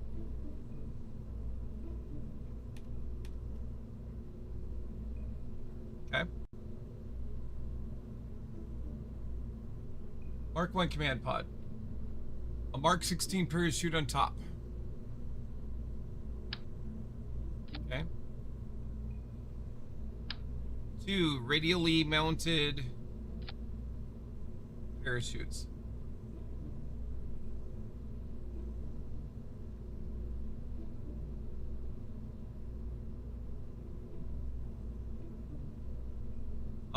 The service bay. Open. Inside. 2 goo.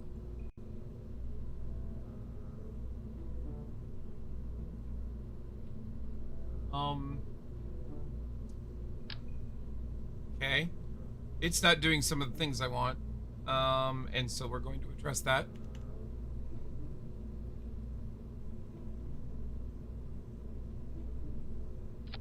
Okay.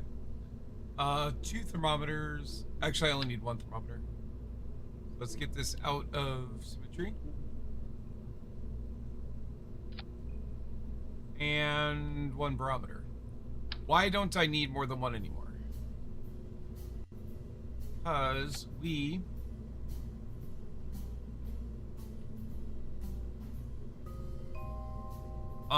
gonna change some of this.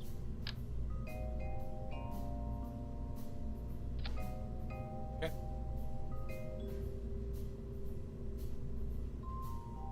All right, and I want the experiment storage unit. Oh shit.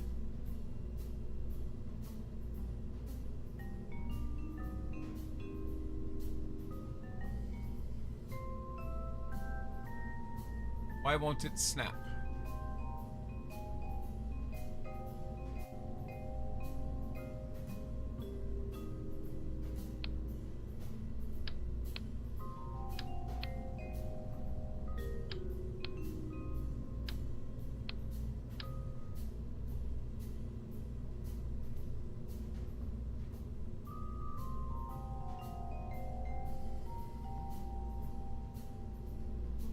Huh.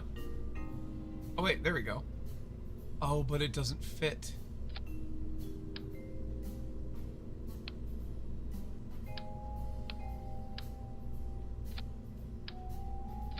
Gross.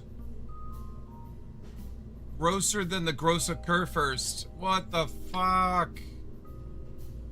Ew.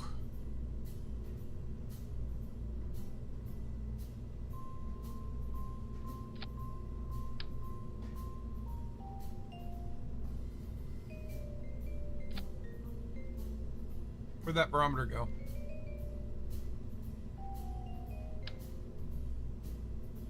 Knew I had it out here somewhere.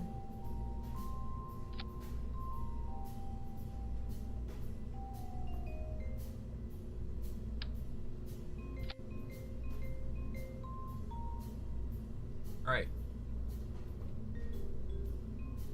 The board demands OR, OAR, science.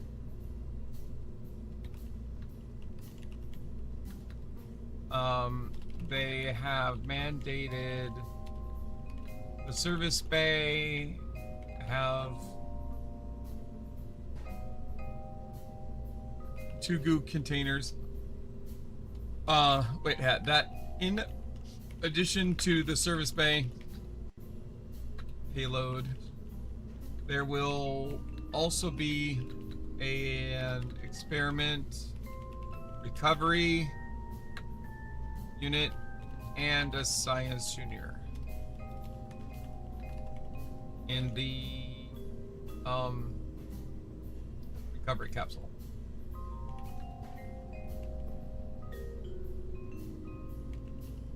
All right, there we go.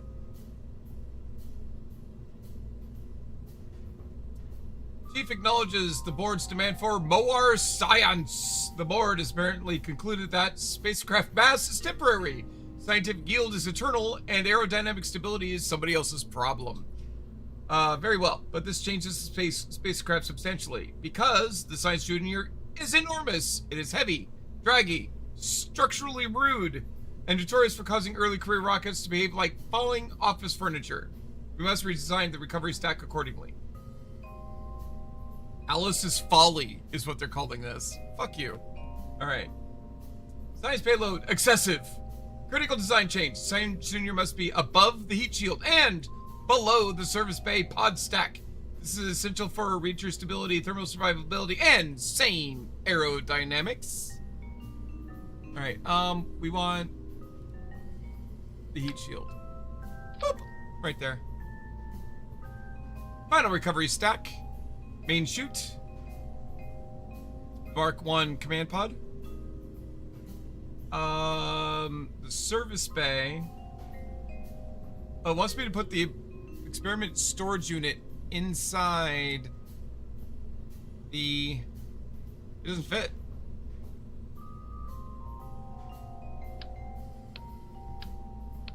I hear what it wants me to do, but it don't fit.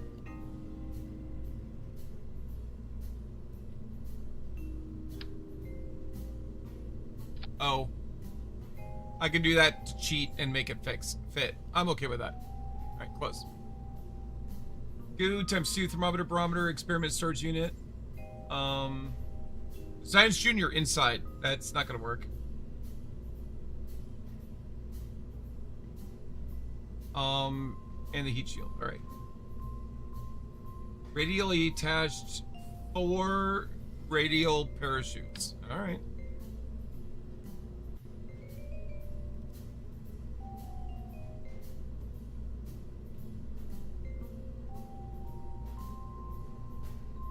I don't know where it wants me to put them, but okay.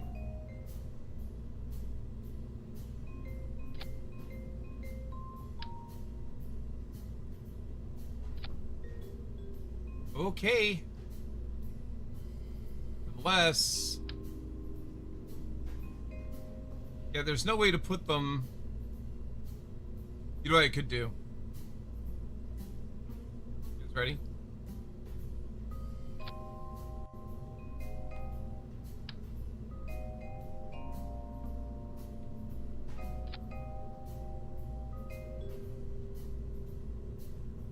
Alright, I'm doing that. I don't know if it'll work. Don't really care. Not my fucking problem. Okay. I hope a Kerbal can get out. That's all I have to say.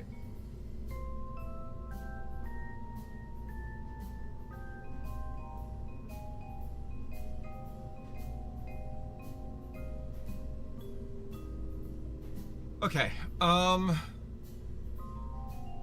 unless... Hold on. Oh, I love this. I love this idea, chat. This is now the approved solution. Yes! It should be flawless like this as well. I just need to make sure my Kerbal can get it out. It'll cause a problem if it doesn't. Alright. Critical warning, the capsule is now much heavier. Meaning, ascent delta V decreases, TWR decreases, recovery requirements increase. Fortunately, the prior rocket already had near orbital capability.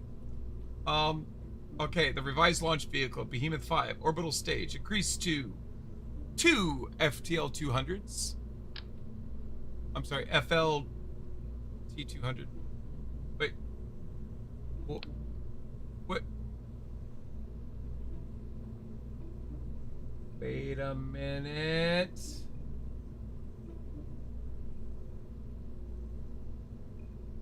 Oh, chat, do you see it? Can you see the over there? ChatGPT? Do you see the problem? Who can tell me what it did wrong?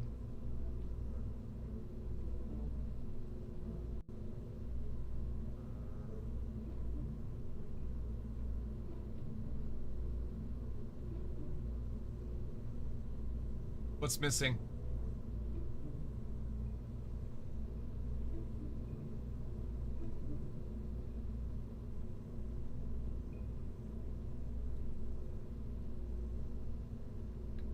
No. No, that's not the problem. So, do you think decouplers are just optional now? My one warning to it. The chief engineer would like to formally thank the board for identifying that maybe the most important mission in the current spacecraft design. No, decouplers are not optional. In fact, they are extremely mandatory. I appear to have become so focused on surviving re-entry that I accidentally designed a permanent orbital monument to attached fuel tanks. The engineering department is once again justified in throwing wrenches at me. All right. All right. Here's the actually properly staged vehicle. All right, the main chute. Command pod. Service bay with 2 goo, thermometer, barometer, experiment storage unit. Science Junior is not inside. I can't, no matter what it wants. Radially attached, 4 Mark II-R parachutes. We have that. All right, done. Orbital stage, TD-12. Decoupler goes between the heat shield and the orbital stage. That is correct. That is the right place to put that. Good job. I'm proud of you, game. All right. Okay, then 2 of these. All right. So it wants 2 of these, and it wants a swivel. We could do a swivel. All right. Whoop. All right. Yep. All right. So it says that. Oh, it didn't say how much delta V that has. Good, because I think it said 1,000 a minute ago, and oh, it is 1,000. Look at that. That is actually in a vacuum. That is 1,300 delta V. That is so fucking much delta V. That is way too much delta V. But okay. All right. Sustainer stage is far. Oh my god, it is so over engineering this rocket. It's putting me to shame. Oh, it wants a decoupler again. It almost forgot to ask, but it did not. All right, there you go. All right, so you want 4 of these now, sir. All right. There's 2 and there's 4. All right, with the swivel. Why not? Just engines are free from now on. Okay. All right, now what do you want? The launch core. You want a decoupler. Good job. All right, and now we want 3 of these. Interesting choice. I literally can't go down anymore.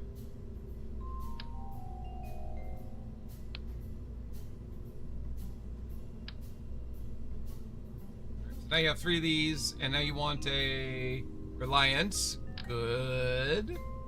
Good job. All right, now you want just 2 thumpers and 8 winglets. Jesus Christ. I'm about to tell it that it's forbidden from using them ever.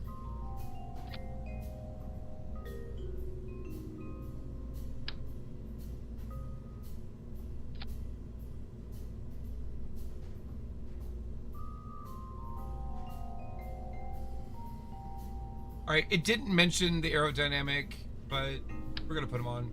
All right. And are you ready now? Thumpers, yep, and 8 winglets because reasons.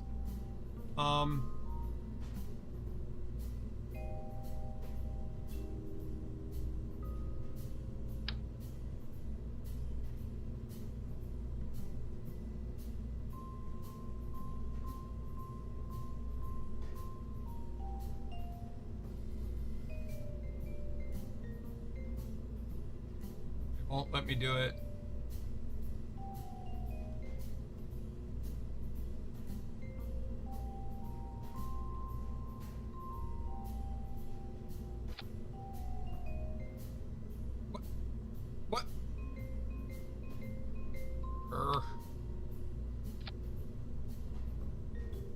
Oh, there it goes.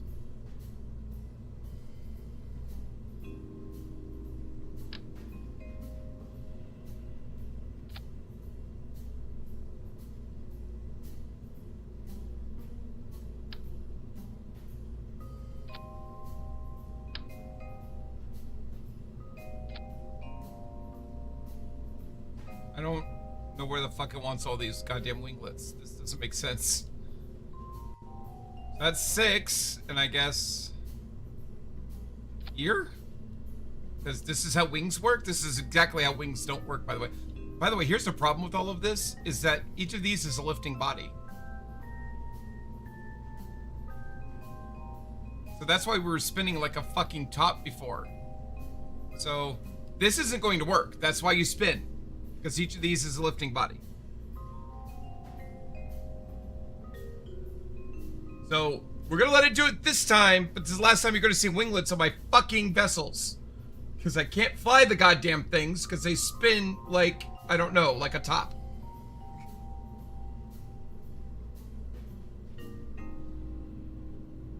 All right.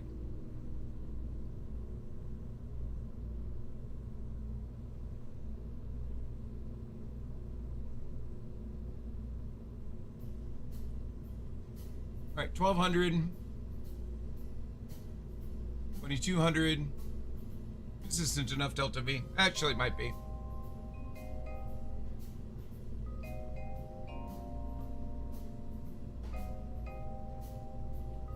I'm pretty sure it has automatically LT down, so I'm hoping.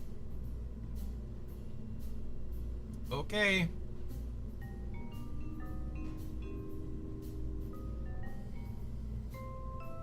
These two might as well be in the same. All right, who's gonna fly this monstrosity? Jab, fuck off! Oh, hon, I didn't save you somehow.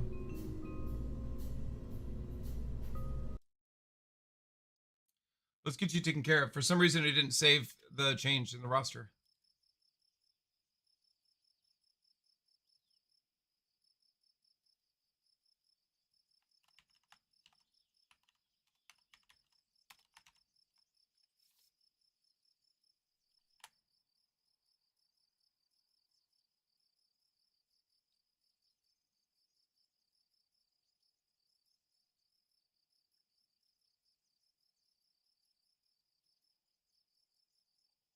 All right. There you go, Mad. We got you. Oh, I got you. You're just not going on this rocket because holy shit. All right. Let's launch it. If we even can. This thing is so over-engineered.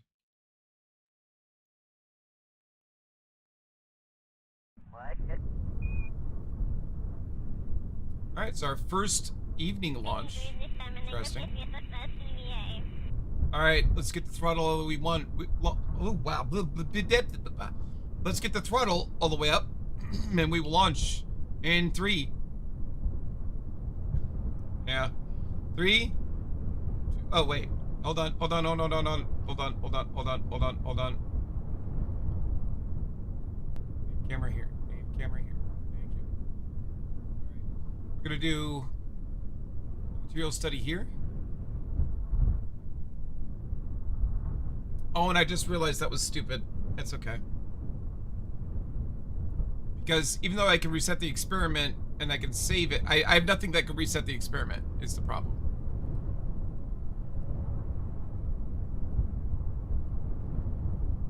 Lock temperature. Close door.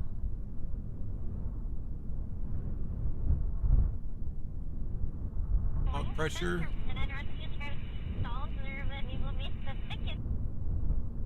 Crew report. Also gonna EVA.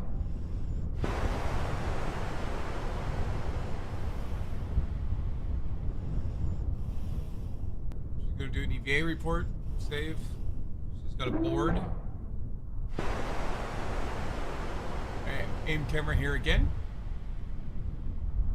zoom in, and we're going to tell this to collect all of the science.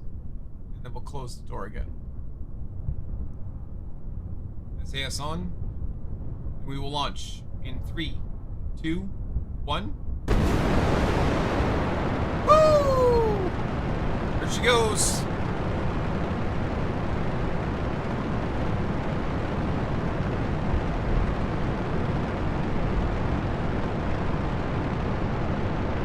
Starting our gravity turn, we are moving up high. We still have too much, we have no authority. God damn it. And we're off course. Shit!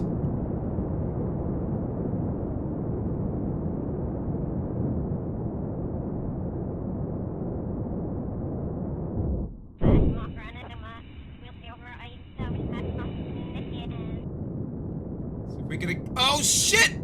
Okay. We're reverting to launch. Okay.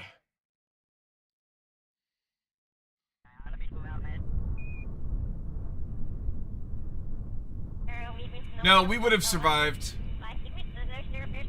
We would have survived. We just wouldn't have made it to orbit. I'm running out of money. We have to make it to orbit.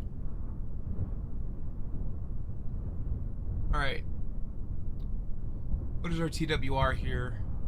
2.23. Okay, we're not going to... We're going to stay...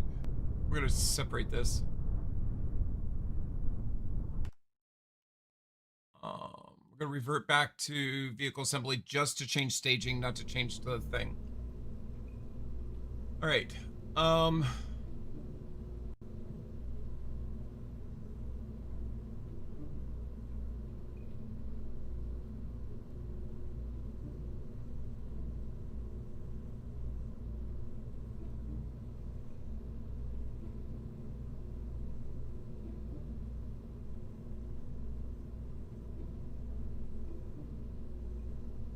That, then that, then that. Is that a Reliant?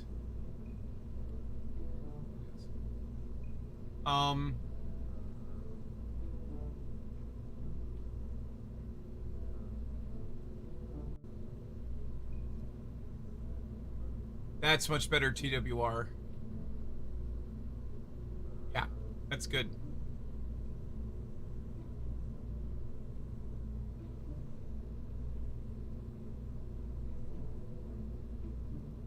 This is an experiment. It's not what ChatGPT wanted, but I need this to actually work. So let's do this.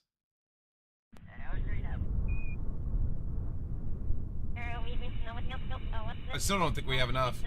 Launching in 5, 4, 3, 2, 1. Much better ascent profile. We are off course. We're leaning a lot. I have no control authority.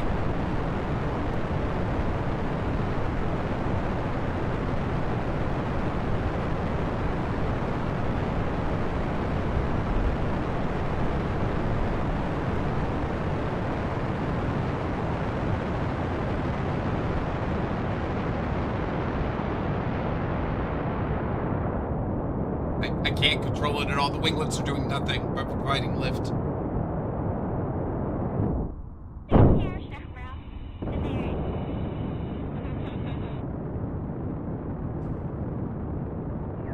All right, we are wildly out of control. Cut the engine. Stage.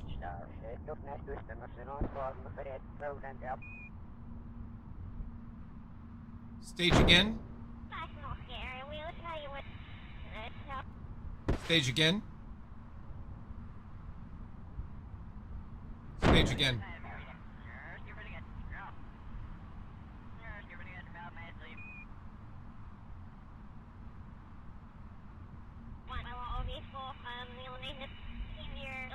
All right, we're in trouble. We cannot hold retrograde.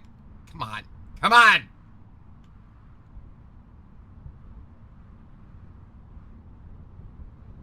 All right, we're good. We're good. We have authority.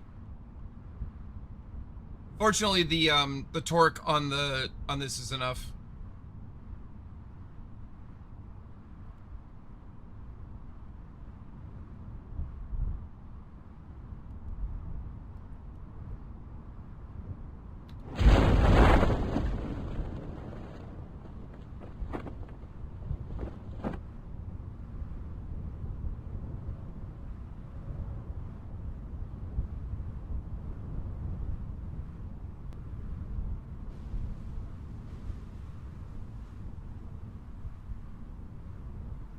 Okay, let's EVA.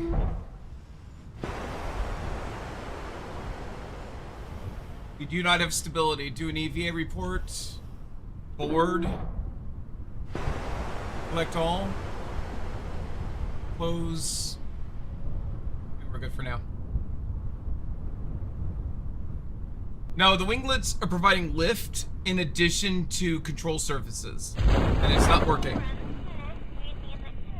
Yeah, we have a big fucking problem. We just littered our rocket all over the goddamn place. But the good news is, we definitely have enough parachutes now.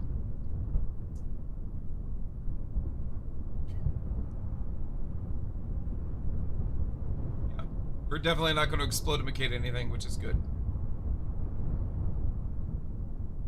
Yeah, we're going to stop adding winglets. The board has decided. Override all natural tendencies, no more winglets. We'll do this without them. Exactly right, Jusette. Yep.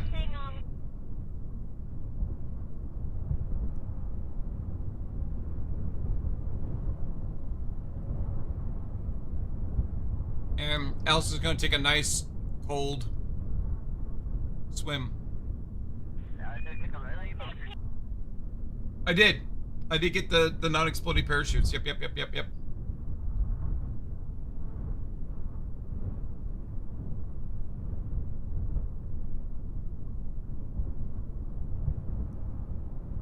Oh my god.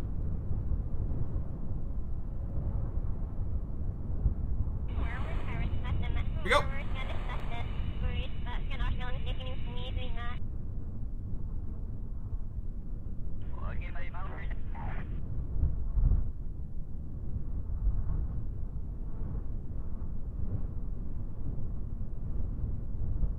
Good news is we'll still get some science.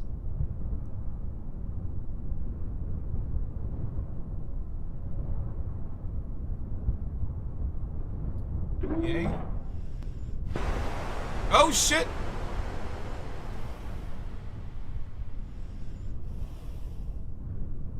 I don't think a spacesuit was entirely necessary to get here, was it? Board and recover the vessel.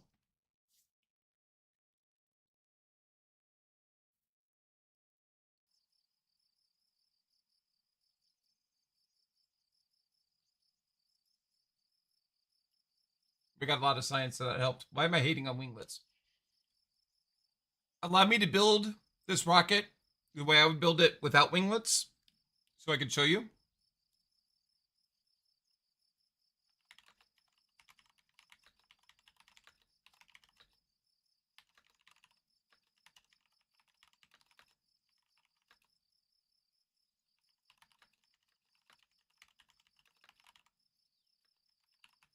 Winglets appear to be providing lift of their own, making leaving the pilot with no control authority to provide either a main to provide either a gravity turn or nor the ability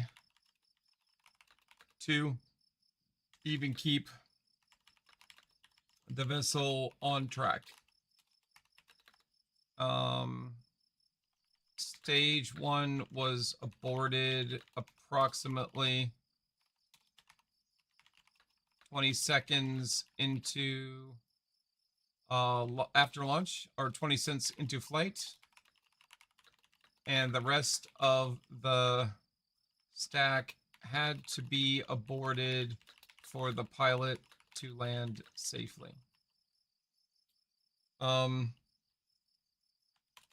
The board is authorizing Alice's ghost to design a single rocket similar to yours that will not use winglets and also achieve orbit. Please learn from this example. All right. I'll read what it says later. Let's go and look. Next, done. Now, I need to be clear. Part of the problem is exactly what ChatGPT has been trying to tell me. It's not the winglets, although that is a problem. It is a matter of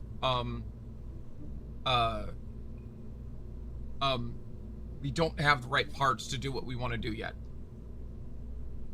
That being said, we can get to orbit. Okay? Let's start with what we have and just remove the parts I don't want. Yes, I know. I'm a monster for doing this, but just bear with me just a minute, okay? All right.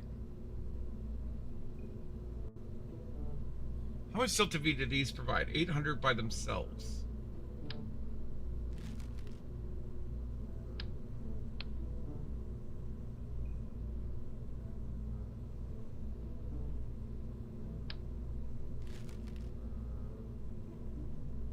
This was 1,300, this first stage total, technically.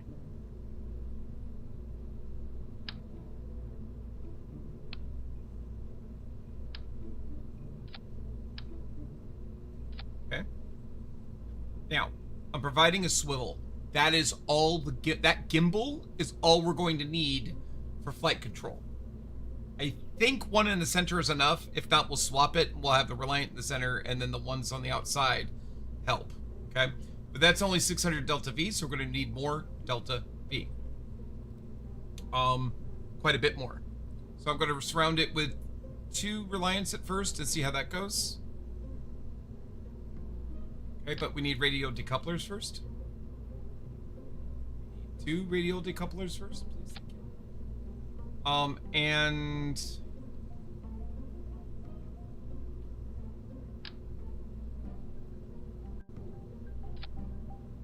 beautiful.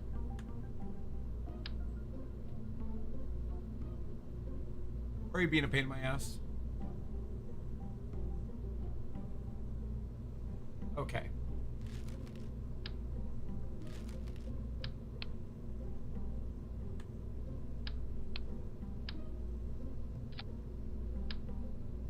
I don't know why this thing's being a pain in my butt, but it is, so here we are. All right, we are going to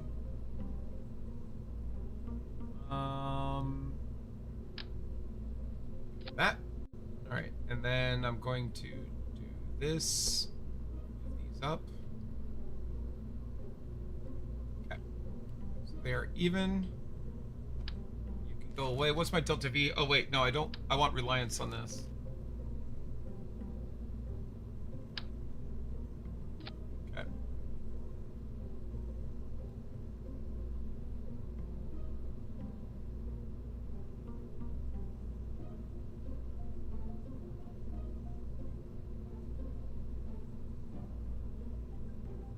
So that's 1,200, 1,300, 2,400, 3,400 delta V. This should be enough. Okay.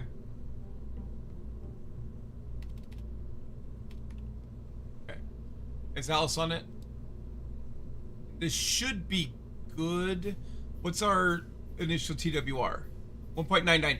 A little bit higher than I like it to be. I usually like it between 1.5 and 1.75. 1.99 should be enough for the gimbal on this swivel to be able to steer the entire vessel. And it still looks pretty fucking good. It's a little too tall, to be honest. But this is okay. This is a good save. Let's go ahead and launch.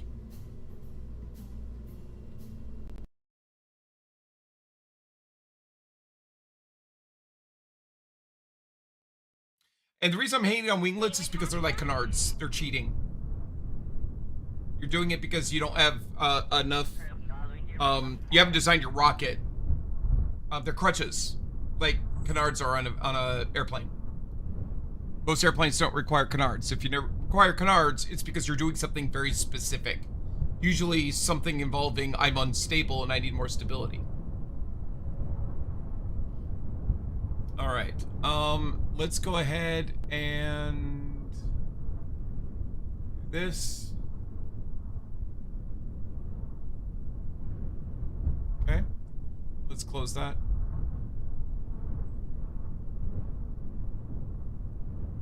Okay. We've already done the GUID here, so we'll just do this. We're just doing some stuff for extra science. It's not, you get a little tiny bit, and eventually you get, this is diminished returns. Eventually it's just not worth it.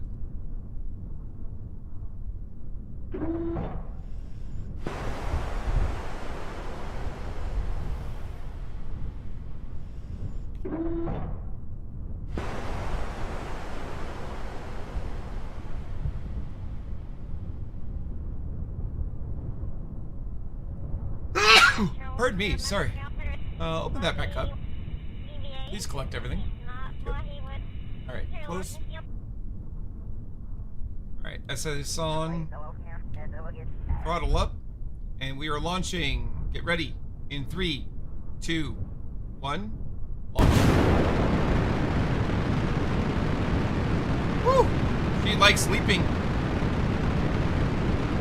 Just try to start a gravity turn in 2K. Keep an eye on apoapsis. Wow, we have a lot of TWR. Starting gravity turn now. Right, she's a little too eager to get there.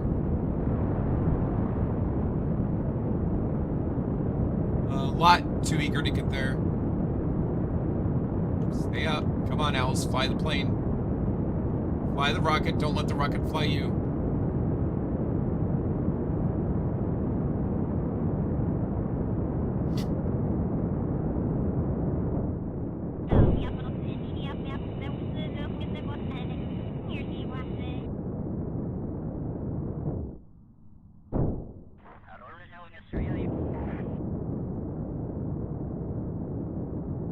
Cutting when we get to 75,000 apoapsis. Cut. We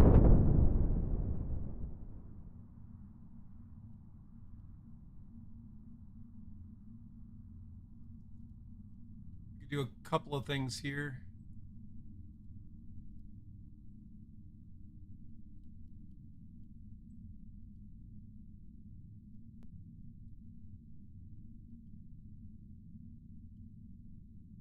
Report. Not gonna do an EVA, that's insane.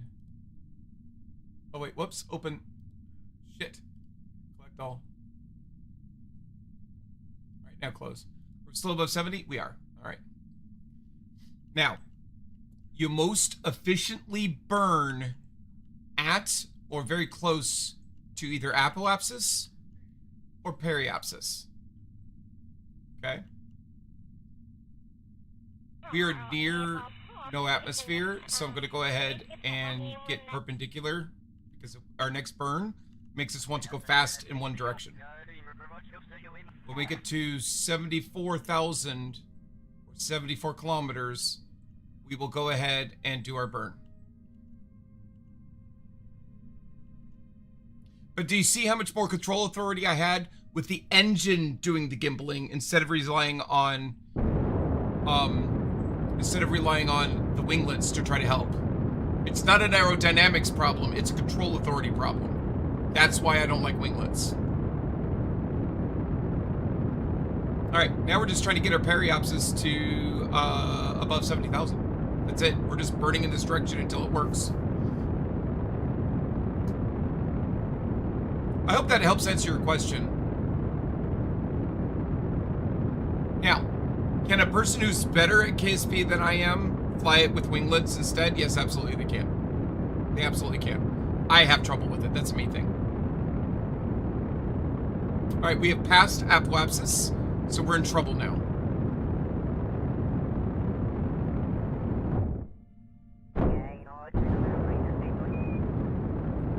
We need to stay above 70,000 desperately, and I don't think we're going to make it. So this is, I flew the rocket wrong. Damn it. Come on. Get close. Get real close.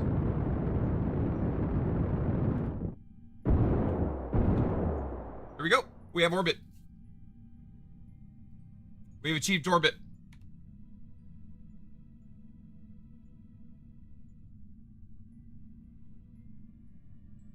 There's periapsis. There's apoapsis.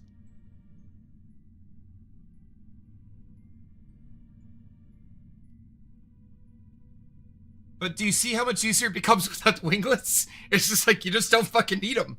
All right.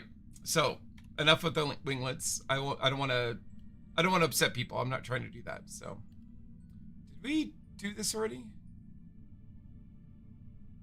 I think we did. Open. All right. So let's do a goo container here. Excellent. And we'll do temperature here. All right. And we'll do a barometer here. All right. And we could do a crew report here. Okay. And we will do an EVA here. All right. All right, who's paying attention? Anybody? Anybody out there?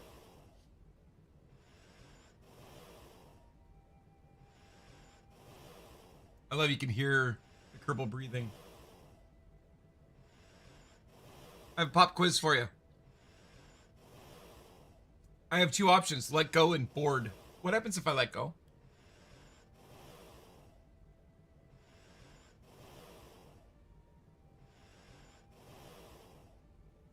You're both not paying attention? Excellent. What happens if I let go, people who are not paying attention?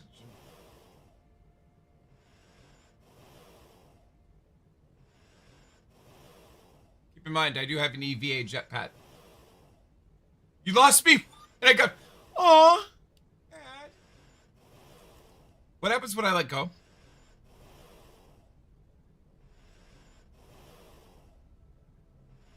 Let it go. Let it go.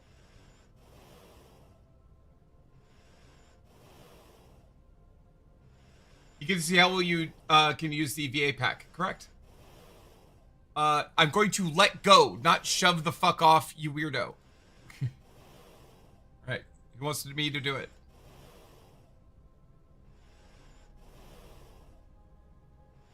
Three, two, one. Oh, wrong button. That was funny. EVA. That was actually hilarious. All right, 3, 2. Nope, I do not have a tether.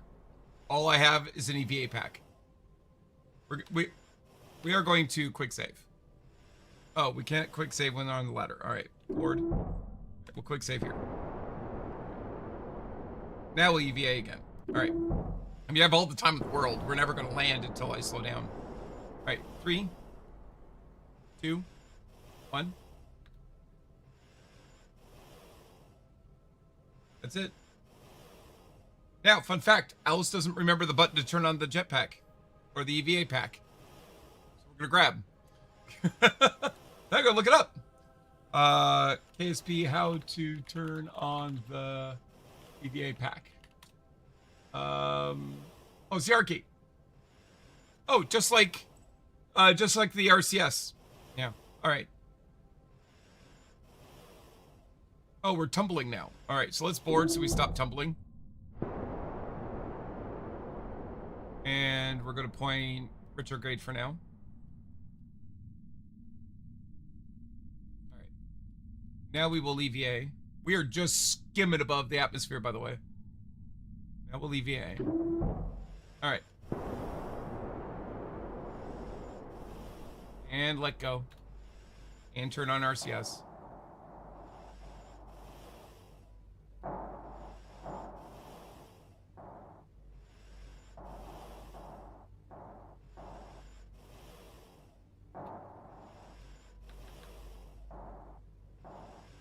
Trying to remember all the commands.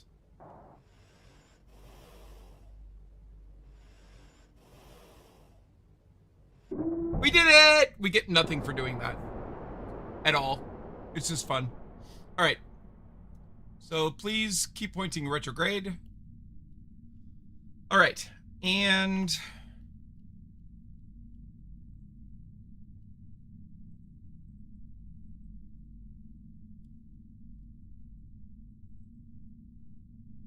here's Kerbal Space Center. So we are going to use patched conics to try to land somewhat near KSC. Okay? So, it's pretty simple.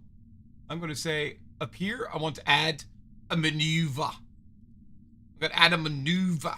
And it creates this cool little handle down here. Alternatively, I can use this down here, which is the same handy-dandy little thing. And you have, these are little pull toggles. So I can, if I do the green one, it'll be prograde or retrograde. If I do this one, oh, I can't remember which one's which. This one is closer to the planet, away from the planet. This one is up and down. Most of your burns are going to be interested in prograde and retrograde. You only need to do any of these others if you need to change planes, which we don't, right? Our orbit goes very close to KSC. There's no reason to play around with that. Now, if I, another thing is this slider is how sensitive it is when you pull this. All the way down, and it's the least sensitive, all the way up, and it is the most sensitive. So watch what happens to my orbit when I start pulling on these things. Let's pull on a lot.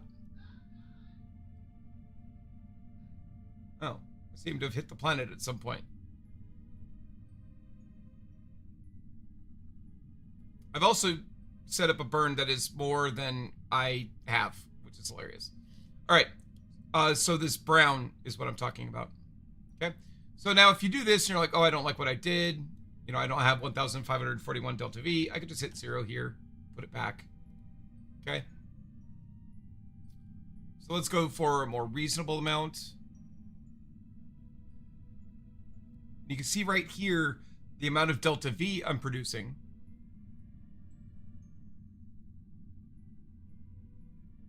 And you can see this new brown bar. It's really thin. I hope you guys can see it. But there's this brown bar here that tells you what your new orbit will be when you finish this burn.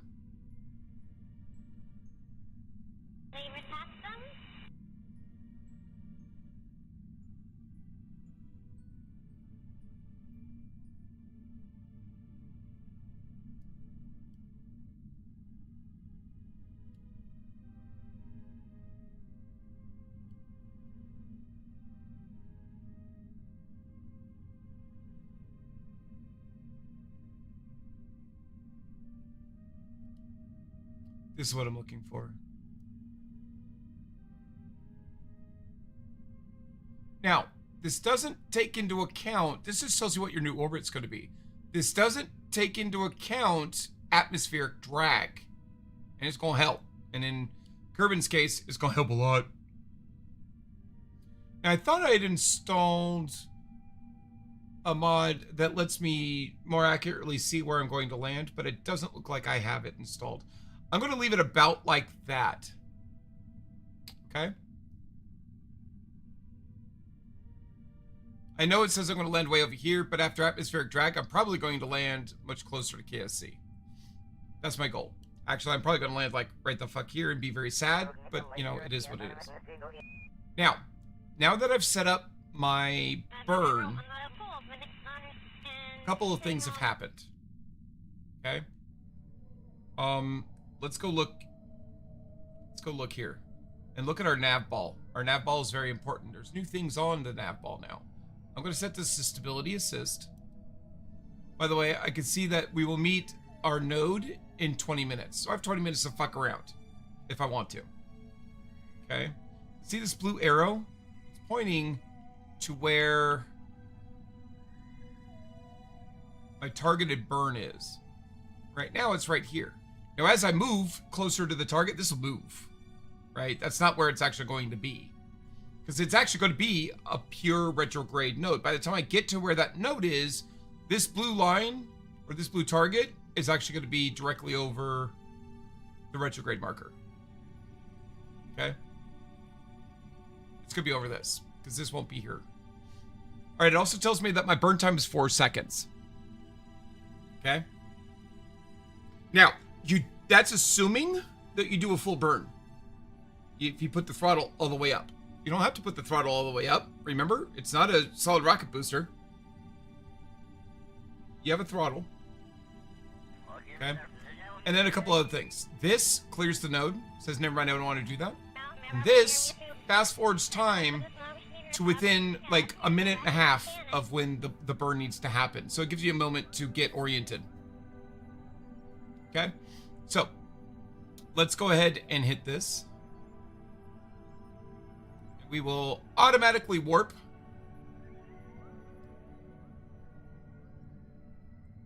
We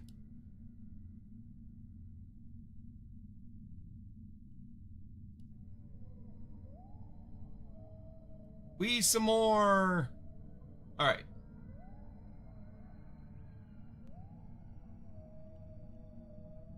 We need to get our butt pointed backwards.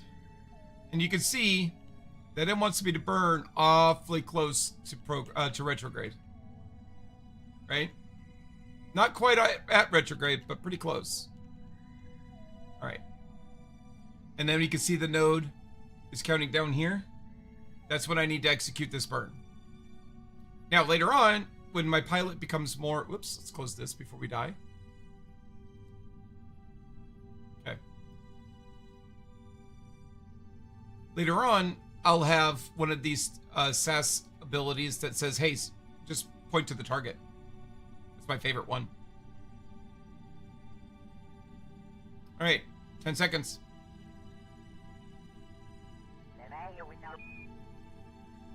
Five, 4, 3, 2, 1. Burn it.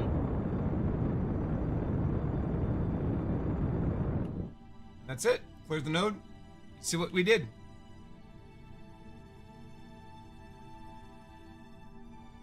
Look at that. We're projected to land here, just east of KSC. All right. Now let's go look at our vessel. We don't need this anymore, so we can get rid of this. Right? There's no reason to have it. So we're going to stage. And we're going to just tell Alice to point retrograde the whole time. I'm going to open this up because we're not quite in the soup yet. Keep an eye on your altitude. I'm just going to tell this to collect all stored data to make sure that we're all good. And close. And that's it.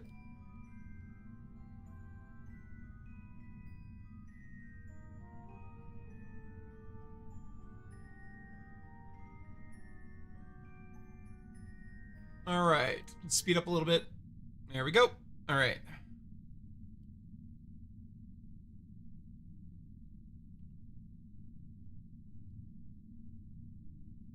Watch. Oh, look at this. There's my thing. Oh, no, that's my telemetry. It's telling me that I'm pointing to a ground station over here. I don't know where the launch viewer is. I'll have to look at that mod. It might have moved. Or not moved, but changed behavior.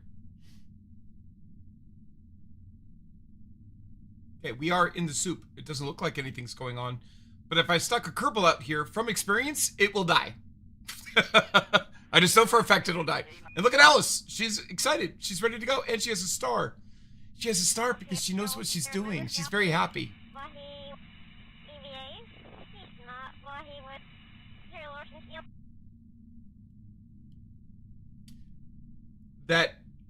All of the voiceovers you're hearing are from a mod I installed called Chatterer. And a lot of those are real conversations between mission control and an astronaut. They're just played backwards. And they're not just NASA, so they're in other languages sometimes.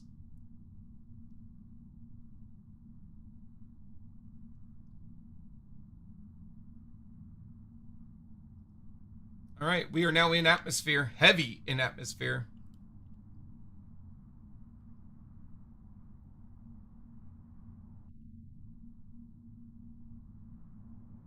And we're in plasma blackout.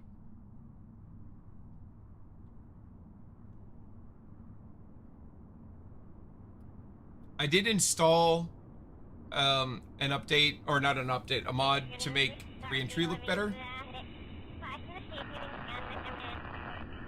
And there's plasma blackout right there.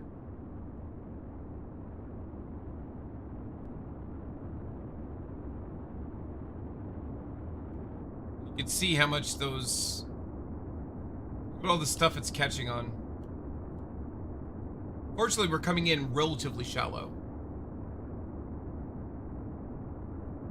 All right, you see the wobble?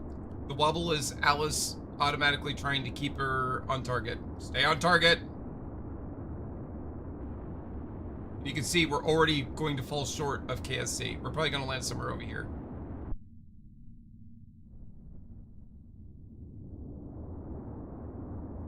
Woo! Kaboom!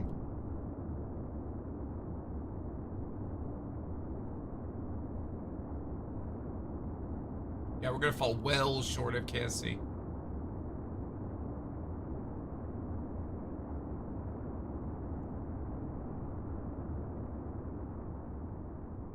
Oh, we don't have signal right now. But the crew has control. All right. Now that we're coming out of that plasma blackout, you can see... Yeah, we're going to land well short of KSC.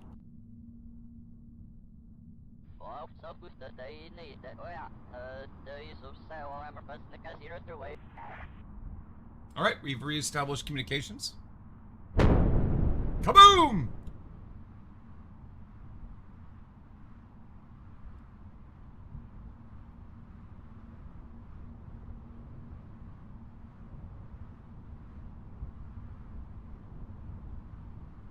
And guys, this is where we got to last time, and it's only 9 o'clock. We've got time to do more. And you know what comes next? It's to emulate Artemis 2. We're gonna do a flyby of Mun.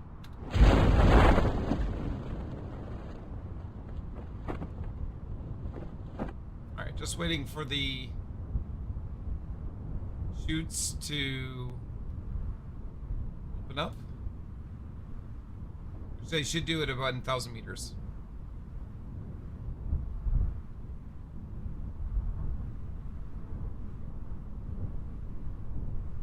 Three, 2, 1, expand. Thank you. Alright, surface velocity comparative is only about 4.2 kilometers, or 4 meters per second. Jesus, Alice. Alright, we're going to speed up time because that's going to take 5 ever.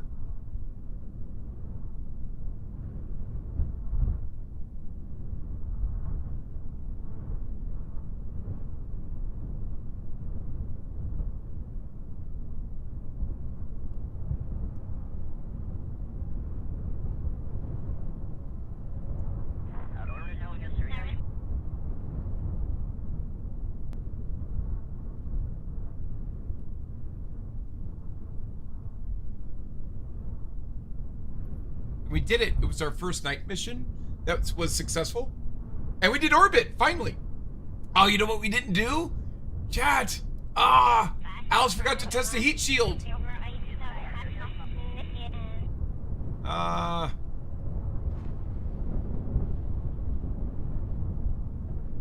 Or test the parachutes either. That's right, we'll have more chances. All right.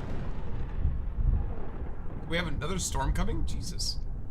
Alright, so let's do one last bit of science.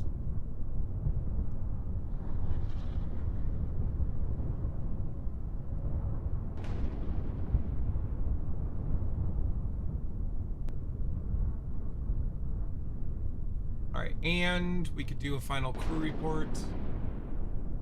And we could do a final EVA.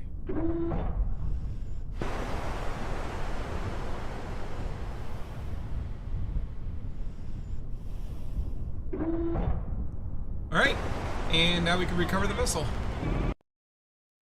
Oops, I upset my sound system doing that.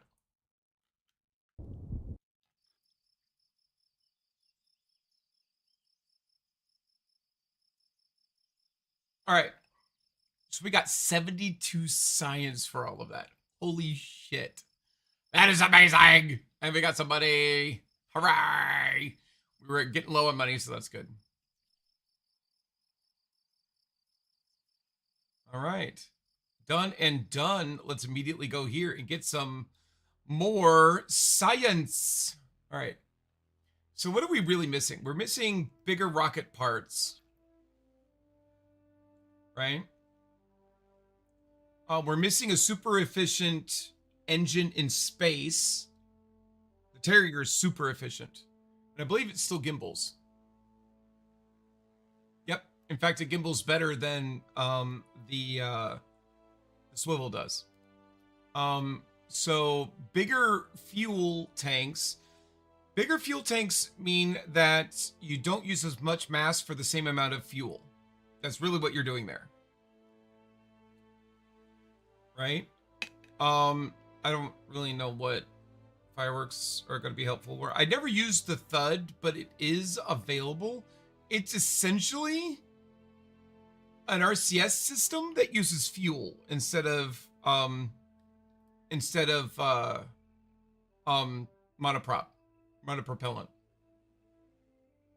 By the way, can anybody tell me what NASA currently uses and most space agencies currently use for monopropellant?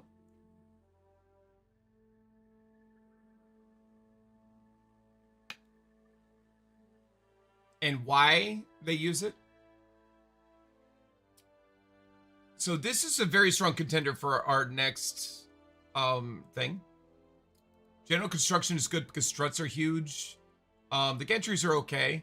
The crew cabin will allow us to take crew with us. So we could do something like bring a scientist along with us. A scientist is really cool because we're doing science without the scientist now. Why do we need a scientist, Alice? We need a scientist because it allows us to reset specific experiments, like the Science Junior. You get to use it once and then it's used. You could reset it, but unlike reading a barometer or reading a thermometer, which you could do multiple times without having to reset the experiment, you need a scientist to reset the experiment on the Go container and the Science Junior. So this would allow us to take 2 crew with us or 2 passengers. We could do tourism. Megan is, well, yes, Matt Scientist has already been the scientist, yes. Nobody is my engineer yet. Engineers are important for several reasons, but one of the main reasons that they're useful, they're actually useful for a couple of reasons. One, they can, when you're doing drilling operations, they drill more efficiently. And the other main use for an engineer, and it's going to sound stupid, but they allow you to repack parachutes. And I know that sounds dumb, but that's very useful later on. So if it wants to be an engineer, all right. So if Queen can be my engineer. So anyway, we like that. This is just a structural fuselage. If you want to make your vessel longer for some reason, but you don't want necessarily anything in it, this is a lightweight structural fuselage.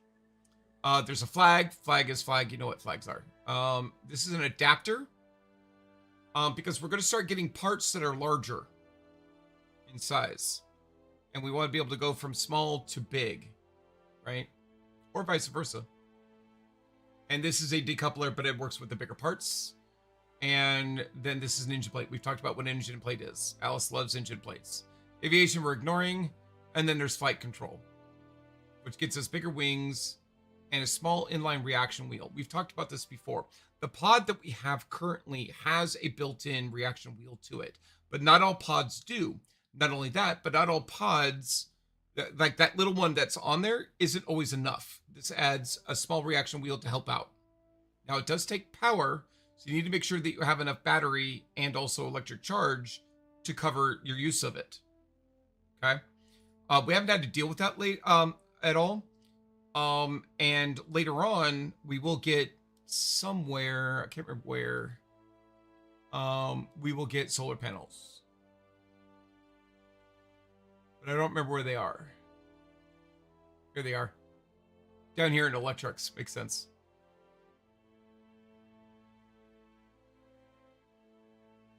I saw someone putting their tourists in one of those external chairs mounted inside payload bays. It's a lot more mass efficient than any passenger module. That is true. Yes, exactly.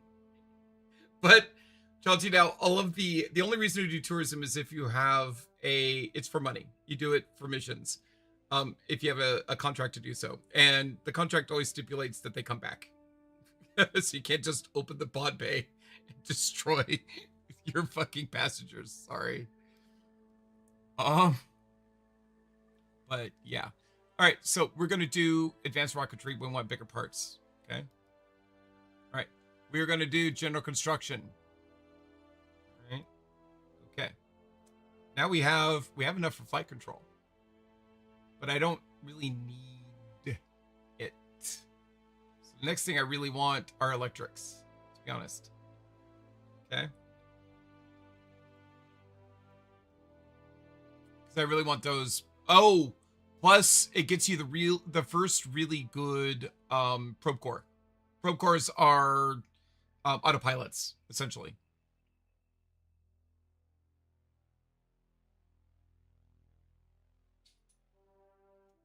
Bigger battery banks, a light, a couple of different lights.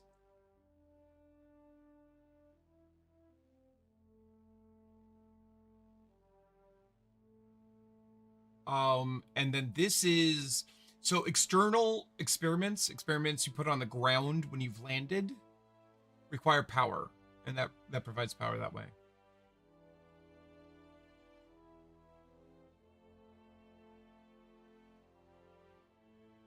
And it tells you how much power it provides. If it's just a regular Kerbal, it'll only provide 1, but if you're an engineer at level 1, it provides 2. And then even more if they're a higher level engineer.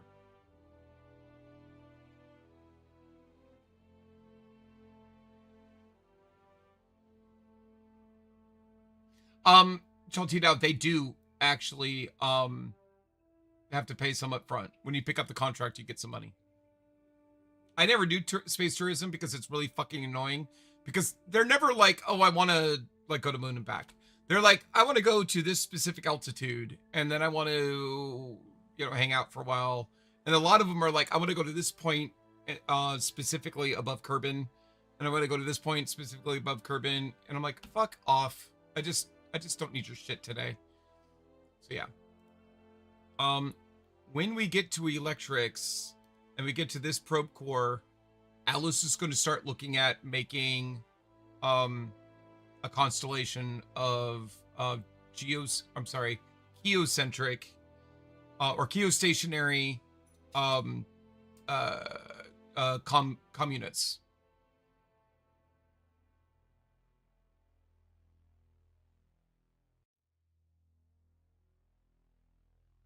Yeah, if we look now, we might even see some of them. Let me see here. All right, so we want to start exploring the Mun.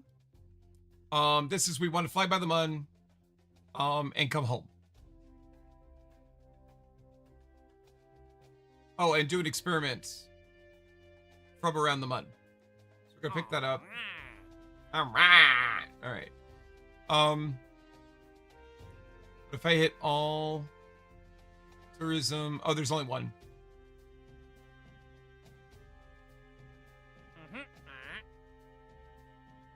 So yeah, this doesn't even go anywhere. This is come in so fast that these dudes pass out.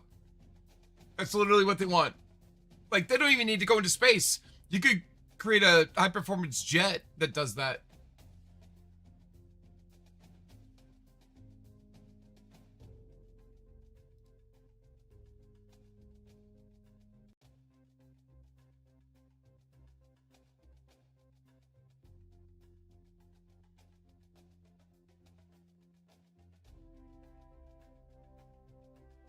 Well, you're getting a free chip to minutes. Stop complaining. Yeah, there you go. All right.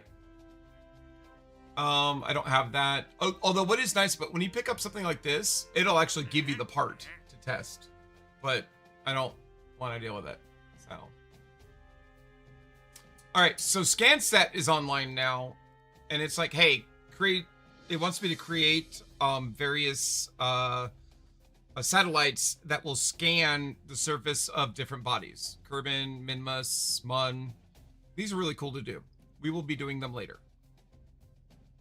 ScanSet's really important because it tells you where the high, where biomes are that produce a high amount of rocket fuel when you drill. That's always really nice for later. Okay, this is all we're doing right now. Okay. All right.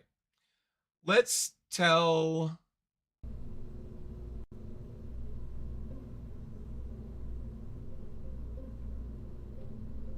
All right. Oops. All right. Oh yeah, I took over that one, didn't I? All right. Chief Engineer acknowledges the findings of the Aftermath Review Board and the superior performance of Alice Kerman's Spectral Engineering Review. The board findings are correct. I overcorrected for instability. The excessive winglet configuration created aerodynamic lift. Correct. Weathercocking. Correct. Steering lockout. Correct. And effectively turned the rocket into an unwilling aircraft. Also correct. All right. This is an extremely common KSP mistake. If some stability is good, catastrophic overstability must be better. It's not. Lessons learned. The Ghost designed vehicle has apparently demonstrated several important truths. Early orbital rockets do not require huge fin surfaces, especially not with swivel control authority. Correct. Not with careful ascent. Correct. Not with sane TWR. Also correct. Excessive TWR is still the core issue. You're accelerating too violently through dense atmosphere. The rocket was probably close already. The need to abort implies survivability existed. Control was the problem, not energy capability. All right, so these are all of its findings. I don't give a fuck about the findings. Here's what I'm going to tell it. All right, actually, what I'm going to do is I'm going to get up, I'm going to go to the bathroom. I'm going to type up a statement. I'll read it to you guys so you know what it is. We'll get its response, and then move on to what we need to do next. So in the meantime, guys, stretch your legs, do whatever you need to do, take care of your bodies. I will be back in just a minute. Is that flat? I can't tell if that's flat. According to this, the 10 slope seconds. is 11, 10 degrees, 9 degrees. Flat enough. 5 seconds. 4, 3, 2, 1. I'm burning. I don't care what the hell that thing said. That was scary.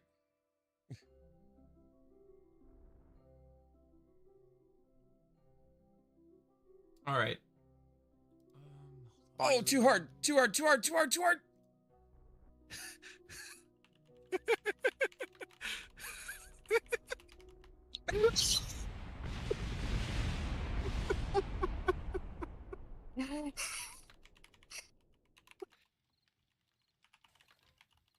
Hi. That's subtle. Yes, please pull the trigger right here. Sure. Sure. Well, Go ahead.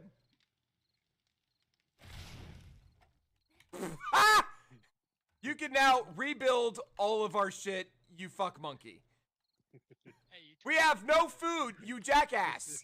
You blew up all of the food, all of the campfires, and all of our... Yeah, I still don't understand. See, so this car right ahead of me that I'm riding the coattails of is Sonoda, who's 2 positions ahead of me. But I'm like a full minute behind Shumi, who is behind me. I don't get it. Maybe one more heart. Sofa's saying one more harder, but I know her better. She loves it when it's hard. No. What? She loves it as hard as it can be sometimes. Oh my god, stop it! She just loves ramming it right down my throat. Wait, What the fuck? wait, that's not how that works. Anyway, can I get a poll? Not ramming pole, just a regular pole. Where did he hide the holocron? It's in your ass! Outstanding. I didn't realize. Jesus Christ, Phil. Poor soul. Let me put you out of your misery. I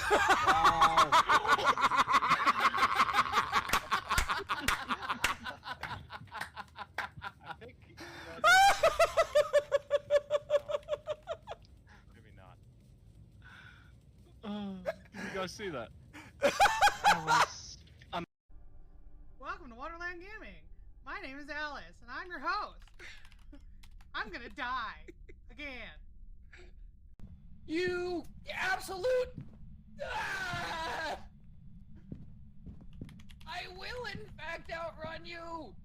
Oh, wait. Oh. Everyone needs sanity pills.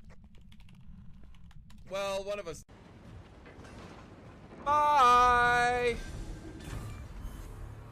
We've destroyed an allied battleship. That was not an allied battleship. Damn it, Jingles. Well done, everyone. Now let's get back for some tea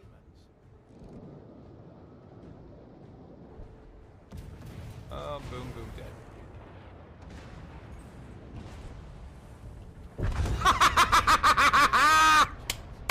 Yes!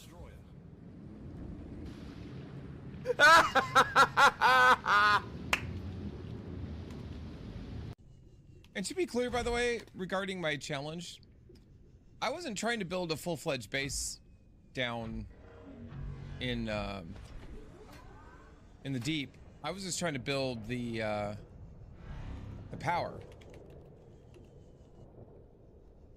And it was like, hey, what are you doing? I was like, nothing. And it was like, bleh, and then started attacking everything. And I was like, oh, stop it. And he went, oh, but I accidentally just murdered you. Oh, I bet that sucks. Sorry, it sucks to be you. You're dead now. So, game over. Create a new game. Bye-bye. Except I didn't get to hear any of that last part because I was dead and I was at the loading screen. See, your fans want Darth Breather. I know, but no. If we can avoid it, we're not doing it. All right. Well, when we go back to Sith side, I'm rolling Darth Breather. Please do. And as a character choice, my mic will be up my nose. Okay, fair. Put it I'm role inside playing. of my left nostril. That's right. Live action role playing. And just keep in mind, name yourself Breather so that when you get the Darth title, you will be Darth Breather. Otherwise, you're just weird. Darth Breather. Yeah, Darth Breather of the Darth legacy. Darth. Oh, we're gonna die because it's not to properly fly and land. I'm fine. Ooh, there's a nasty crosswind though. Wait, what's my rudder? Ah!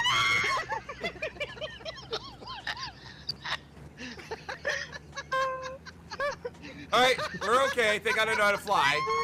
This is not how you're playing. No. Oh, wow.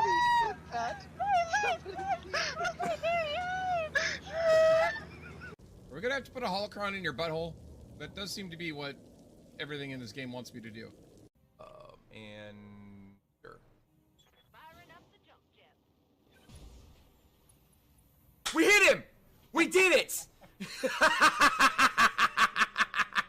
Look at that. The game knows to not defy me. I feel seen. I feel seen by this, Jesse J. They're all... I appreciate them. They're all... Allie, Where I went. each I'll tell you where I destination is went. labeled. Hang on. You have to I know. told you to go to the purple arrow. None of them are purple for us. Not a single one of them. Well, that's your problem. It is, but it's gonna be your problem because we're not with you. Markaran Imperial Outpost Speeder. That one. Go to that. We're not going there until you can say it properly. No, well, then I'll do this on my own. Alright, we'll see you at the next one. Okay, not gonna lie. I'm a little concerned.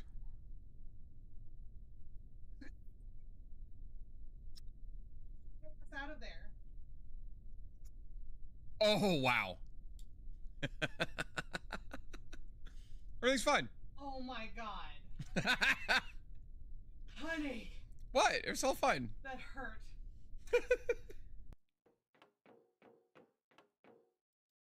Shit. I'm turned around. Oh god, I'm turned around. No, that's the wrong way. Okay, Alice. Okay. Oh god, this is gonna be close. Line up. Oh my god. I'm not the devil! I said eugenics was bad! How does that make me a bad person? Same. It's a king crab. Oh. Too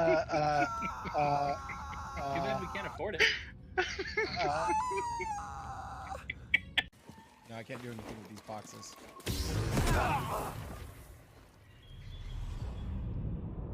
Wow. Donna, Donna, Donna, Donna, Donna.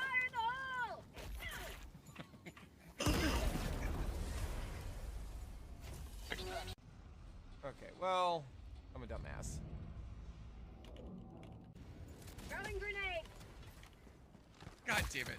Wait, did I get you too?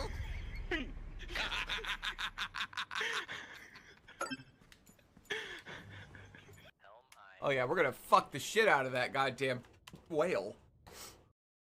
We all remember back at the reload of this playthrough because it wasn't hard enough. We're killing all our Kerbals. This isn't hard enough. Oh!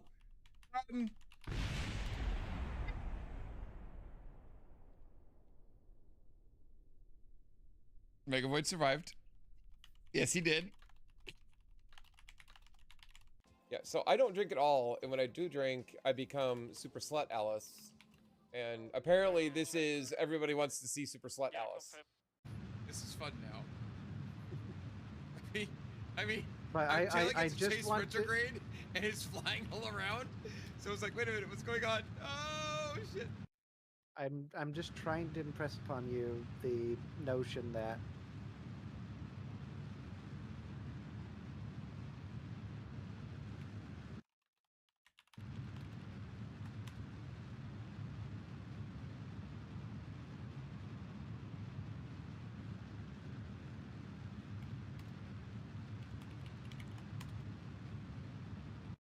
Oh, Smiler!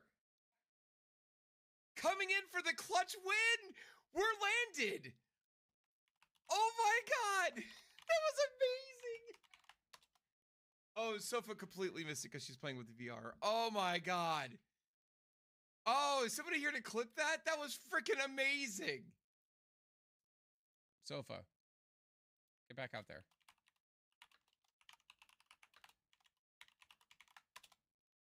Oh, we're inside.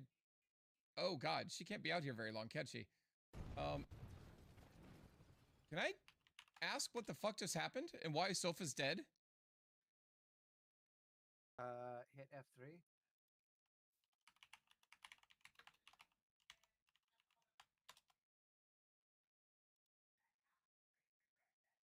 She exploded due to overheating? Yeah, you're in the atmosphere. She burnt up. You just burnt your girlfriend. I mean, I didn't. How are you going to explain this to her? That crew cabin. Oh shit!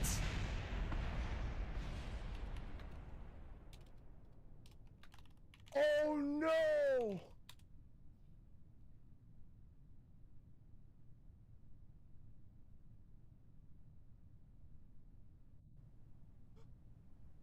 Wait! Sofa's alive! Hold on! She's unconscious! Okay, she's awake. EVA. I can't get her out. EVA. No! She's gonna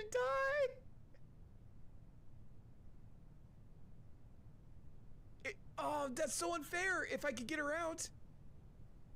Activate a hatch. Crew hatch. How do I activate it? Transfer crew. EVA. Okay.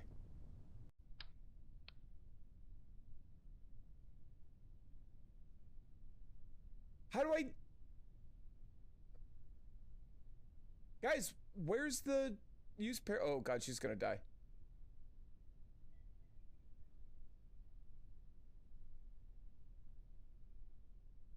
I can't pause!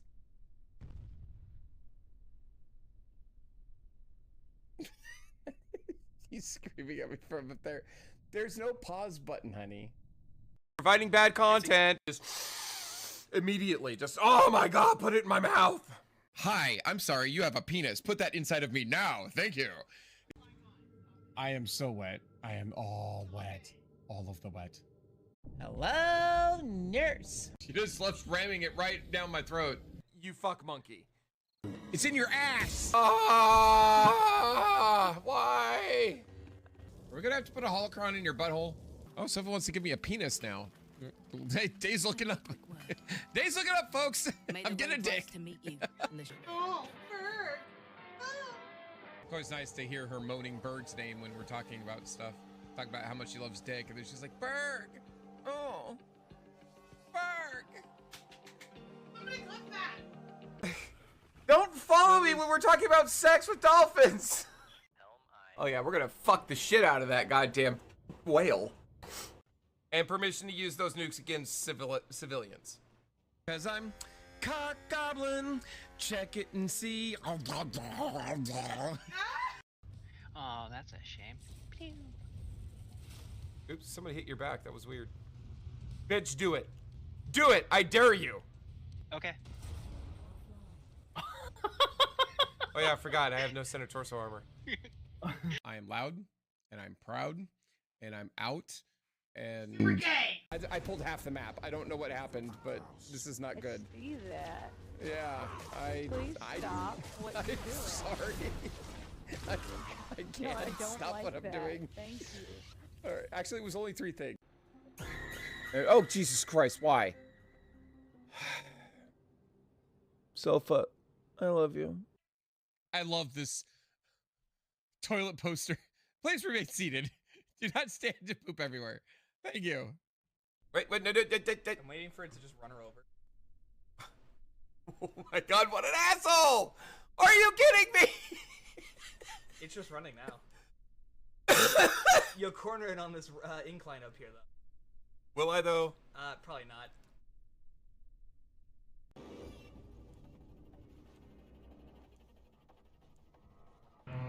Oh, god damn it. Fuck you, Berg! Fuck you, Berg!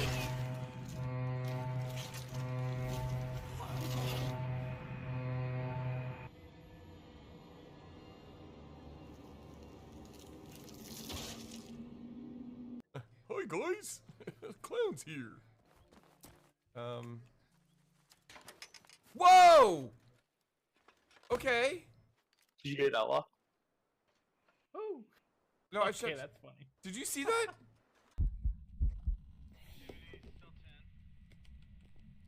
Did you get out? Okay, is the door closed? Close the door.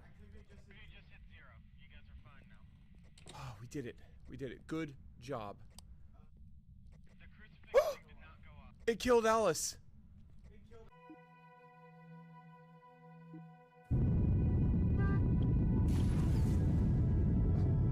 Okay, we're spinning wildly out of control. Okay, I'm just fuck everything right now. Can we just land? Oh my god. Flat? Is that flat? I can't tell if that's flat. According to this, the 10 slope seconds. is 11, 10 degrees, 9 degrees.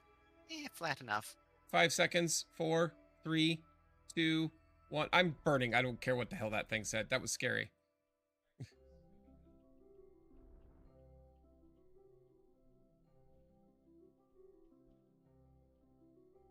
Oh, too hard. Too hard. Too hard. Too hard. Too hard.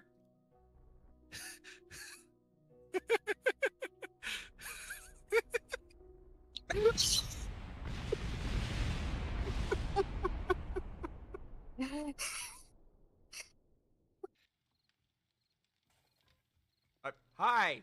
That's subtle. Yes, please pull the trigger right here. Sure. Sure. Well. Go ahead. Ah! You can now rebuild all of our shit, you fuck monkey. We have no food, you jackass.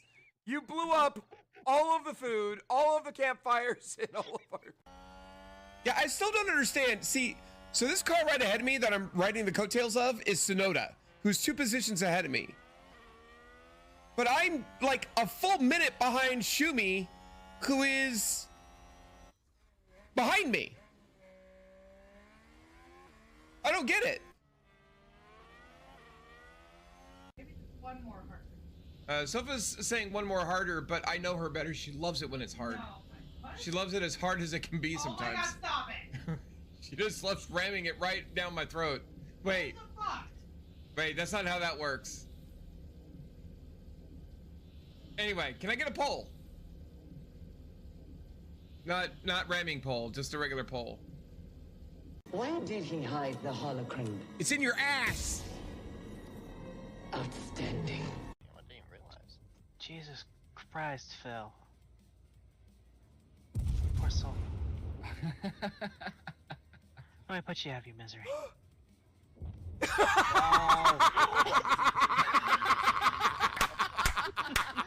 All right, folks.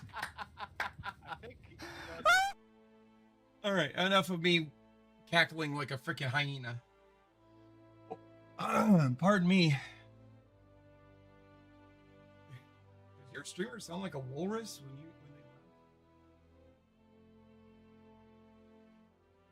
All right. We're going to do the biggin. All right, let's see what the chief engineer said based on the new parts that I unlocked. All right. Said the space program has entered the industrial age. Wonderland Space Administration is no longer limited to towers of tiny fuel cans, desperation staging, and mathematically hostile architectures. We now possess real spacecraft components. Perhaps most importantly, the Terrier. This changes everything. The Terrier is the most efficient, well, one of the most efficient engines in space that we know of. It does not put out a tremendous amount of thrust, but it does, the thrust it does put out is very, very efficient. So you want to do it when you're in zero gravity, or in the vacuum, I should say. Strategic impact of new technologies, Terrier engine, blah, blah. It breaks down everything we did. We've unlocked a lot, okay? Finally, we may now legally construct terrifyingly large rockets and keep them attached to themselves. Launch stability enhancers, which is nice. Engine plates, which is with larger decouplers. These are major feature. Future enablers for clustered engines, heavy launchers, Mundlanders, eventual Jeb exile infrastructure. All right. So yeah, these are all the things that we can do. Hooray! It's talking a lot, and it's already building stuff, but yeah, we're okay. So we're not doing all of that. Okay.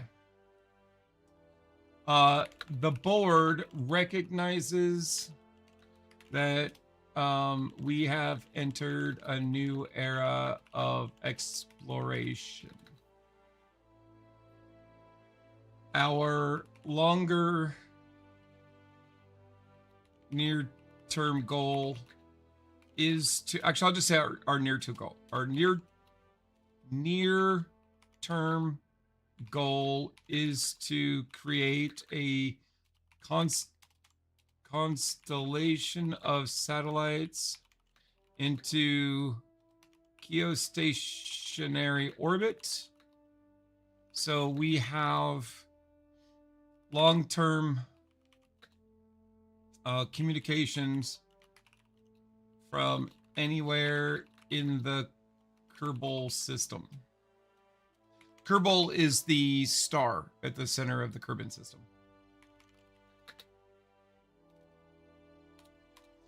Our immediate goal is to create a rocket.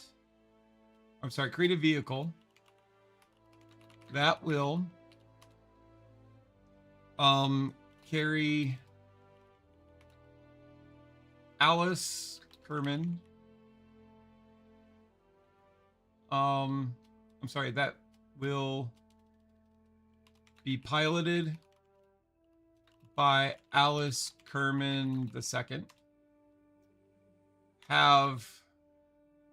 Crewed by mad scientist Kerman and scientist. I'm gonna put chief scientist and Sofa Queen Kerman engineer or mission specialist engineer. I can't put chief engineer because ChatGPT is the chief engineer. All currently available science will be used for all parts of this. You did, mad scientist, and you're going to go to space for the first time, and you're going to come home, and we're going to keep you alive. Mission.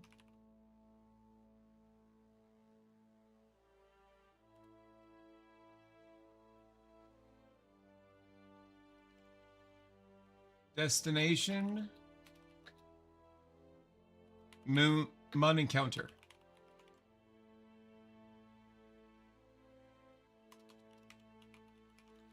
Vehicle must return to Kerbin's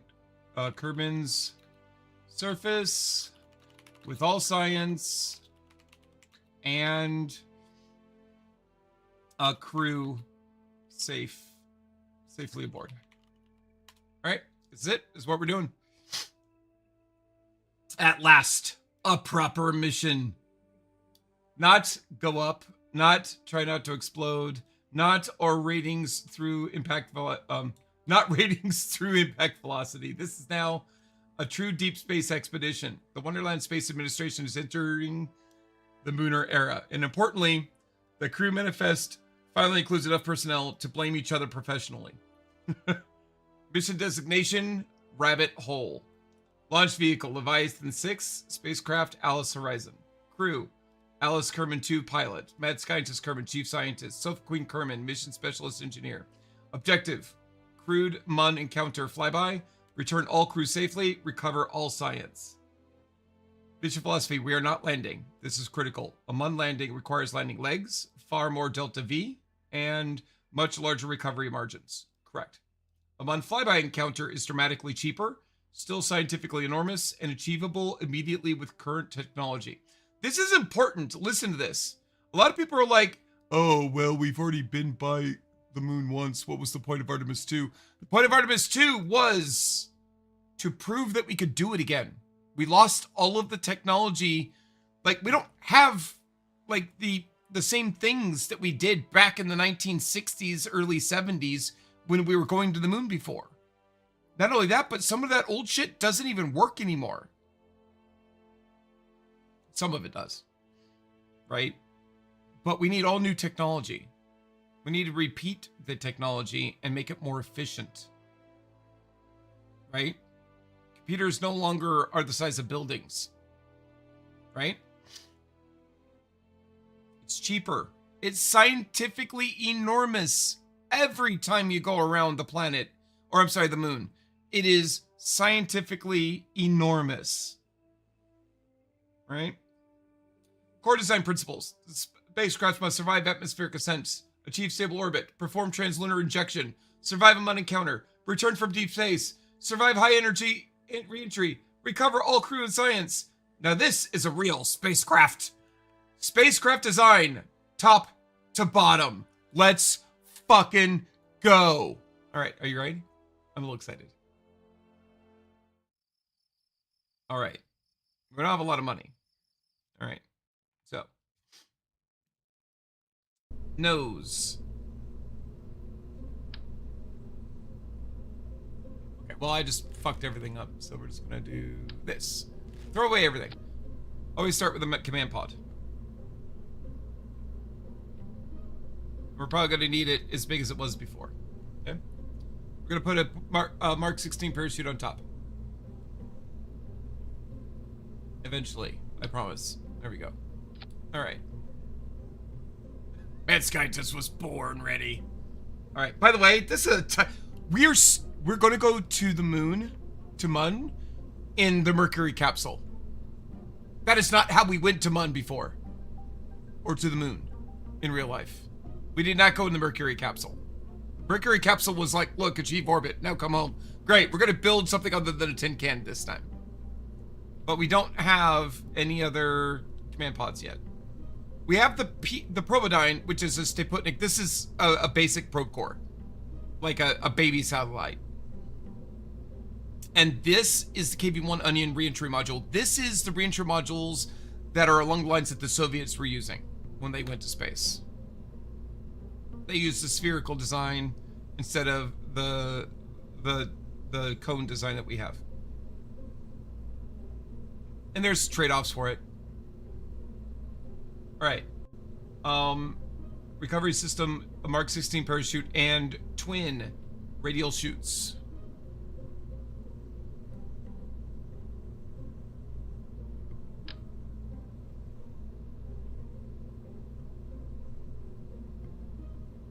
Done and done. 2 is sufficient now. Yeah, you're bringing a lot back, though. Good luck. Mark 1 command pod. With Alice in it. I'll get the crew later. Oh, and I haven't named Sofa yet.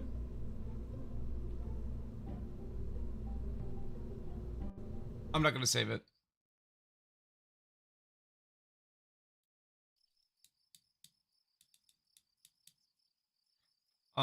Let's bring this up, and Bill Kerman's going to get renamed.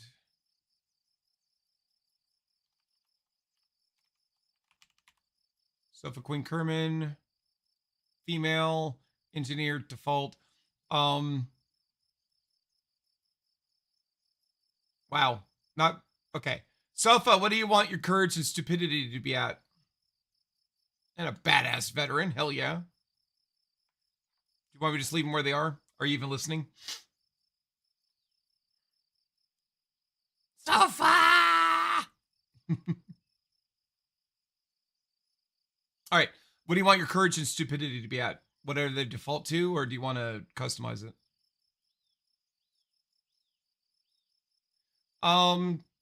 Generally, but courage helps too.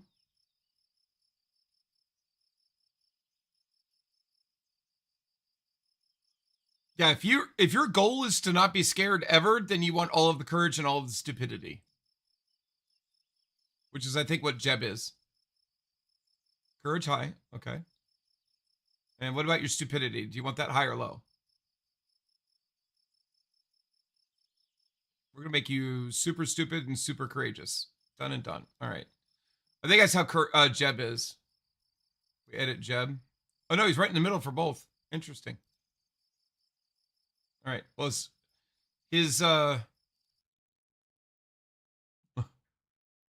because I'm an engineer, so I don't know. To be clear, I do not think engineers are stupid. This is just Kerbal engineers. Okay. All right. All right. So now we get a crew cabin.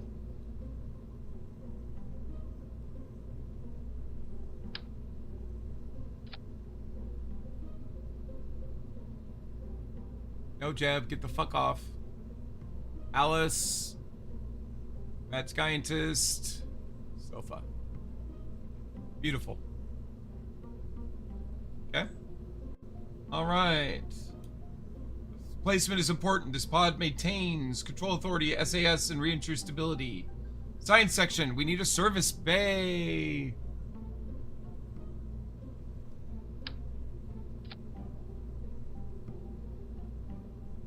All right. All right, we're gonna have 2 goo.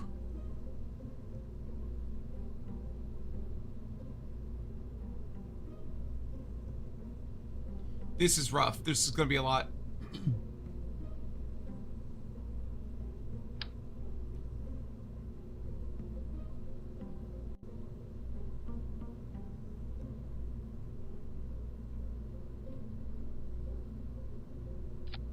Okay.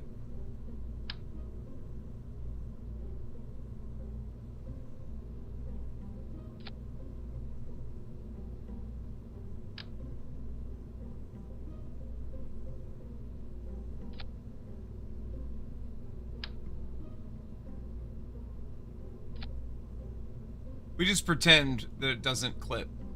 That's all I can do. And then the Science Junior underneath.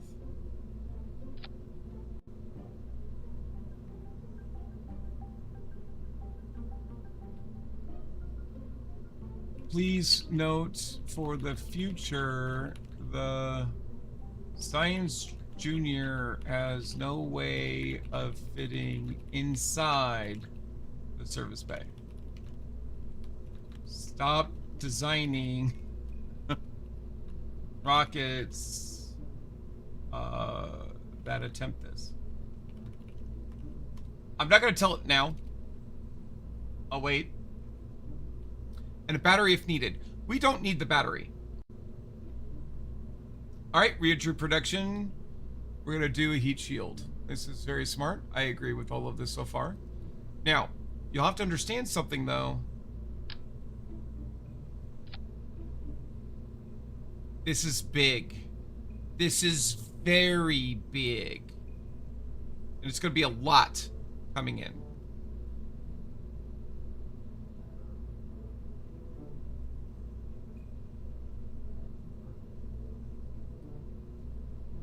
And I don't know if this is enough to slow it down, to be honest. I really don't. Okay. The return stack will be heavy. The heat shield is absolutely mandatory. That's correct. But I don't know about this. And then what happens when it falls over? Right? All right, transfer orbital stage. It says a coupler. All right, decoupler. Done and done. All right, now it wants what? Guys, it wants so much Delta V in this stage. That is so much. Oh my God, with the Terrier at the bottom. What? So look, 574 meters per second of Delta V. That's like nothing, Alice. What's your complaint? Yeah, that's how much it is in vacuum. 2,329 Delta V. So be clear here, all right? Let's go look at stuff. KSP Delta V map. All right.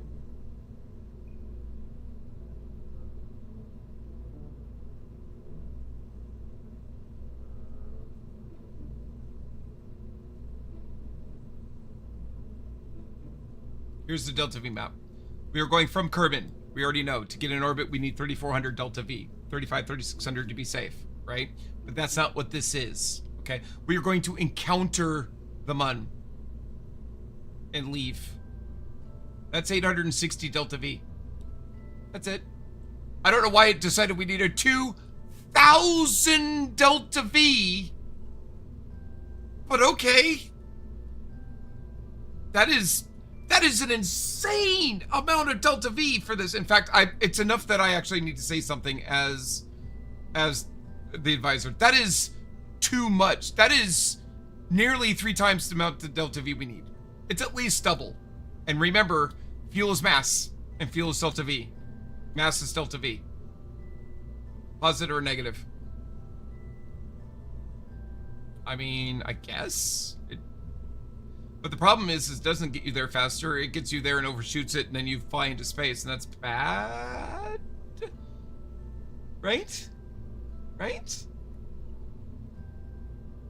Because here's the thing. All you need to do is encounter the Mun, and you're going to flip around, and you're going to re-enter Kerbin's influence. Which means you're just going to crash back onto Kerbin. You need, I don't know, beyond the 860? Maybe 200 Delta V beyond that? You'll be surprised in a vacuum, especially around a low mass object like Kerbin. I mean, sorry, like Mun or Minmus, how much you can get away with Delta V. 50 Delta V would probably be enough to break Mun's orbit, or Mun's influence, assuming that we had an orbit. It doesn't take much. So that is way too much Delta V. So I'm going to help it.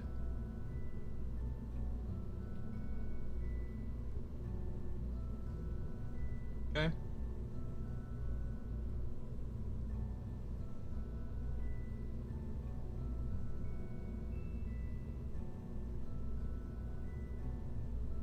And I'm actually going to tell it off.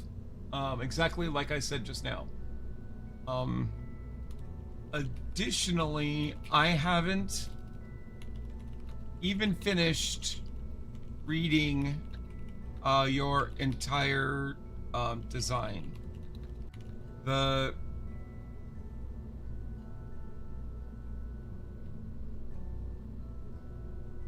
transfer orbital stage has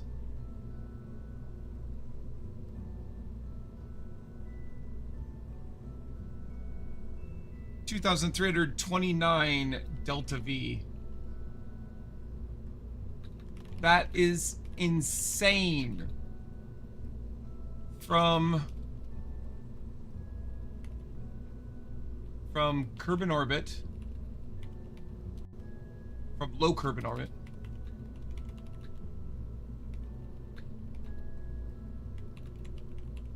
encounters only 860 delta V. See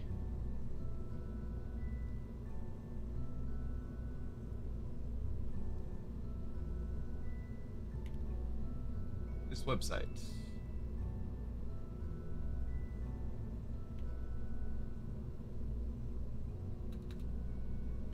You are that means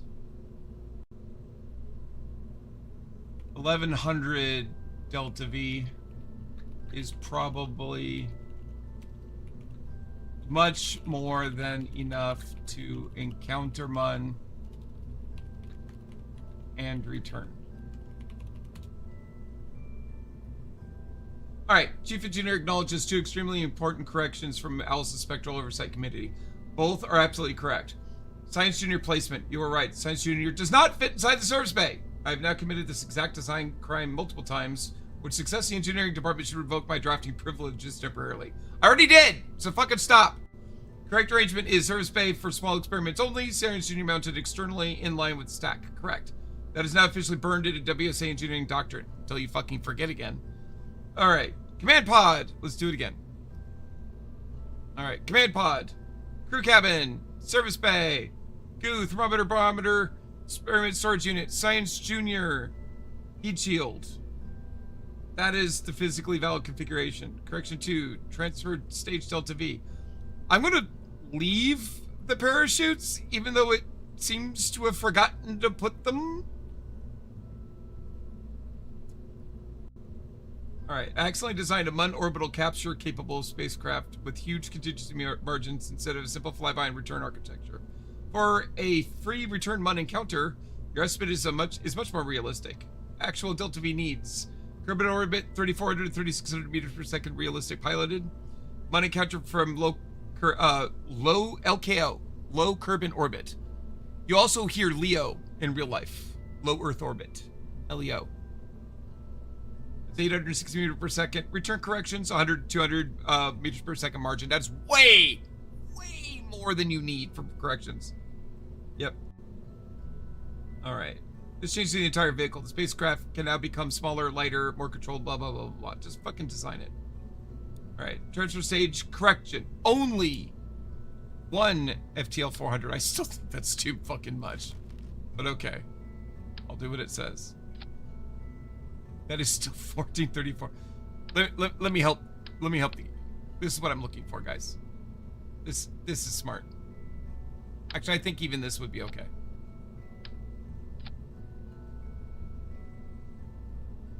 Oh wait, no, that's not enough. That's not nearly enough. All right. Where's the 200? There you go. Okay, that's not enough. All right, we'll do the 400 like it said. Still probably more than I need. All right. All right. Why this is better? Blah blah blah.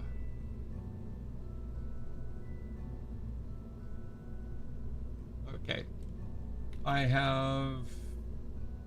Okay. With the above in mind, please complete the redesign of the for the rest of the rocket. There you go.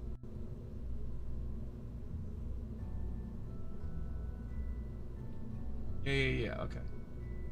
Oh, put the parachutes back on. All right. I'm still sus on that, but okay.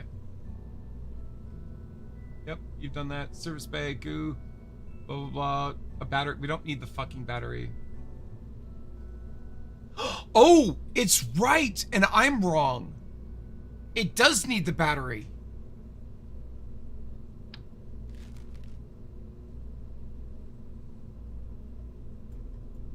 It is so right.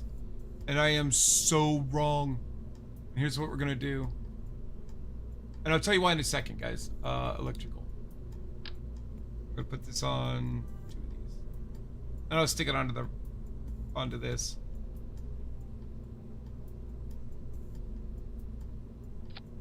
Okay. Why do we need these? Because we have no way to generate electricity. And every time we do any kind of spinning or turning or anything, it's using the battery that is on this electric charge.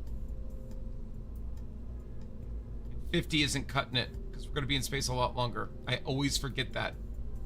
And it remembered. All right, Science Junior, not inside it. Yes, I know. Heat shield, good.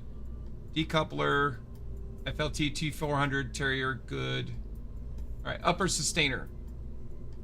All right, we need a decoupler. Woo, woo, woo, woo, woo, woo. All right, I don't know why I'm so excited about decouplers. I'm just excited it remembers them. 2 TL400s. All right, she ain't playing around. She wants the big girls. Let's get her out there. All right, and we need a swivel for this. Why swivel? Because part of this is still going to be an atmosphere. All right, and that is 1,000 delta V. So we need 2,400, 2,500-ish delta V in the next part. It still said this was 1,600 to 2,000 and it's wrong. Even in vacuum, it's not that much. Yeah. Core stage. Decoupler.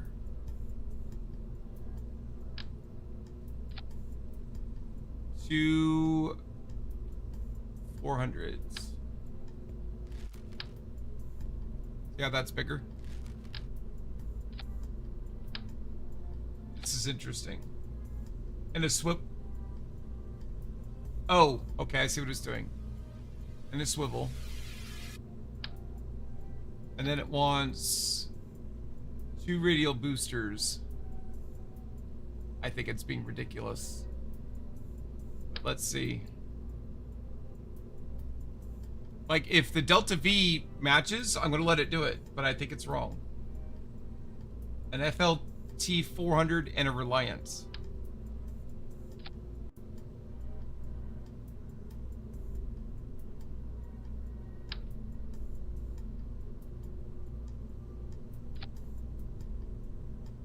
All right, give me a Reliant for each.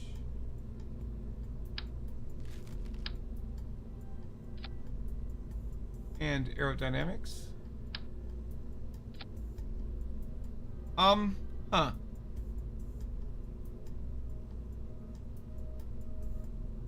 Yeah, that's not nearly enough. Yep. So 600, what's even the TWR? Oh, it's a lot. It's way too much, actually. 666 plus 371. So that's what? Say 700, 1,000. That's 2,000 Delta V. Is that enough? No winglets. Repeat, no winglets! The 6 Tesla House launcher already proved they are unnecessary.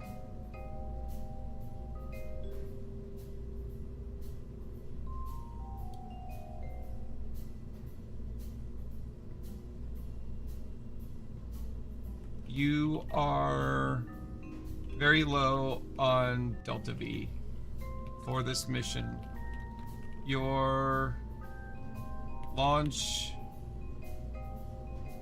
Delta V is about 666 meters per second. And the sustainer, oh wait, once you shed the radial Reliance, that's only about 350 more meters per second. the sustainer only has about 1,000 delta V.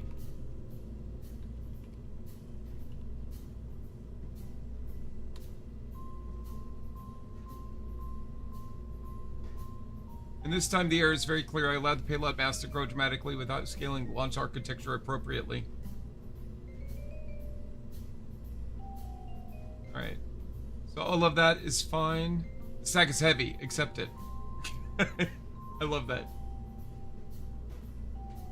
Transfer stage. Yep. A swivel and 3 FLT 400s. Okay, so it wants me to make the sustainer. It wants me to increase. That one's fine.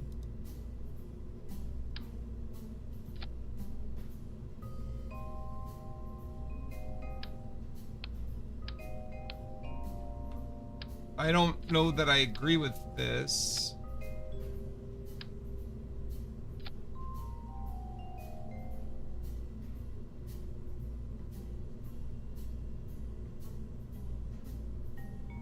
That's 1,300. So this is about 2,300 delta V. Still not enough. Maybe?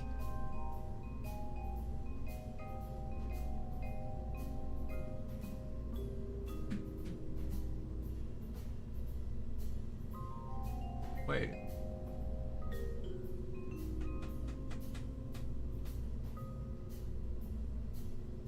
Holy shit.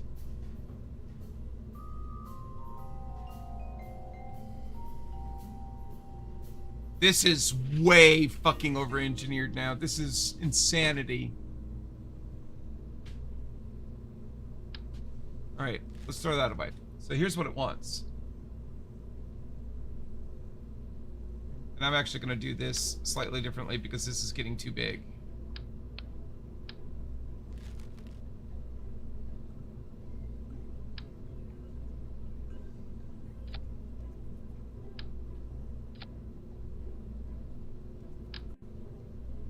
That wants 3, right?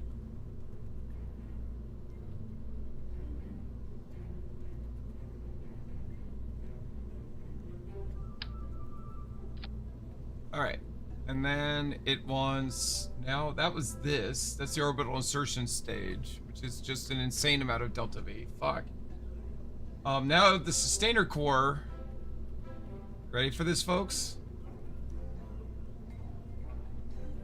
You see that over there?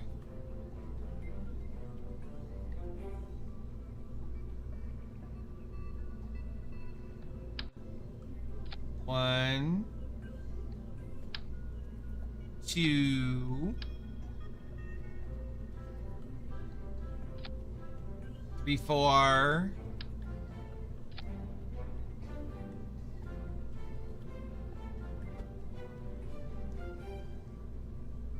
And it wants a swivel on the bottom of that for no fucking reason whatsoever. The swivel isn't needed. Whatever. Okay. Then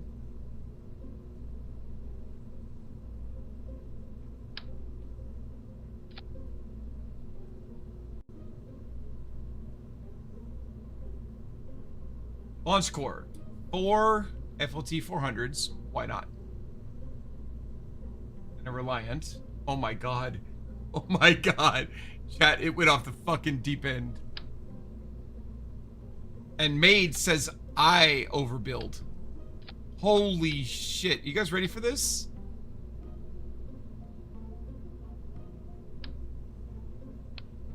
I wouldn't want to fly in this rocket. This rocket's scary. Oh! Hilarious! With a Reliant. Okay, you ready, guys? A Reliant here. And then it wants 2 radial boosters.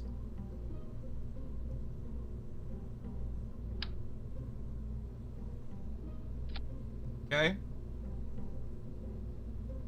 Alright, and...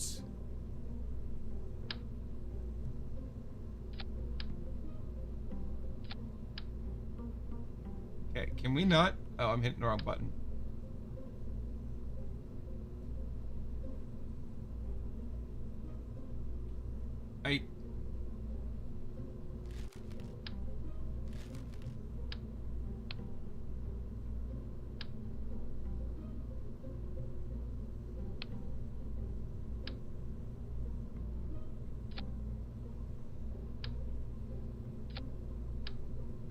Each with reliance.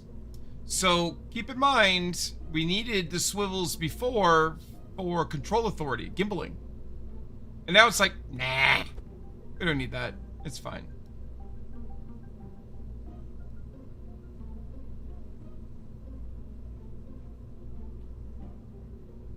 Oh, okay, I cannot.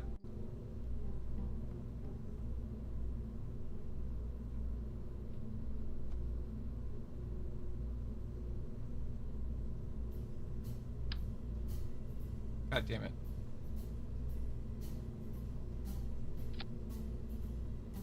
There we go, good enough.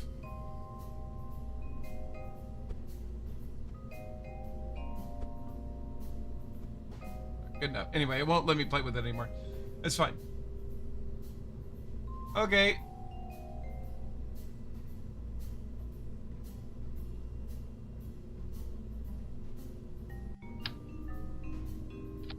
Okay.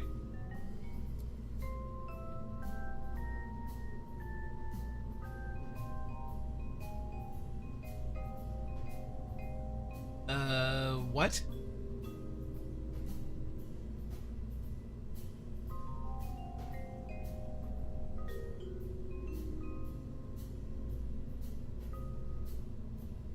So that's 1,000 delta V with only a TWR of 1.34. That's low.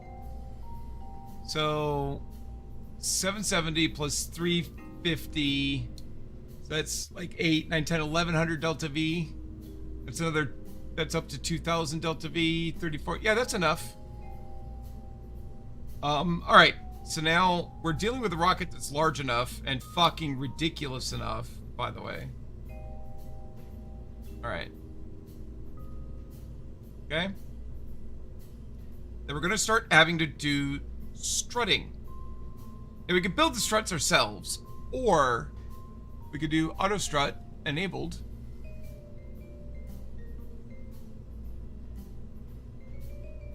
We could tell it to automatically strut to the heaviest part.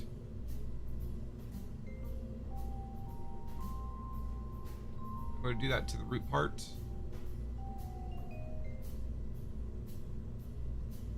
Auto strut to the root part. And it's a little cheaty. It saves you having to put all the fucking parts on yourself. But what this is going to cut down on is wobble. Okay, good. We're going, I promise. All right, and I need an appropriate name for this. We're gonna call this Gojira 1. Okay, we're gonna save. Matt, are you ready? This is ridiculous. This may not even stay up. We'll find out. If it falls over, I'll just revert and we'll put a gantry on it.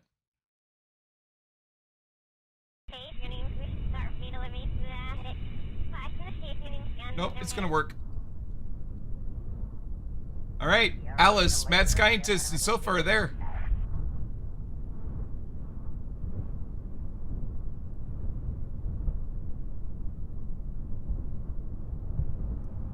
All right, now I'm going to show you why mad scientist needs to be aboard. We're going to conduct a material study. Keep the experiment. All right, and we can reset the material study. Oh wait, I didn't mean to do that. Hold on. Conduct a material study. Yep, excellent. All right, now open this. We're gonna do a goo. We're gonna do that. We're gonna do log temp. We're gonna log that. We're gonna log Pressure data. Excellent. Leave that open for now. I don't think Med Scientist can EVA because there's no external portal. It goes up or down. So I think she's kind of fucked. Crew report. She can do a crew report though. But I can't have Med Scientist EVA. Yeah. Yeah, it needs to activate a hatch and the hatches are in the end, and that's not gonna work. So only Alice can EVA from here.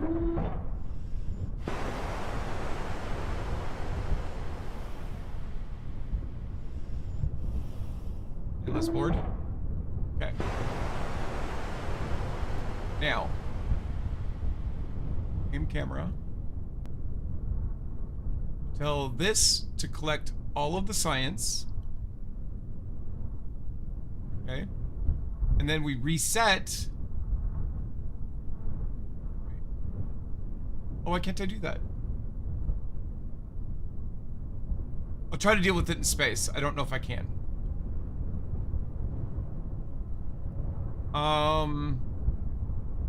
Reset this.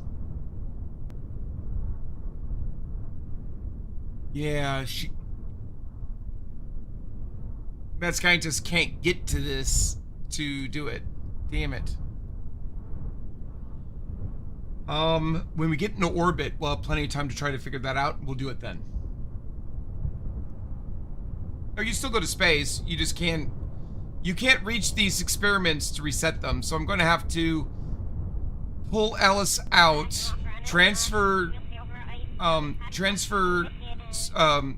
Med Scientist to here, have her float down here, reset the experiments, and then float back up here and come back down.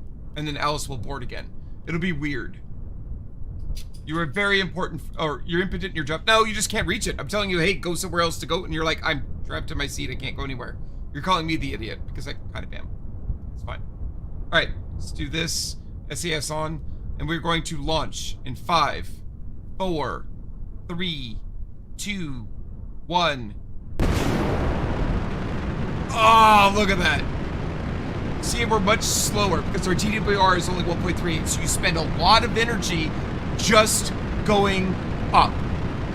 Fun fact, this is about this is a little bit higher than the TWR that the Saturn V had when launching the Apollo missions.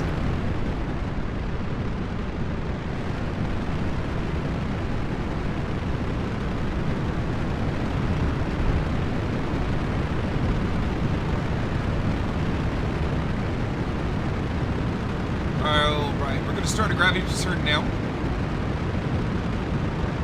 Oh yeah, I can't, because we don't have any fucking authority control. Whoa, whoa, whoa, whoa, whoa, whoa, what just happened? Revert to launch. Something's wrong. But yeah, that is the problem with this rocket. SAS, Z, this, and then I'm going to aim camera here. I'm not going to do that because that way we don't have all the problems. We'll open this. We'll conduct. We're probably not getting a lot of science out of this anymore, but I'm going to do it anyway because stop me. That's fine. We don't need to do goo. But we're going to do a crew report from here. Good job. We're going to close. Actually, no, we're going to collect all. We're going to close this, and I'm going to hit F5 so we can revert to it if we need to. All right, and we will launch. And Esther, this is not a great time. Esther's like, I want to need on you. I'm like, no. All right, we're going to launch in 3, 2, 1.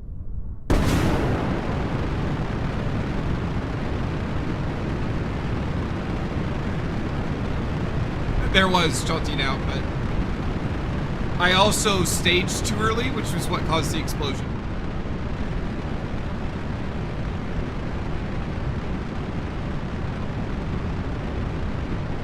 So keep in mind, I can't gimbal at all.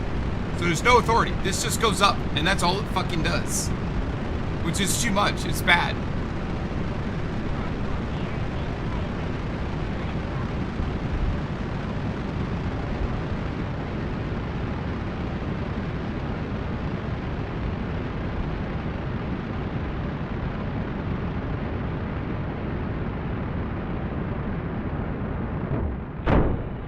There we go.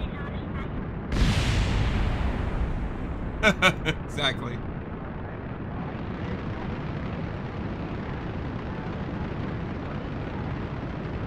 We're drifting a bit, and I can't do anything about it because we have no gimbal. No! No winglets! Winglets bad! No, those outer two should have been, Reliant, and the one in the middle should have been the smaller one. The one with gimbling. Swivel. We are off center, as you can see, and we're drifting. We're gonna have to overcome that. Now we have some authority, so we're gonna fix it. But that wastes Delta V, just to be clear. We also haven't gotten up very high, so I don't have a lot of confidence in this rocket.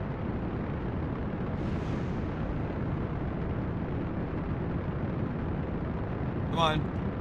Fix it. There we go. Alright, this stage is doing a lot better. In fact, I'm just going to follow prograde.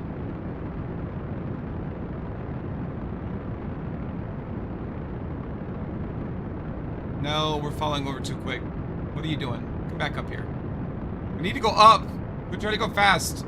We're not ready to go fast yet.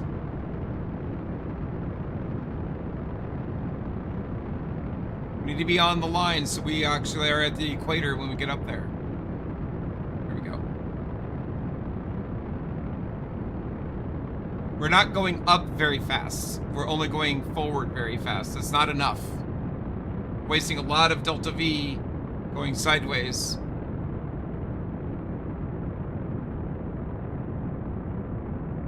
So we're floating like this. We're not going up and over. We're going up and just kind of drifting. You get the difference?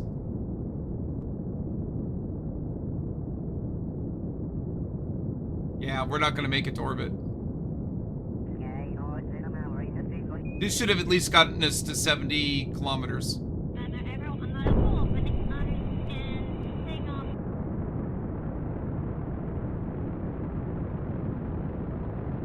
That whole thing, we only gained 10,000 kilometers of altitude. It's not enough.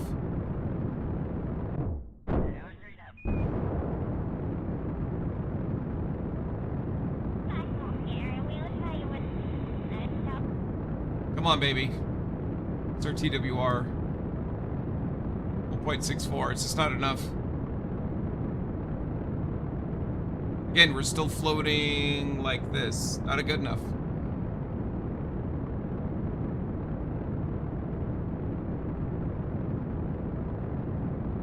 So I think what we've proved is ChatGPT not up to the task. Consistently not up to task. This is a significant engineering feat, and it's not up to it. All right. So we're going to wait until we get to... actually, I'm going to give myself a little bit of a boost here. All right, so we're going to wait till we get to 70 kilometers, and I'm going to kick it over.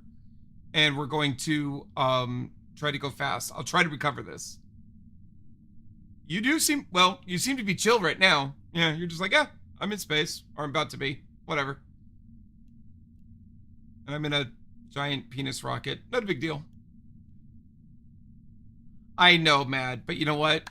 I will get you to space regardless. And what I may do is switch to a more intelligent.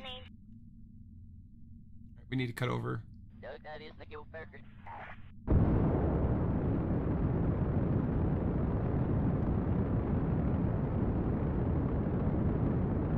We're just trying to go fast now. Come on.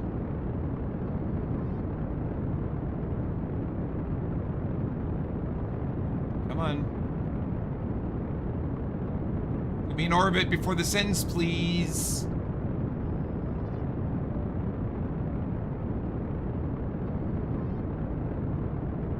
We're gonna run out of fuel in this stage before we hit orbit.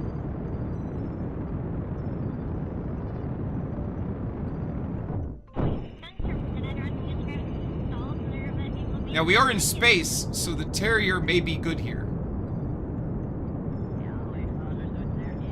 It's a little bit of wobble, but this is actually very good. We're doing very well here.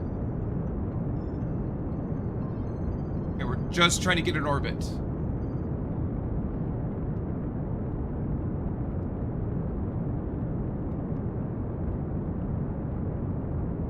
Come on, baby. We're almost at apoapsis. Woo! As long as we have over 860. Positive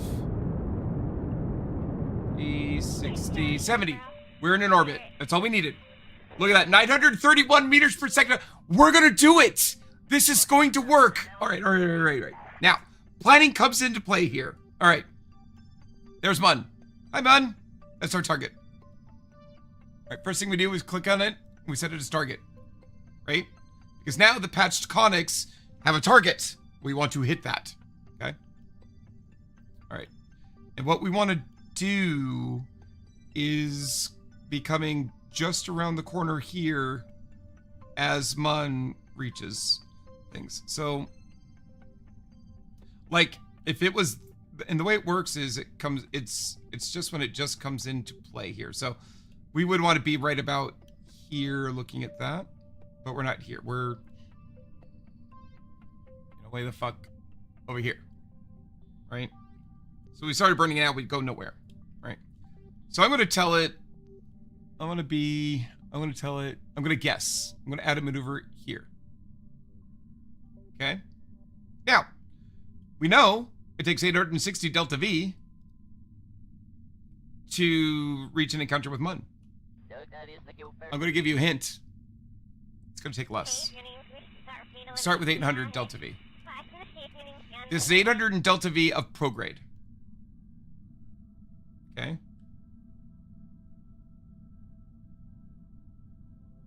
Which is not enough, as you can see. So let's put in the 860. All right.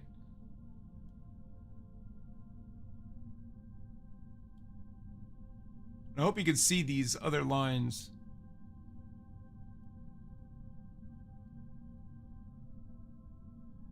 But it looks like we are going to have an encounter with Mun if we do that. And in fact, I think if we go down to 830 delta V... Nope, not enough.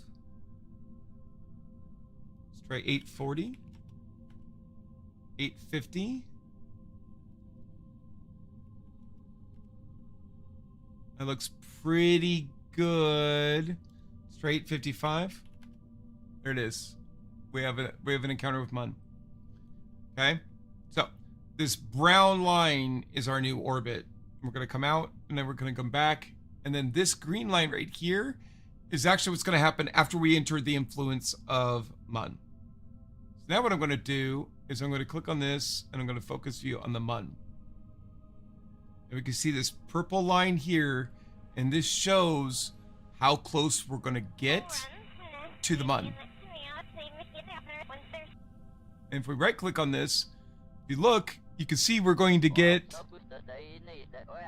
Moon Periapsis, 527,000 meters. Now the goal is to get closer than that, if I remember. Oh, it just wants to fly by and have any encounter. I like getting a little closer. So here's what we're going to do. We're going to go back to our maneuver node.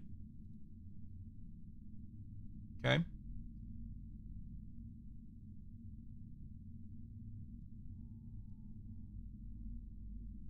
What is going on? There we go. Maneuver node. Okay. And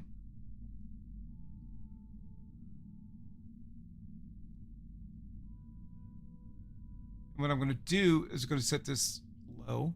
And we're just going to start clicking prograde. See what happens? We get closer and closer.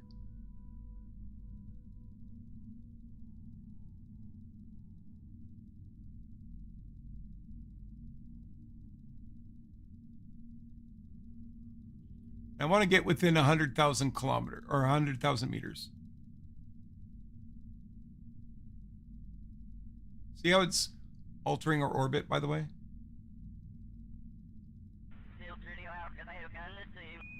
Good enough. 98,000 meters. Okay? And this is what that's going to look like. And we will not hit Kerbin when we come back. Because Mun is going to throw us out a little bit and then bring us back. And that's okay. We have Delta V left over.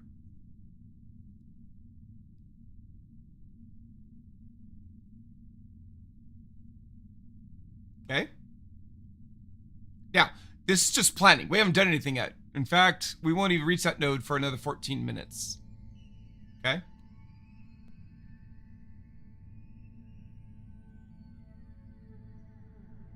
But look at this.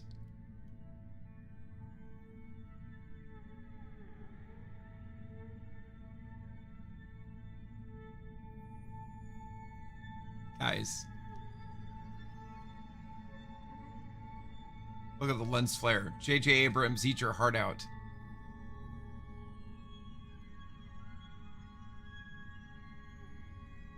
All right, are we done with you in the awe? Are we done with you in the awe?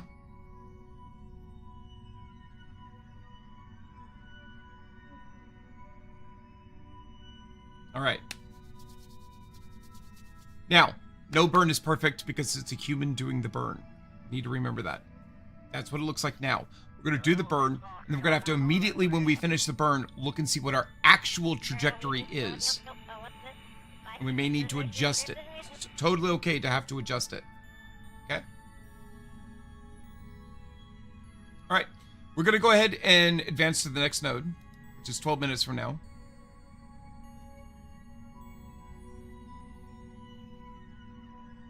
All right. And we have a minute and a half to get things in order. Immediately going to tell it to point prograde. Because that prograde icon, these two are going to be right on top of each other in just a second. How are we doing on fuel?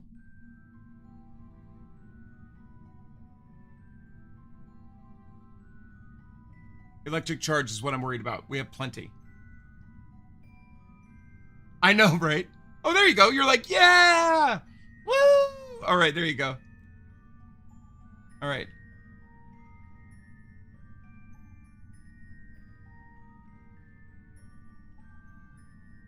Okay. 45 seconds to burn. It is going to be a 1 minute, 2 second burn. It's going to be a very long burn because the Terrier isn't the swivel.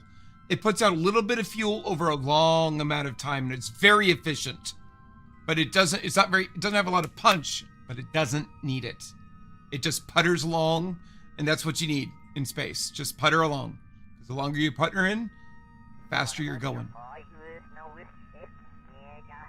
All right, Esther, not a great time. This is, in fact, a terrible time. All right. 10 seconds. 5, 4, 3, 2, 1. Ignition. We're just burning. Just burning.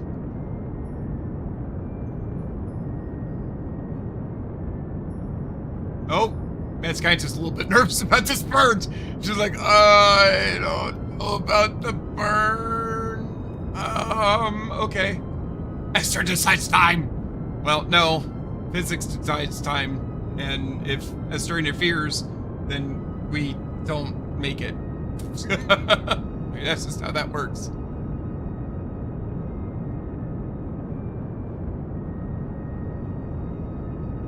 And again, we're burning prograde to get out to Mun. We don't point at the moon and go there.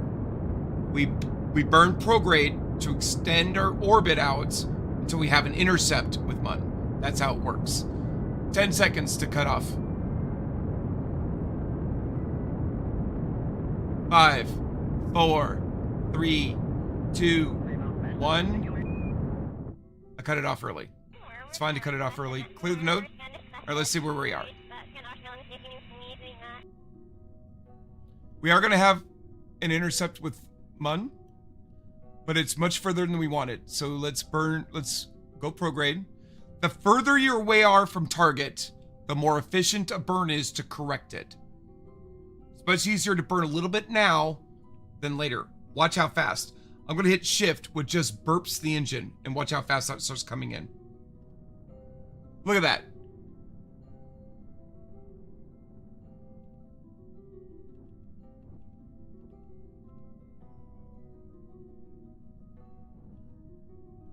It takes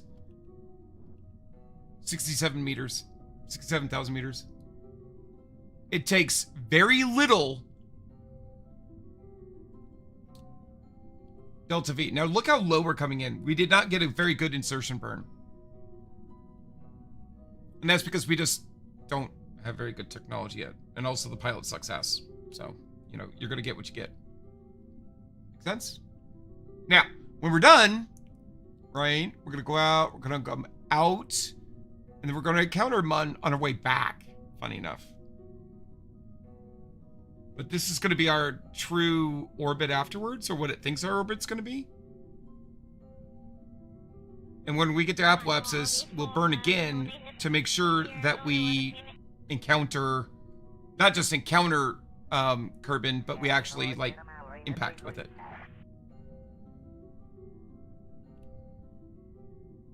All right.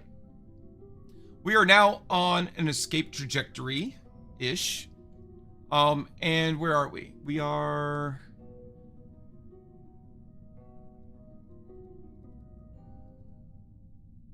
All right, we're actually right here. So I'm going to go right about here. And I'm just going to warp to this location.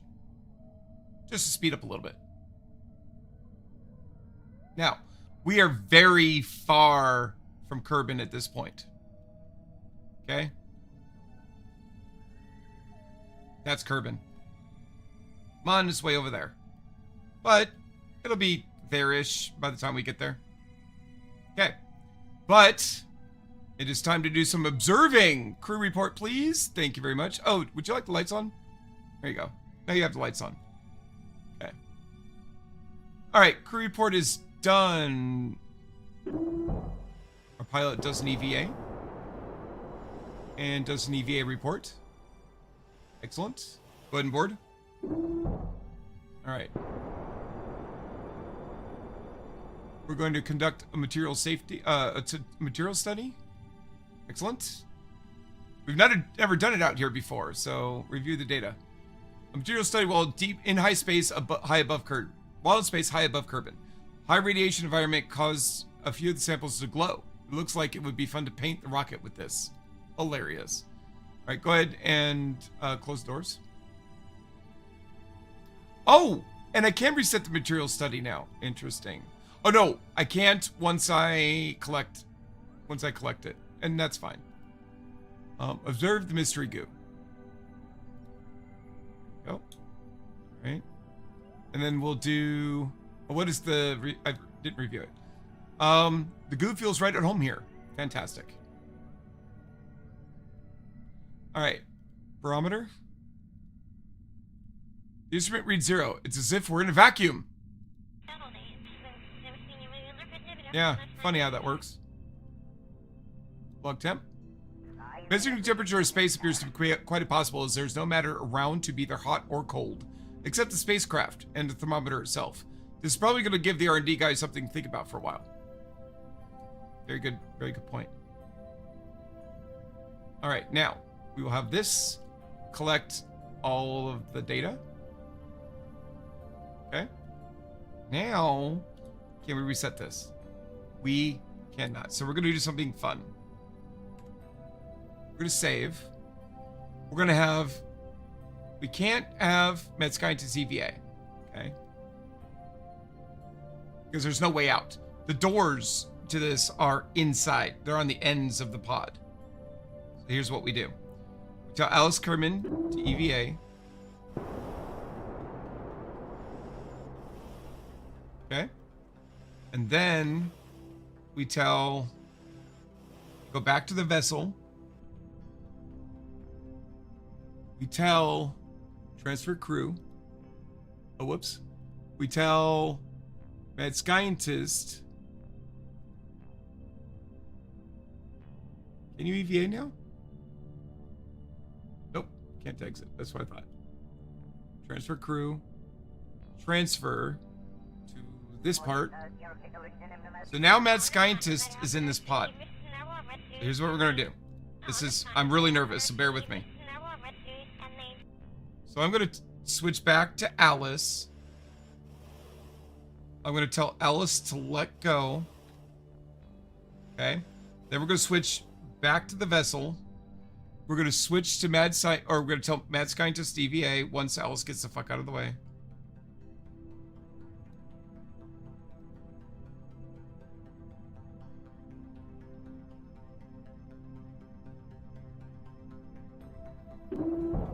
Mad Scientist is out now.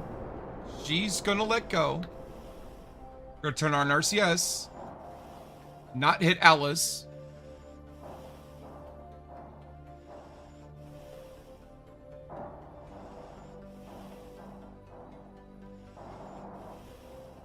She's going to restore this.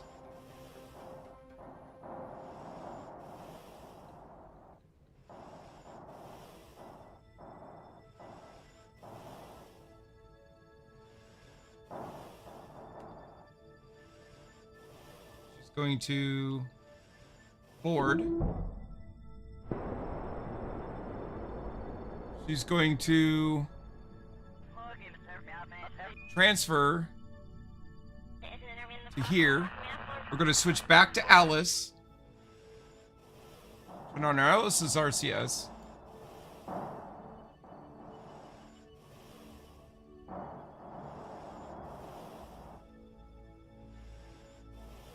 And board. Woo! We did it! Alice, just shove Alice out of the way. Get out of the way, Alice. Right. SAS on. Point prograde, please. Let's get back on track. Okay, that was terrified. No, because she's back on board and everything's fine. Isn't that great? And this is now ready for a new experiment. Why? Because Mad Scientist is on board. She's a fucking badass. That's why. I only have nightmares about it. She's fine. Everything's fine. Trust me. I've been like really fucking far away and EVA'd onto another vessel like that. Alice did enjoy. Yeah, but, you know, there's no accounting for taste. All right, so that's all fun, but it's going to take like hours and hours and hours to get to where we're going, and we don't have hours and hours and hours and hours. So I'm just going to tell it, hey, already focused to do. We're going to tell it, hey, let's warp to here. Okay.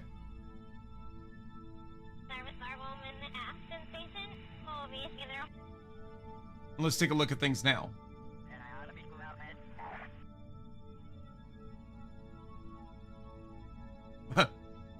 Mud is much bigger. Kerbin is much smaller. All right. We're still pointing prograde. Right? Look at you guys. Woo! Alice is like, you know, it's okay. We have 71 meters per second of delta V. I don't know if it's enough. I didn't realize that until just now. That makes me sad. All right. All right. So let's go to here.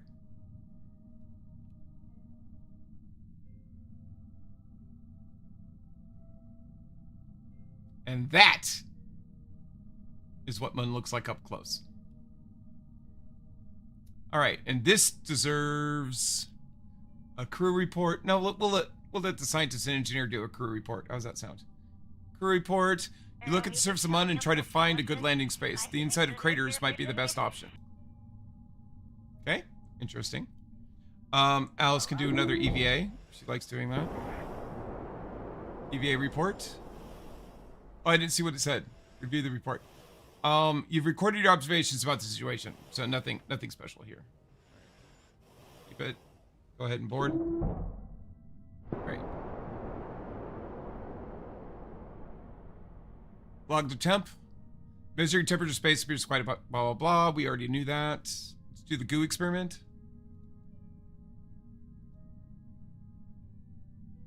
The goo seems less dense here. Interesting. And the barometer, I mean, you're still in a vacuum. Yeah. All right, and then the science junior. A high radiation environment causes a few of the samples to glow up. So we already learned that. Let's go ahead, close the doors. Tell this thing to collect all again. Close doors. All right, and that's it.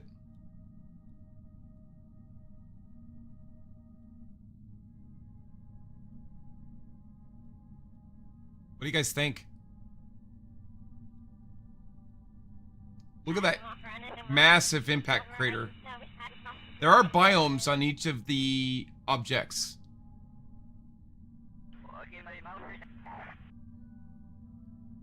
And you can collect different things at different biomes.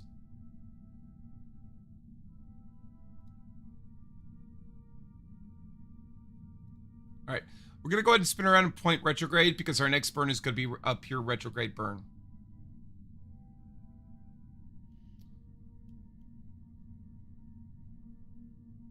Look at that big bulge right there. Yeah. And this gets more and more detailed as you get closer and closer. It's really fucking cool. Notice, we can't transmit science because we don't have a direct connection to the Space Center. It is a function of your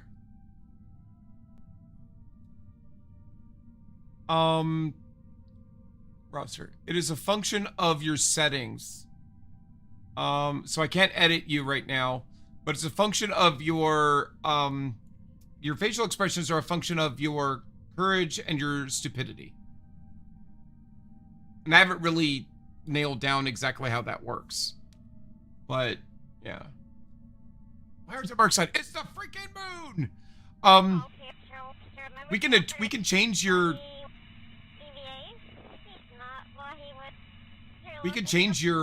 settings later, Mad Scientist. You're coming back. You're gonna land on the moon next. That's our next target. Actually, it's not true. Our next target is to unlock satellite stuff, and create our initial comnet. So, and then if we have money, we'll come back out here and create a comnet around Mun. So there's a lot of work to be done there, and we don't necessarily need the scientist or the engineer for it. So, so yeah.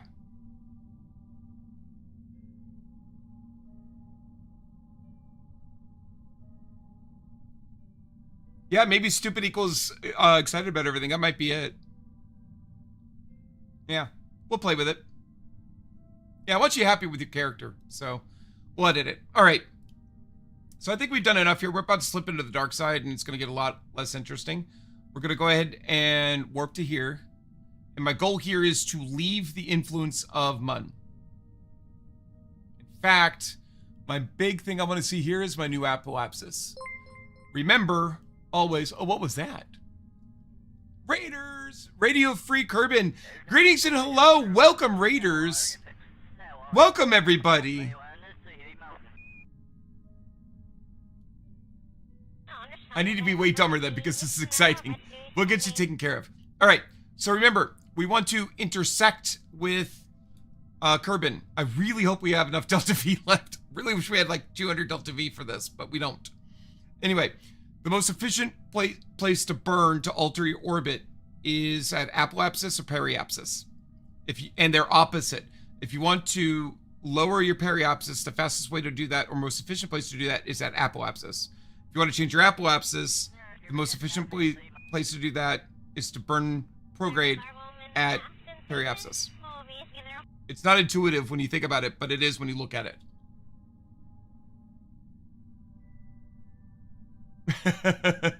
Welcome, Raiders. Can we get a shout out? Or did we already? We did. All right. Thank you very much for the shout out. Toktek, how you doing? So we, by the way, I'm yelling. I'm not sure why. I'm really excited. We have been using ChatGPT to build our rockets, and we have found that it is extremely competent at doing so. The reason why we only have 71 Delta V is because it designed a rocket. It designed a rocket with a launch stage with no gimbaling. I had no control, no gravity turn. Go straight the fuck up. And then once you get up, then turn and go sideways really fast. And I'm like, hi, can we just arc? No, straight up. And the reason why I had no authority control. I had no authority control because we use 3 reliance to launch. There's no gimbaling whatsoever. And I don't use winglets because they cause more problems than they're worth.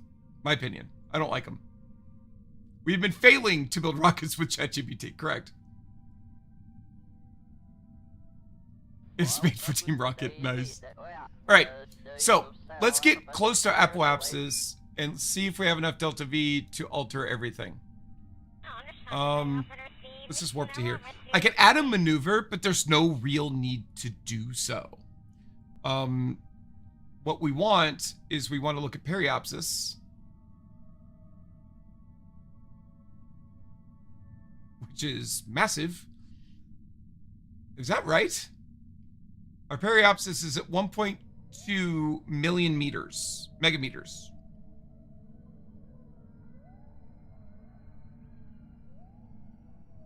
No way.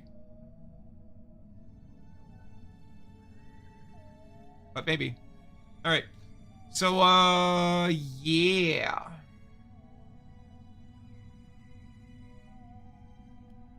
Let's get a little closer. Can we stop looking at Mun?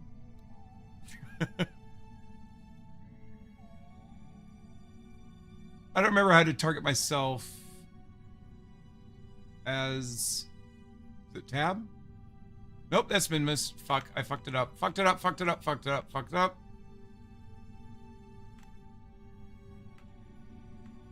Oh, there's a tour of the Kerbin system if anybody's interested. There we go.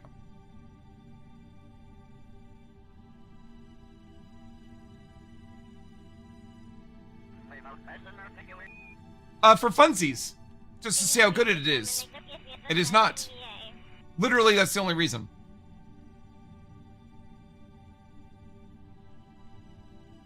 Alright, and I am going to full burn now. We're just going to use all of our Delta V.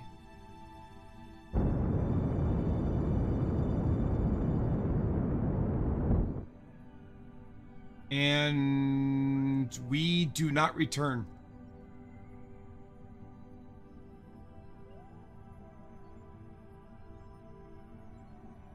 In fact, on our next orbit, we encounter Mun,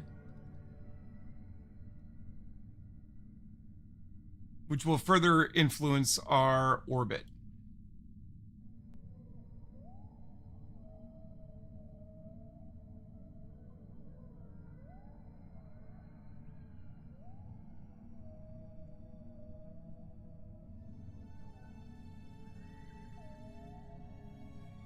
It always forgets decouplers. Yeah, it does.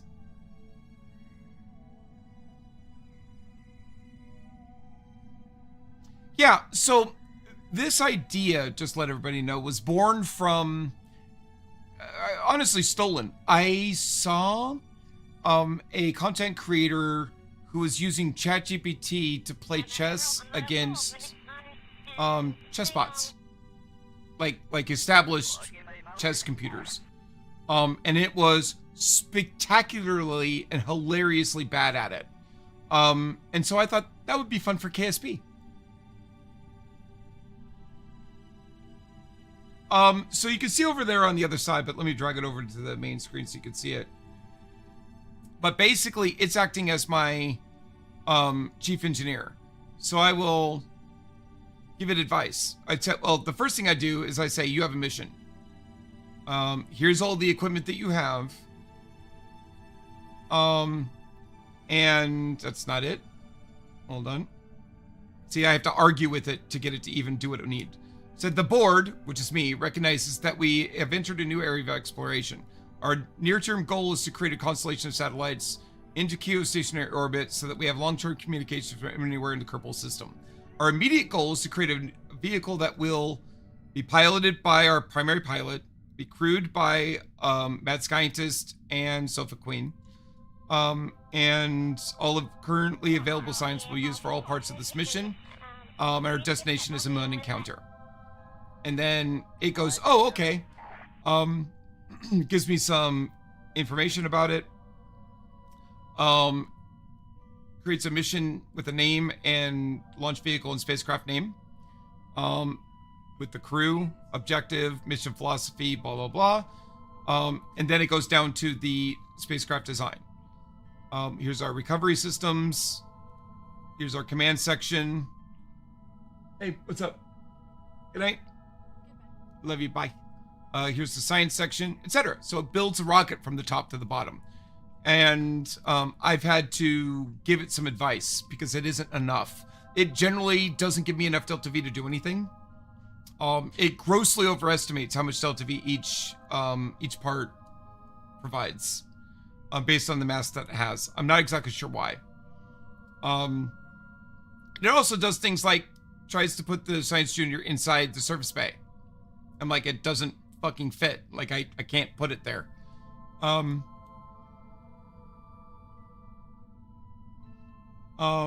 It has been saying a character very, very well, yes. Yep, exactly, guys. It does forget parachutes once, yes. It's too bad you aren't running an agent that will remember all that stuff the next time you ask it. I mean, it does remember from 1 minute to the next. Like, if I close this session and reopen it, I have a subscription to ChatGPT, so it will remember. In fact, when I started this, I've done this my second session doing it. And the first time, it was kind of disastrous. It kept forgetting decouplers. And so it killed a pilot. It's killed the pilot this time too. And so I kind of scrapped it and I started over today. And I had said, hey, you're allowed to look at your previous logs to get any information that you need from our previous chief engineer. And it did. And it hasn't forgotten decouplers since then. Actually, except for one time.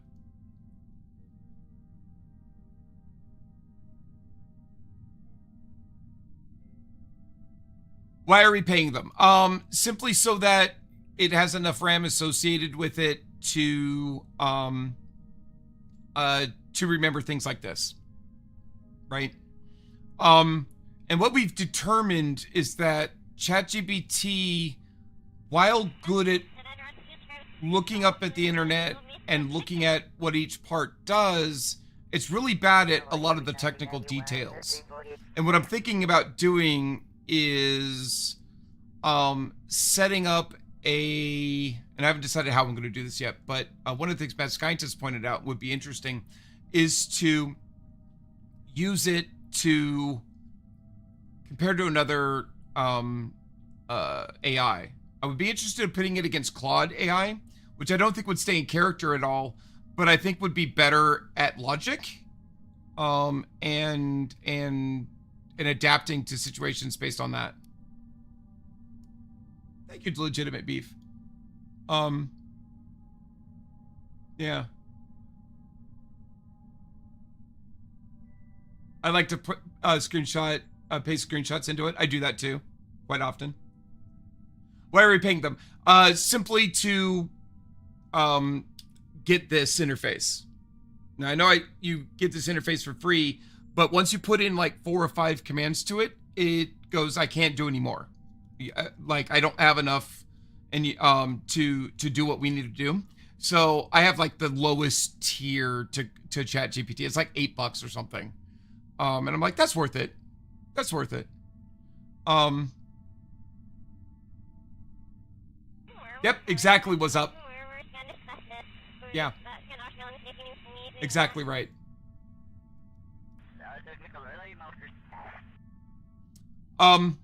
These are all very good questions, actually. Yep, wiki, public domain videos. I see it repeating a lot of stuff from Reddit. Sorry, Reddit. Good lord, from Reddit. So it, yeah.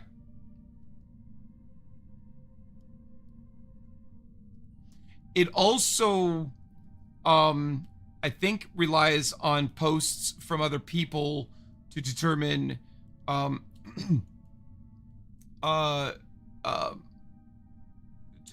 things like, when you get something in a tech tree. Like, when I showed it what the tech tree looked like I was only on the first node, it goes, oh, okay, we'll go ahead and slap on a T200 fuel tank. And I'm like, I don't know where the fuck you thought that came from. It's like, oh, we'll use the Reliant. I'm like, you don't have a liquid fuel engine. What the fuck are you doing? So yeah. So it has managed to get, it's managed to get us stuck in space. And don't worry, I'm not going to leave you stuck in space, Mad Scientist. So we're going to revert the flight back to vehicle assembly, because I think here's my design philosophy with this. If it kills a pilot in a fun way, then okay, that's fine. Explosions are great. Let's do that. If it just strands our happy asses in space because it doesn't know what the fuck it's doing, I'm going to revert and make it do it again. If it keeps doing it, like if it does it a second time, I'll leave the Kerbals out there and I'll tell, okay, you stranded people. Now you've got to go get them. Fucking figure it out. So I am going to give it one break here. No failure. Yeah, I mean, you're going to be in space forever until I rescue you. And this is actually, if you look, hold on, before I do it. This is a stupidly elliptical orbit, or eccentric orbit we're in. That is insane, the amount of tilt this is.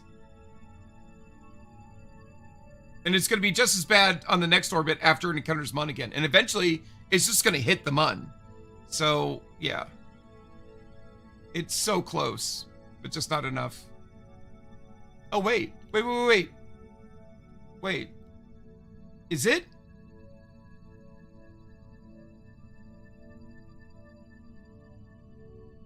So, it comes around, goes out. The purple...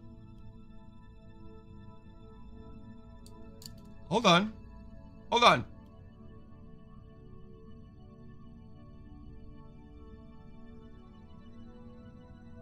not what I meant to do.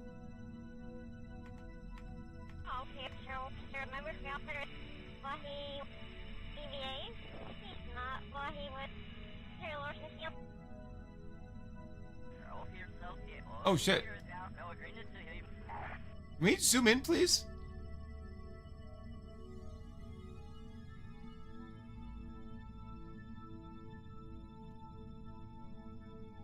Bizarre. I don't know why I can't get any closer than that. It's fine.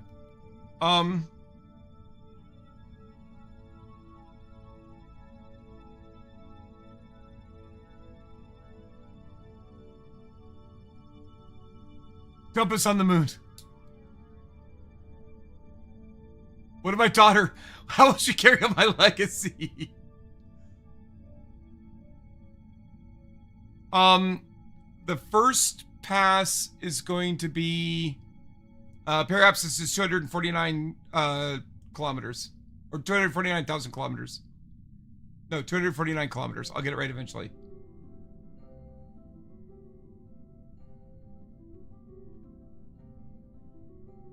All right, I have an idea, guys. Warp here. All right, there's one going around. Oh, I thought we were going to have a second. Okay, hang on. Okay, I misread the screen. Wait, no, I'm not. I didn't misread the screen.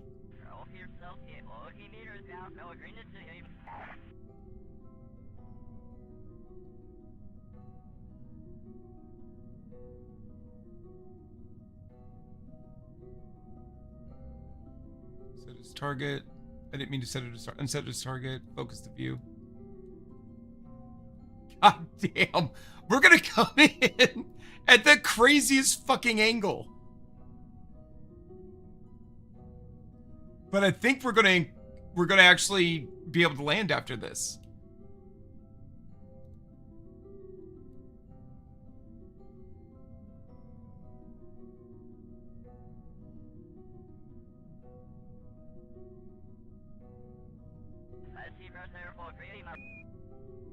Sorry about the ads.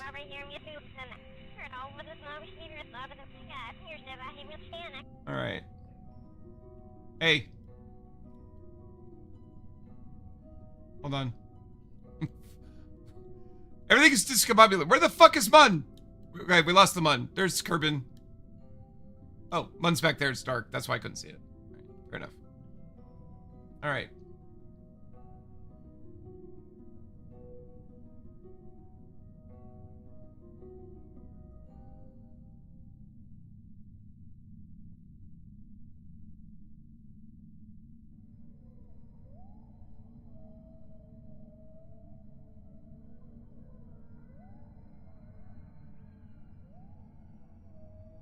All right, let's warp to here. Here we go. Ah! Hey, look! Periapsis, negative suit. We made it! We're gonna get home! Now the question is, are we gonna be too steep? Because we have no Delta V. We're done. In fact, here's what we're gonna do. We're going to warp to here.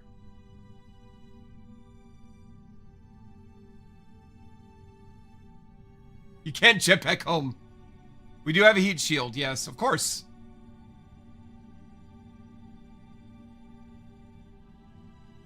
All right. Point retrograde. We're not going to point retrograde. We're going to point... That's actually not what I want. I'm going to point... here. And we are going to stage. Now we're going to point retrograde. And we're going to fucking pray.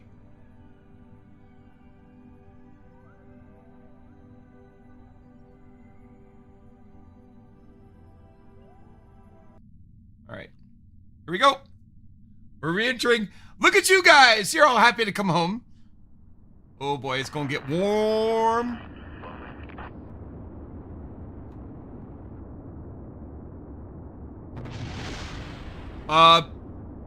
Well, you say that.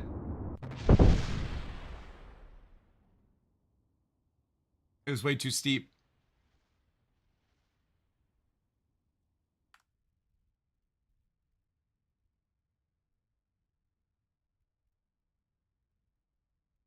I love that.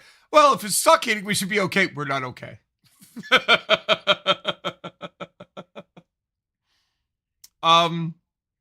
Now, since I had, if it was just me, I'd be like, you killed another pilot. But Mad Scientist, Sofa Queen, do I revert?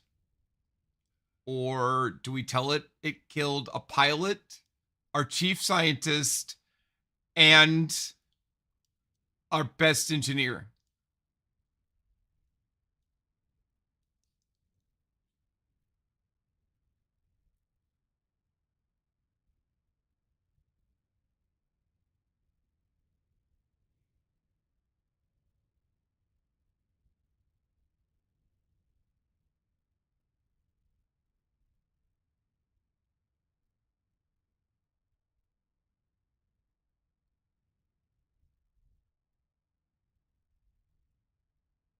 Yeah, it overheated. It came in too steep. I had no way to adjust that trajectory. It was a steep reentry, and it was just too much. There's no everybody's dead. There's no EVA burn up in the atmosphere. You died in the atmosphere already. Yeah. Yeah, so the Science Junior exploded due to overheating. The Mark 1 command pod exploded due to overheating. I was killed. The crew cabin exploded due to overheating. And you both were killed. And then the parachute exploded.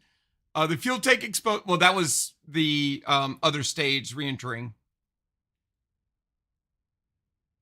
There is at least that much legitimate beef. I never get to live in this game. We'll clone. We will. All right. So yeah, that's what we'll tell.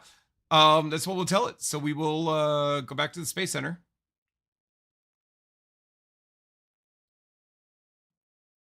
Now, my question is, do we complete the contract for going around encountering Mun? Because technically, we encountered Mun.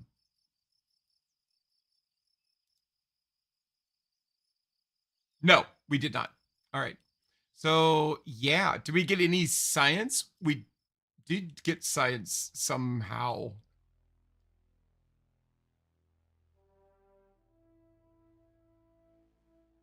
I thought we sprang for the non-exploding parachutes. Unfortunately, when the entire vessel explodes, then the parachutes also explode. All right. So here we go.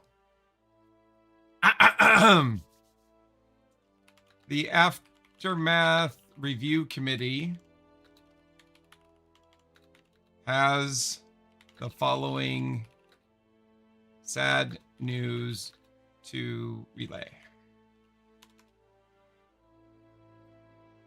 The mission, while technically successful, we did encounter Mun successfully and technically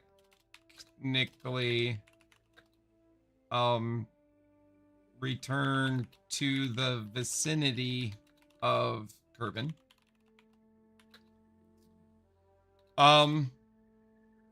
The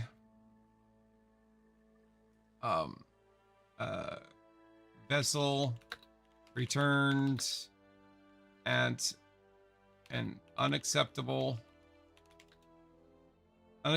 steep angle due to not enough Delta V to control its re-entry.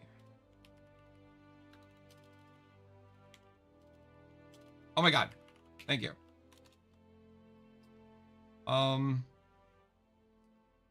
Our pilot, Alice Kerman II, mad scientist Kerman, and Sofa Queen Kerman, all tragically perished when the vessel experienced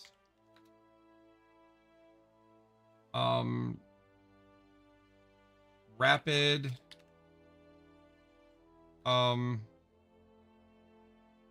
heating that overwhelmed the heat shield's ability to dissipate energy. A sudden explosive thermal event led to an unscheduled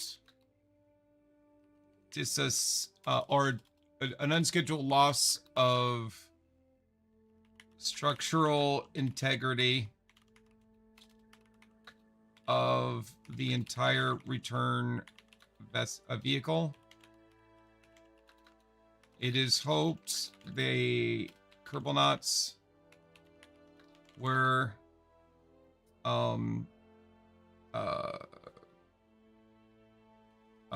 never mind, we won't do that. We won't say that. All science was lost on return. All right. The root cause was the complete lack of authority control authority, sorry, on the launch stage. 3 Reliant engines provide a lot of Delta V and TWR, although 1.38 TWR at launch is too low in this committee's opinion.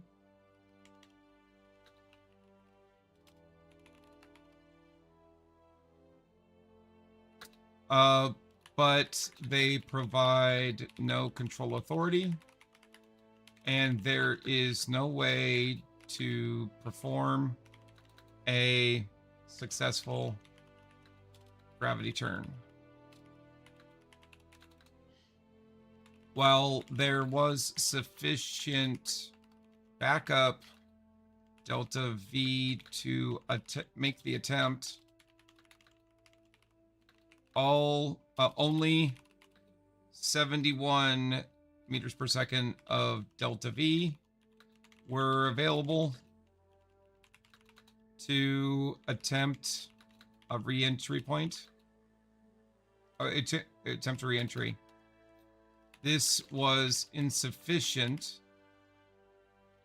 The vessel,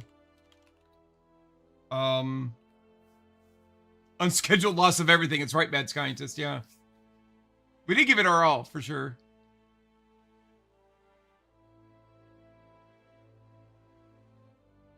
I will attempt to do voice to text next time. The typing allows me to think. I can't just say it out loud because I'll get stream of consciousness problems doing that, I think.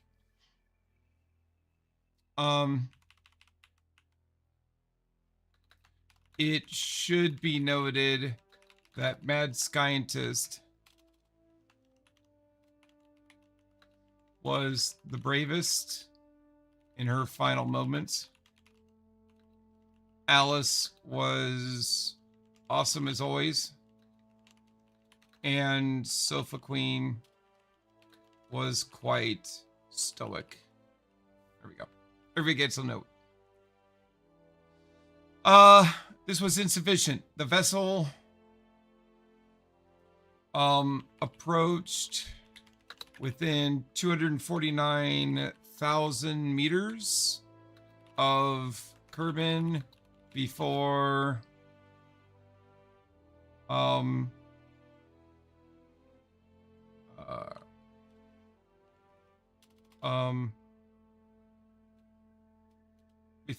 no, not before.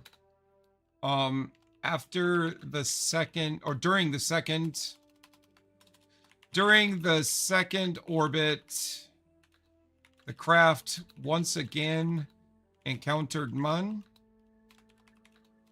and the resulting gravity interaction sent the vessel hurtling toward Kerbin at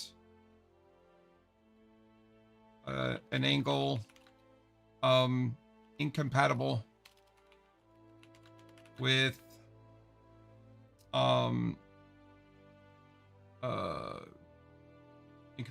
landing successfully.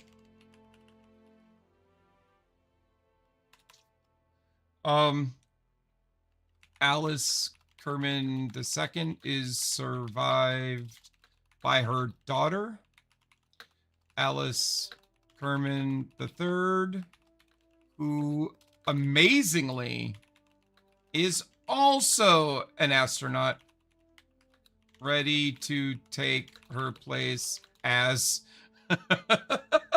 our star pilot.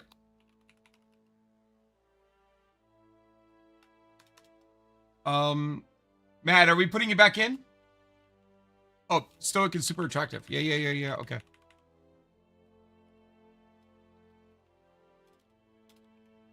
Mad Scientist notes she is also super attractive.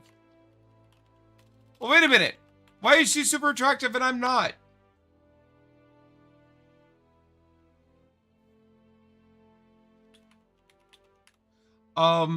Mad Scientist, are you survived by a daughter?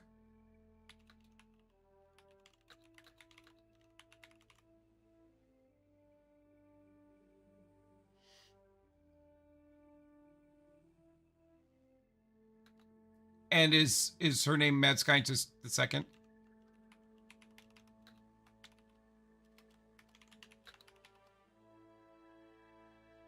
Yep, okay.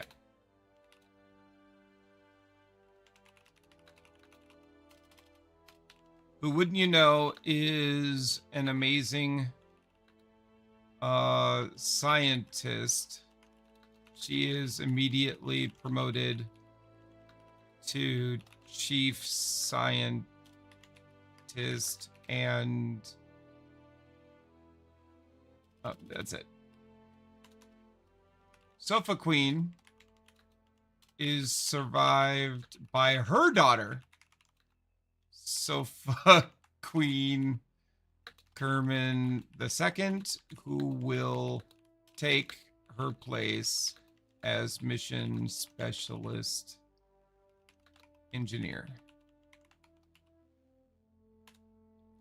All right, let's see what it says. Chief engineers reviewed the Aftermath Review Committee report. This was a catastrophe. But it was also an extraordinary valuable mission. Was it? The Wonderland Space Administration has now learned one of the hardest lessons in all of orbital mechanics. Returning from the Mun is not coming home. Returning from the Mun is another interplanetary mission. The crew did not die because the spacecraft lacked a heat shield. They died because the spacecraft lacked enough authority to shape its return trajectory. That distinction is critical. A memorial record, the WSA formally honors Alice Kerman II, Mad Scientist Kerman, and Sofa Queen Kerman, who successfully reached the Mun, survived deep space, returned to Kerman's spheres of influence, and proved the viability of crewed Mun expeditions. They were lost not to incompetence, but to insufficient re-entry control margins. Mad Scientist's courage, Alice's skill, and Sofa Queen's composure will be permanently recorded in WSA mission history. The hereditary astronaut program also appear alarmingly robust. I want to interrupt here with something. There was something that a lot of people don't know about that happened during the Cold War. I think the 50th, I think it was the 50th anniversary of the Soviet Union's formation was coming up, and the Soviet Union wanted to make a big send-off for everybody. Wanted to make a big impact, and this was in the middle of the, like I said, the Cold War, the space race. So what they did was they wanted their chief astronaut at the time to go into orbit and just do a victory orbit, basically a victory lap around the Earth, if you will. Well, the problem was there weren't any available vehicles to do so. I mean, they had made some, but they didn't have any that were absolutely ready right now. In fact, they were markedly not ready. And I can't remember his name. He was good friends with Yuri Gagarin, the first human in space. And they all knew that the vessel wouldn't return to Earth successfully. But nobody wanted to go and tell the politicians that they weren't ready. So instead of telling them that they weren't ready, they sent a man to space knowing he would die.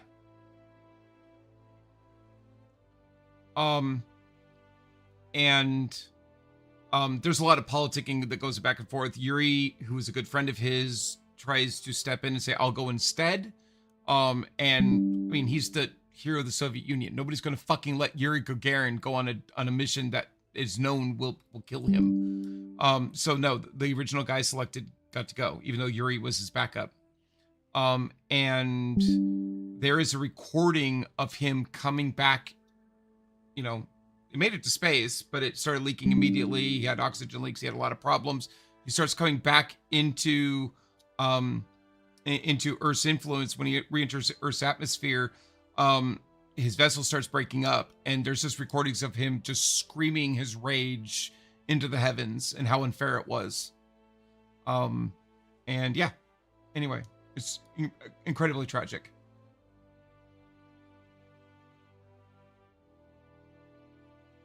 Yeah, it's absolutely true.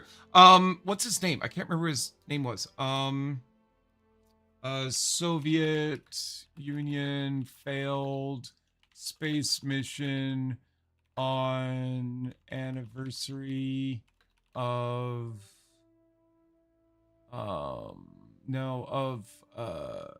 the Soviet Union's formation.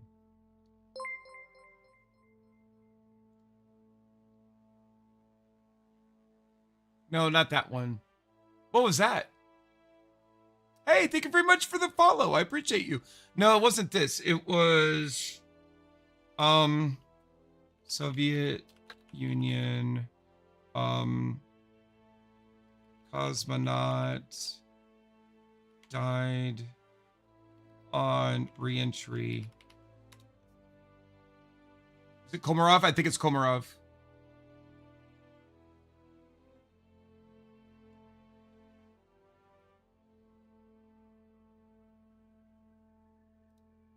Was it? No. Oh yeah, it is this one. Yeah.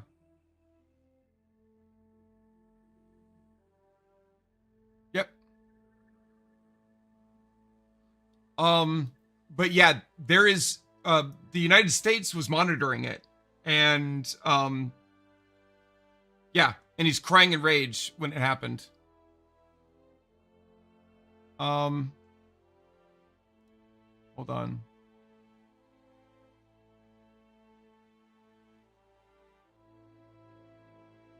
Yeah, nobody wanted to tell Brezhnev.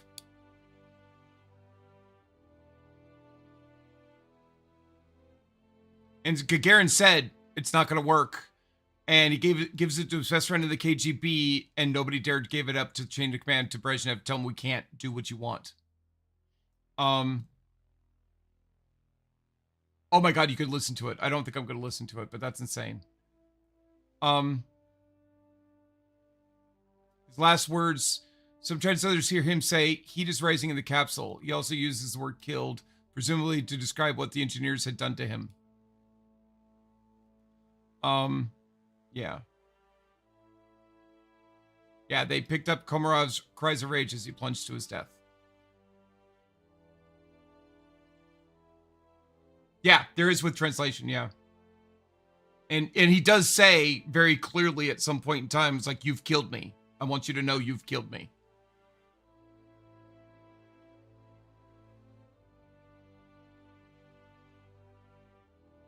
I thought that was just a rumor, and no one has the tapes. No, that was, yeah, German chiller knows, yeah. Anyway, so that was a fun thought. Sorry. I love this. Anyway, the hereditary astronaut program also appears alarmingly robust. I don't know what to tell you. Quit killing our pilots and people, our astronauts. Root cause analysis.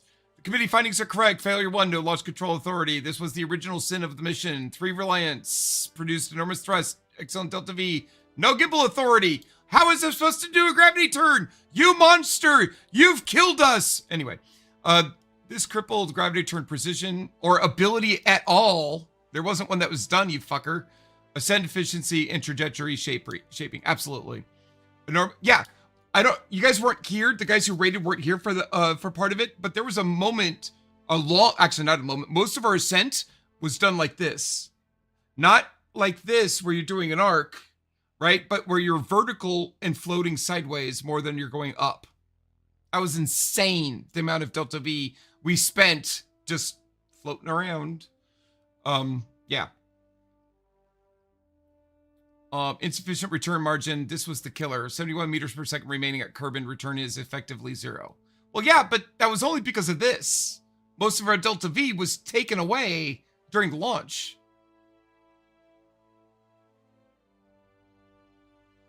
Yeah, German chiller. Yeah, absolutely. I curse your entire family. Yeah.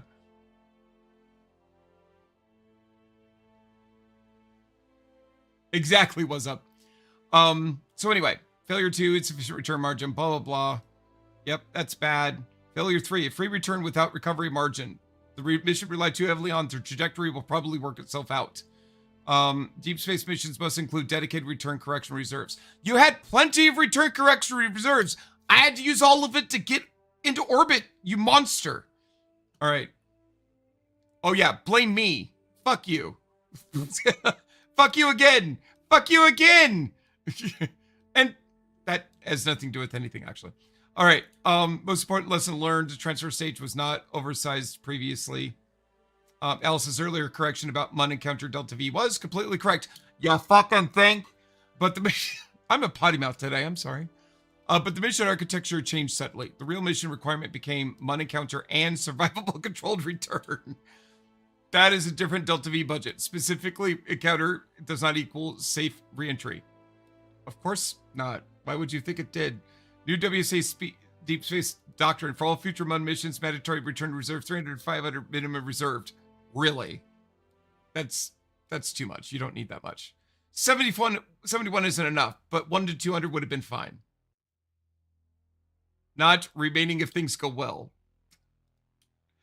I mean, I could have done a better encounter that guaranteed a free return, I guess, but no. All atmospheric stages must include at least 1 swivel. Yeah, you fucking think? Reliance are now booster engines only. Yeah, you fucking think? Like, almost all launch vehicles today gimbal.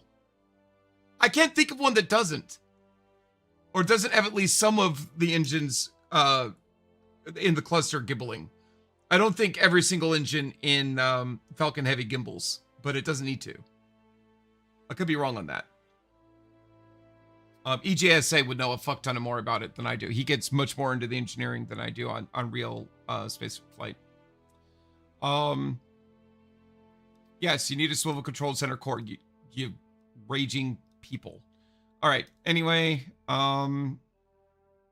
future MUN returns should target 35 to 45 kilometer periapsis. Correct. Not direct impact approaches. Not close enough, and not the atmosphere. We'll figure it out. Shallow aero braking is mandatory. Correct. You want to come in and aero brake first. All right. The crew assignments acknowledged. Pilot Alice Kerman III, Chief Scientist Mad Scientist Kerman II, and Mission Specialist Engineer Sophie Queen Kerman II. The program endures. Chief Engineer, final reflection. The WCA has now crossed another major threshold. You no longer are struggling to reach orbit, reach MUN, or even return. You're now struggling with mission precision. Now I'm struggling with my chief engineer being a fucking monster. The next MUN mission will not require vastly more rocket, but instead vastly better trajectory control and reserve planning. Honestly, it may be enough to just replace the center, the center engine with a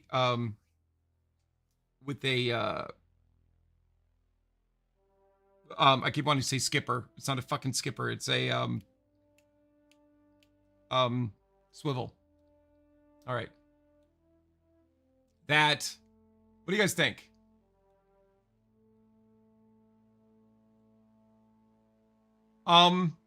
Yeah, what's up? We actually had a problem because it was telling me to put like 8 fucking fins or winglets, not fins, winglets. And winglets aren't fins. They provide lift and they cause things to spin. And when they try to provide control authority, they tend to fight each other. They look cool, but they tend to fight each other. It's unhelpful. And you don't need it. They're cheating. It's like putting canards on a plane. If you need canards on a plane, then your plane is too unstable. Now, keep in mind, you may have purposely made your plane unstable so that it needs canards. Right? But you don't need canards on a fucking rocket. All right. Max Guy, just thank you for joining. Guys, I'm going to wrap up for the evening. Don't go anywhere, though. We're going to set up a raid. Thank you very much for the raid that came in. I am going to be streaming tomorrow for a couple hours. Not as long as I did tonight. And tomorrow's normally my day off of streaming, but I didn't get as long as I wanted to today because I had to come in late due to selling the car bullshit, which didn't even get done. So we'll be streaming tomorrow at 2 p.m. Eastern time, just to let you guys know. More winglets. Hopefully I get to see you tomorrow, Mad Scientist. Chauncey, now you're up to all the winglets. Yes, we will do a memorial to winglets later, but not now. All right, guys. We're going to go ahead and set up a raid, like I said. If you're sitting in YouTube land or Kick land, just sit tight. We're going to do a raid for them. But we will do so for Twitch. So give me just a minute. An F1 car is just an upside down plane. No. I would give you that an F1 car is just an upside down jet. Even fighter jet, but definitely not a rocket or... Oh, plane. You did say plane. Yes. I'm sorry. You said plane. Why did I think rocket? Yes, it is an upside down plane. Aerodynamically, you're absolutely correct. Sorry, I misread what you said. I'm a terrible monster. You should not listen to anything I say because I don't know what I'm talking about. Thank you for watching. Please continue watching me. Just don't listen to anything I say. You can watch, but don't listen. All right. Yep. I used to play F1 Manager, like religiously, and then they canceled the game, and they didn't do one for 2026. I'm very sad. But guys, we're gonna go ahead and raid Skeleton Witch.